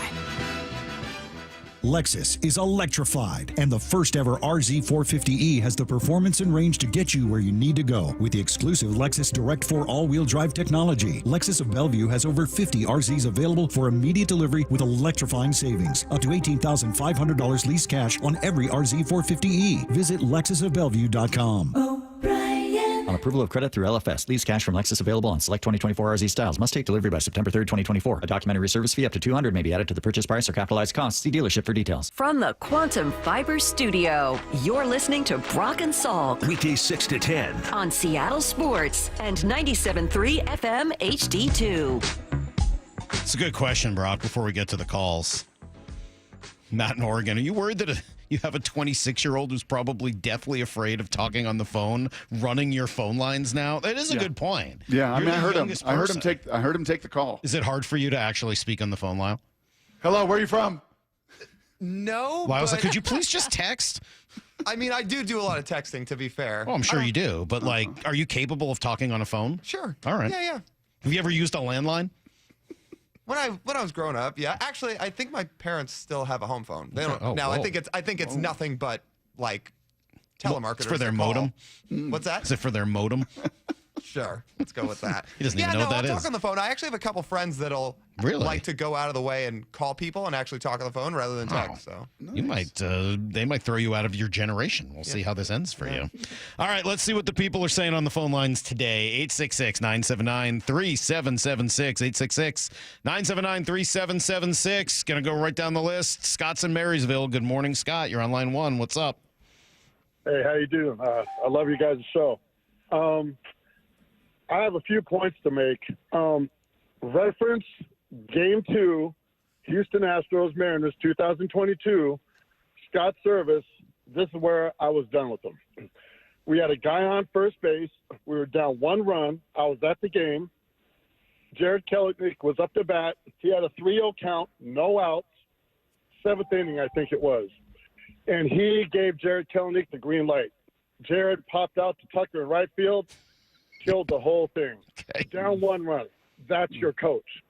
Well, it's your manager, but that's fine. You don't swing the 3-0 pitch with a runner on first when you're down the run. I was at the game. You give a green light to someone to do that in certain circumstances. And he did that with Dylan Moore in the beginning of the year. He did a 3-0 pitch, out, 1 out. So it's a situational. So Scott, we're not going to go through every single mistake Scott's made, here, buddy, but it's going to be the situational hitting, right? It's going to be just like, hey man, 2-strike hitting. That's not what he's saying. That's not situational hitting. That is a predetermined decision on how you want to play the game. Mm-hmm. Also, Jared Kelenic didn't pop out to Kyle Tucker in that at bat. He nearly left the yard. Like he nearly changed the game and the entire series. This is what's a good thing to have Lyle here. He can actually remember these things. There's no way you and I would ever remember any of that. No, I don't remember that at all. No. I had no clue what he was talking about. I just got to take him for his word. It's a good thing Lyle's here. Yeah, okay, look, if you don't like Scott's decision making, that is a perfectly reasonable thing to not like. I think you just need to understand that it is the organization's decision making. So the fact that they don't sack bunt, the fact that, sack fly, like they are just dead last in those areas, that is just kind of, again, an organizational philosophy, right? They're just not going to be a bunting team. Yes. Okay. It's exactly what it is. Organizational philosophy, not something they want to do. 866-979-3776. We'll try Mark in Maple Valley. Oh, my gosh. Ooh. He of Mark in Maple Valley fame. Hello, Mark. How are you? Hello. I just wanted to thank Brock Heward first for reaching out to give me an opportunity. And I understand what I might say may not agree with everybody, but there are some people that feel this way, and I just hope you give me an opportunity to go list by list here. I'm just going to start with the obvious. We've got an elite starting pitching rotation, a unicorn rotation. 4/5 of that rotation is under club control. 4 young guys, Cy Young caliber, making pennies on the dollar in terms of Major League Baseball salaries. And this organization isn't doing anything to maximize the lineup to give them the run support they deserve. Anyone with half a brain knows all you need is 4 runs a game for the most part, and you're going to get the W. And yet here we are, like we were 10 months ago when I called in. And I don't care if the city of Seattle hates me for this. We got Garver. We got Urias that's DFA'd. We're going down the whole Estella, Pollock, Wong thing that we did last time. We're not giving them the run support. And as far as I'm concerned, any player on that team, if your name's not Cal Raleigh or the starting 5 pitchers, everyone should be looking themselves in the mirror right now and saying, you're going to get your manager fired. You don't have a good approach at the plate. You still strike out more than anyone in baseball, just like you did last year. Same movie again we're watching. You go big launch angle guy trying to hit 400-foot home runs instead of piecing the ball into the gap or moving runners along or laying down a bunt. So I think everyone in that dugout, in that clubhouse, should be looking at themselves and saying, you're going to get your manager fired. Here we are with the manager. And I know, Shannon Dreer wants to say we shouldn't be emotional. My rebuttal to her is they did it in Philadelphia with Joe Girardi, and they went to the World Series. Okay? In May, not in August. I understand. But what I'm saying, here's my point with Scott Service. And I'm not saying that you should, but I'm saying here's the reason why the people feel this way. Okay? You pissed away a 10-game divisional lead, okay, in record time, not by the end of the season, okay? You absolutely laid an egg in your home series coming out of the break against the Astros, a series where you could have solidified the division. You got embarrassed by the Angels. You got embarrassed by the Tigers. Yeah. And if you don't want to fire him, this is all I say. You just got swept by the Tigers. Absolutely destroy that visiting dugout. They should be doing drywall in that dugout right now over there. At least show some emotion. If you don't want to fire him, then at least show some fire. He's got you for the emotion, Mark. Yes. All I would say is this, Mark, all of those points about Scott are perfectly good points. And at the end of the year, they'll be valid. I don't think you do that for 40 games before the end of the season. And I will dance with you on this, but I know there is this analytic talk, right? My point with the analytics is this. I understand the probability and how it should work, but let's just go back to the Sunday before the All-Star break. Just real quick, just allow me. You're in Anaheim. Logan Gilbert's only at 87 pitches. He's got a 3-0 lead, right? He's absolutely shoving.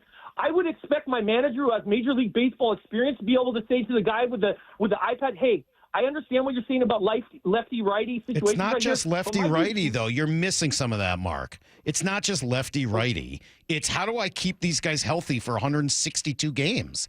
And the one thing you could say, if you want to put anything in Scott's card, it's got to be that he's kept the pitching staff reasonably healthy. He really has. I mean, these guys make every single start and now have for 2 straight years. Look, I understand some of the frustration. I'm frustrated too. I'm not really even disagreeing with a lot of what you just said. But I also, let's be clear, like when you're taking a guy like Logan out, they have so much more information than we do and are really working hard to try to get that guy through an entire season, not just that one extra inning.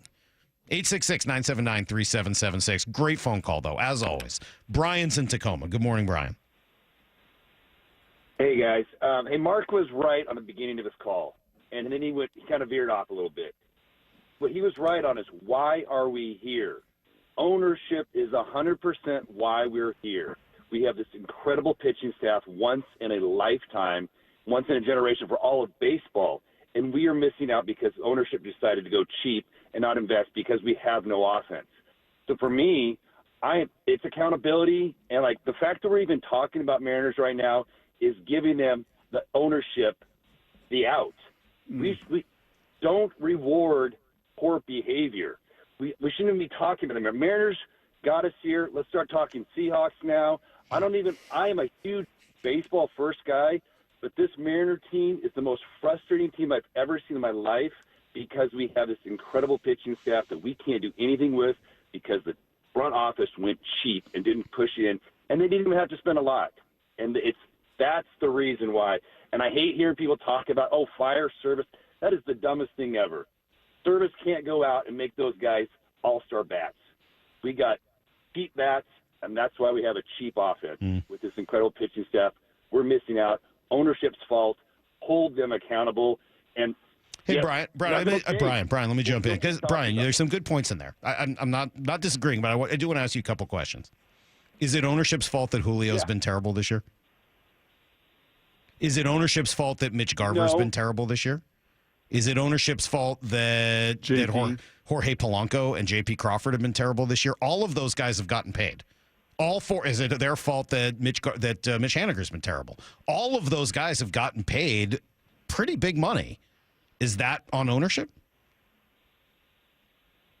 Yes and no. I see your point. The problem is those are our guys, and we knew when we were looking in the offseason what our options were, and that was the leadership, all of our GM, that was his choices to spend. He's like, how do I make and take lemons and make lemonade? Because he had a small budget. I mean, maybe, but I'm not saying you're wrong. Yes, I wish Jerry had a bigger budget. That is on ownership. I said it before the season. I'll say it again. And some of those guys who got paid didn't get paid long term, and that is part of that conversation. But and ownership has to play a role in this. Everyone's got to play some sort of a part of the responsibility. But I'm not going to sit here and blame ownership because Julio, JP, Mitch Garver, and Jorge Polanco have all had horrible years. I don't think that's fair. I think I put some numbers together for you, Salk, I don't know, a week and a half ago after maybe the first frustrating Detroit series or whatever, and just looked at the return on investment almost what's going to be $100 million that ownership is put out there to pay guys, to pay everyone that you just mentioned right there, right? Mitch Haniger, $16 million next year, a 2-year, $22 million deal, the biggest deal for Mitch Garver, right? Colton Wong made $8 million. Polanco's making $10 million. We can kind of go through this. Yeah, Pollock and Urias made $5 million. I mean, like, some of those guys made some money. $7 million, $5 million, and the one thing though that I think would be probably in the other category here, Brock, is they got short-term money, and there is a difference between paying $11 million per year for 2 years for Garver, which is $22 million, and spending $11 million over 10 years. You know what I mean? Like that, the guys who get paid long term, that they do have a little bit more leverage. But the point is still well taken. They spent a bunch of money. The question is, was it spent the right way? And the answer to that, definitively, from just a purely production standpoint, is no. It's a negative WAR player for all of those guys. When you add up their production, when you add up their return on investment, when you add up where they're at. And again, that's not to take ownership off the hook. They deserve a level of responsibility, just like a lot of people do. But again, they paid Julio Rodriguez. He's had he's been the biggest problem with the team this year is that Julio hasn't been Julio, right? The biggest problem? I don't know if I would say. If you could choose one thing to change on this team, wouldn't it be for Julio to be Julio? If Julio was Julio, you don't think they'd have 4 more wins this year? Yeah. Easily they would. They'd be in first place. I mean, he's a 2-WAR player instead of the 6-WAR player he was early. That's a pretty big difference. 5-WAR player. It is. There's your 4 or 5 games right there. 866-979-3776. Roger is in Tacoma. Hello, Roger. Hey, I want to go with the guy you were talking about that was talking earlier about Scott Service and his poor decision. And I realize that you guys are sticking up for him, but I can think of a few games that his decisions, without a doubt, cost us the game.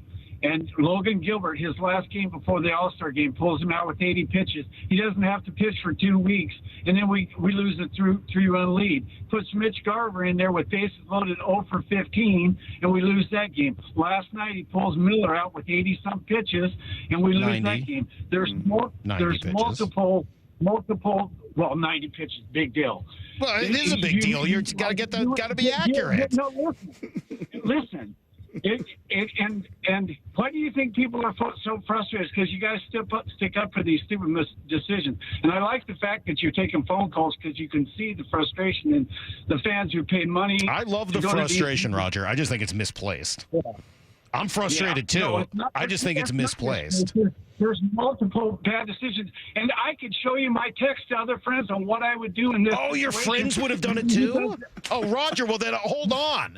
Hold on. I didn't realize Roger's friends would have done it. Let me tell you something else, Snappy. Shannon Dreer should be doing your job because she knows baseball. You don't know a damn thing. Oh, Roger. How dare you? Roger in Tacoma. And just for all your fans, What? What are you talking about, Roger? Roger in Tacoma. Did you hang up? Roger hung up today. Wait, was Roger? Wasn't he like a former top 5 caller? Top 5? He sat right here and was unable to speak. Top 5. He's lost his. He's the emotion. Lost it. The emotions got Roger's friends have gotten to him. I think you guys are fighting now. Apparently. We oh my are gosh, fighting. that's sad. Jeez, Roger. Jeez, call back. That was a bummer of a moment. Man. So to your point, when those decisions get made, just to kind of clarify and reinforce your point, it's not. I mean, Scott Service is the manager. He's getting paid to be the manager. Yep. He's the one out front, and he's the one that's going to take the arrows of that. But I think you're trying to reinforce that these decisions are made. That I'm sorry, we're not going to pitch Bryce into the 8th inning. We're not going to do that because I want him for the next 4 starts. I want him to get to. I don't know. He's a bunch of these guys could approach 200 innings. Salk. Yeah. There's no other staff in baseball that's able to do that. You don't think that those two things are related? If the Mariners had. If Jimmy Garcia and over the last couple days, if the bullpen guys that were called in to win those games against the Angels and Tigers had won those games, everyone would be sitting here going, oh, isn't it amazing how Scott does such a great job of keeping his starters healthy, and that's so important in this day and age where starters keep getting hurt and it's this and that. The Mariners starters pitch more than anybody else. Yep. They go deeper in the game than anybody else does, and your biggest problem is that he doesn't leave them in more? Yep. I'm sorry, guys. You're going to lose me on that one. It's just There's plenty of reasons to criticize everybody. I was as critical of Scott yesterday as anybody. I thought he managed a horrendous game 2 in Detroit. I thought he got beat in that game badly. I'm not afraid to criticize him, but criticize him for the things that he's actually doing, not for the things that either somebody else is doing or that I think he's doing well. They just don't always work. That's where you lose me. 866-979-3776. You want to go in a different direction? We got Russ in Spokane. Hi, Russ. Hi, guys. Long-time listener, first-time caller. Cool. Nice. Interested in the Huskies' offensive line and all the woes people think they're going to have, even with 3 transfers from other colleges that are good. And how is that going to fit in? Are they really going to have the air raid this year in offense? Yeah, the O-line, having laid my eyes on them, Russ, and being out at practice, a week and a half ago when I was out there and seeing them, the O-line is going to be absolutely a work in progress. And heading into the conference they're heading in, and maybe not early, it's a pretty soft landing early, but in the second half of the season, facing some of the groups they're going to face up front, it is going to be a real challenge. So as much as we want to talk about the Seahawks offensive line being challenged and the interior of it being challenged, the Husky offensive line, after having one of the best in the country a season ago, and actually the best, the Joe Moore Award winners, going to be challenged this season. Well, let's go to Will in Sumner. Good morning, Will.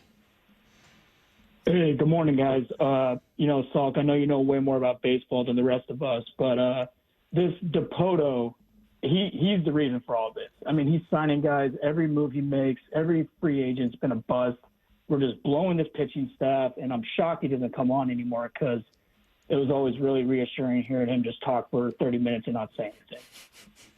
Well, Will, I would say he came on a couple weeks ago. I would say he took total ownership of what they have done and unfortunately not done, right? The mistakes that unfortunately have been made from some of the transactions offensively. What they have done is drafted and developed the best pitching in all of baseball. There is no question about that. The envy of everybody in baseball with what you were running out night in and night out. That has been the absolute strength of Jerry Dipoto and this organization. The other side of it, it's a challenge, and I don't know what more. Like he's owned it. He flat out owned it with us 3 weeks ago. Like, this is on me, and I think this is on me. And by the way, I think it is. If you were to ask me, and by the way, they're in second place. They're 4 games above 500. This is not, the season's not over yet. If it ends up going awry and you were to ask me what was been the biggest problem with the team, I would tell you it's the lineup. I wouldn't have said that as much last year. You know how I felt about last year's lineup. I felt pretty good about it, and I think they got unlucky. This year, I don't love the lineup as much. And I don't love the moves that Jerry made in the offseason. I wasn't wild about the Polanco move. I wasn't wild about the Haniger move, although I kind of understood the logic behind it more. I wasn't wild about them letting Teoscar go. I didn't love the offseason as much this year. I love what he did at the deadline. I think the 4 guys he acquired at the deadline were great choices. Unfortunately, Jimmy Garcia has given it up now twice in a row.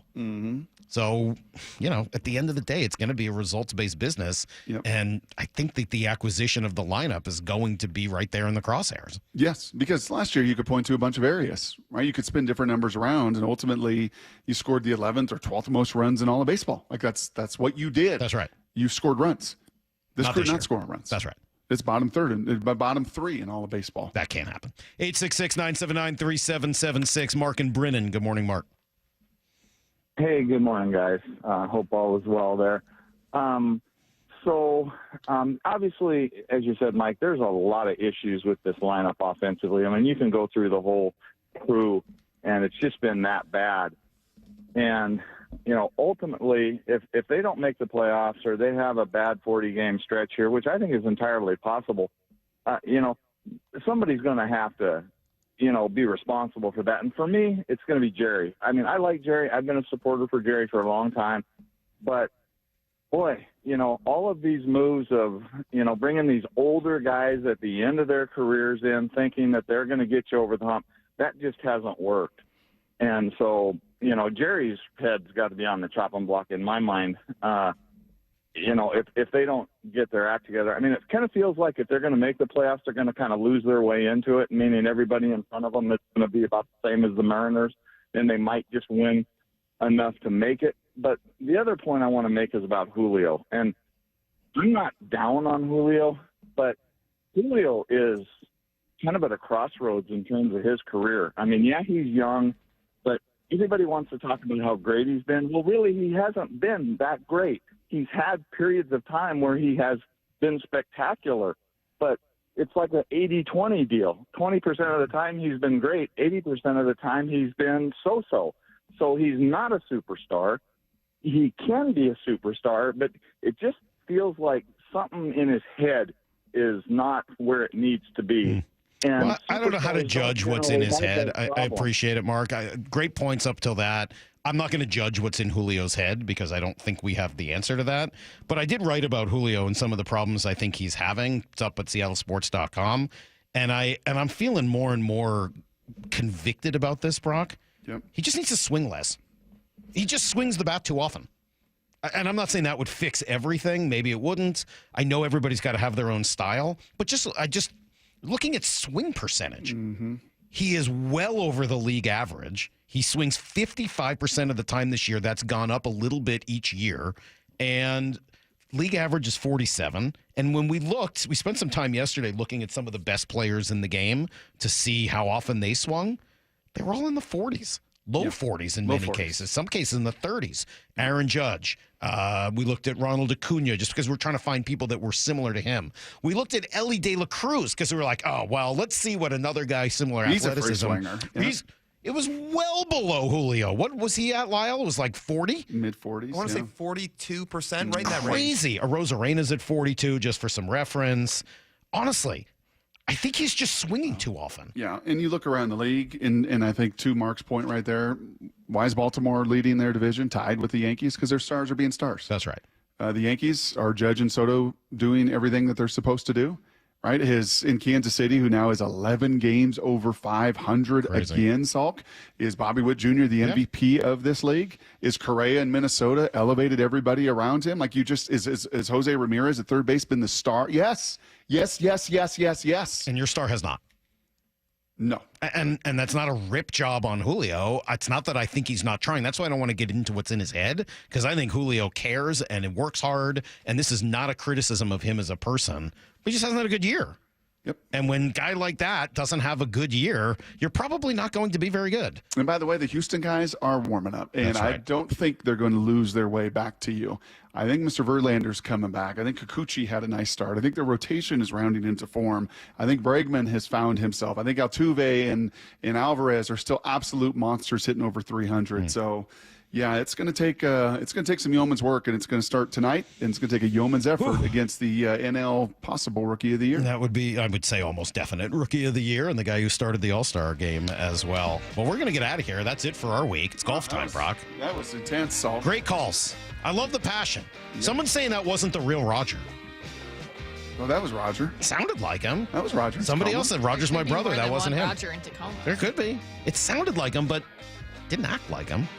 Maybe it was a different Roger. A different Roger? Maybe a different Roger. Maybe a different Roger. Maybe you pushed him to the edge, Salk, like Maybe. you do. I do. I get it. It's part of my job here. We got to get out of here. Bump and Stacy will be nice. They're up next. Come on, and we will catch you guys Monday morning at 6 a.m. Until then, Brock, hey. Mariners. Barn. See you, everybody. Barn. Get to the chopper!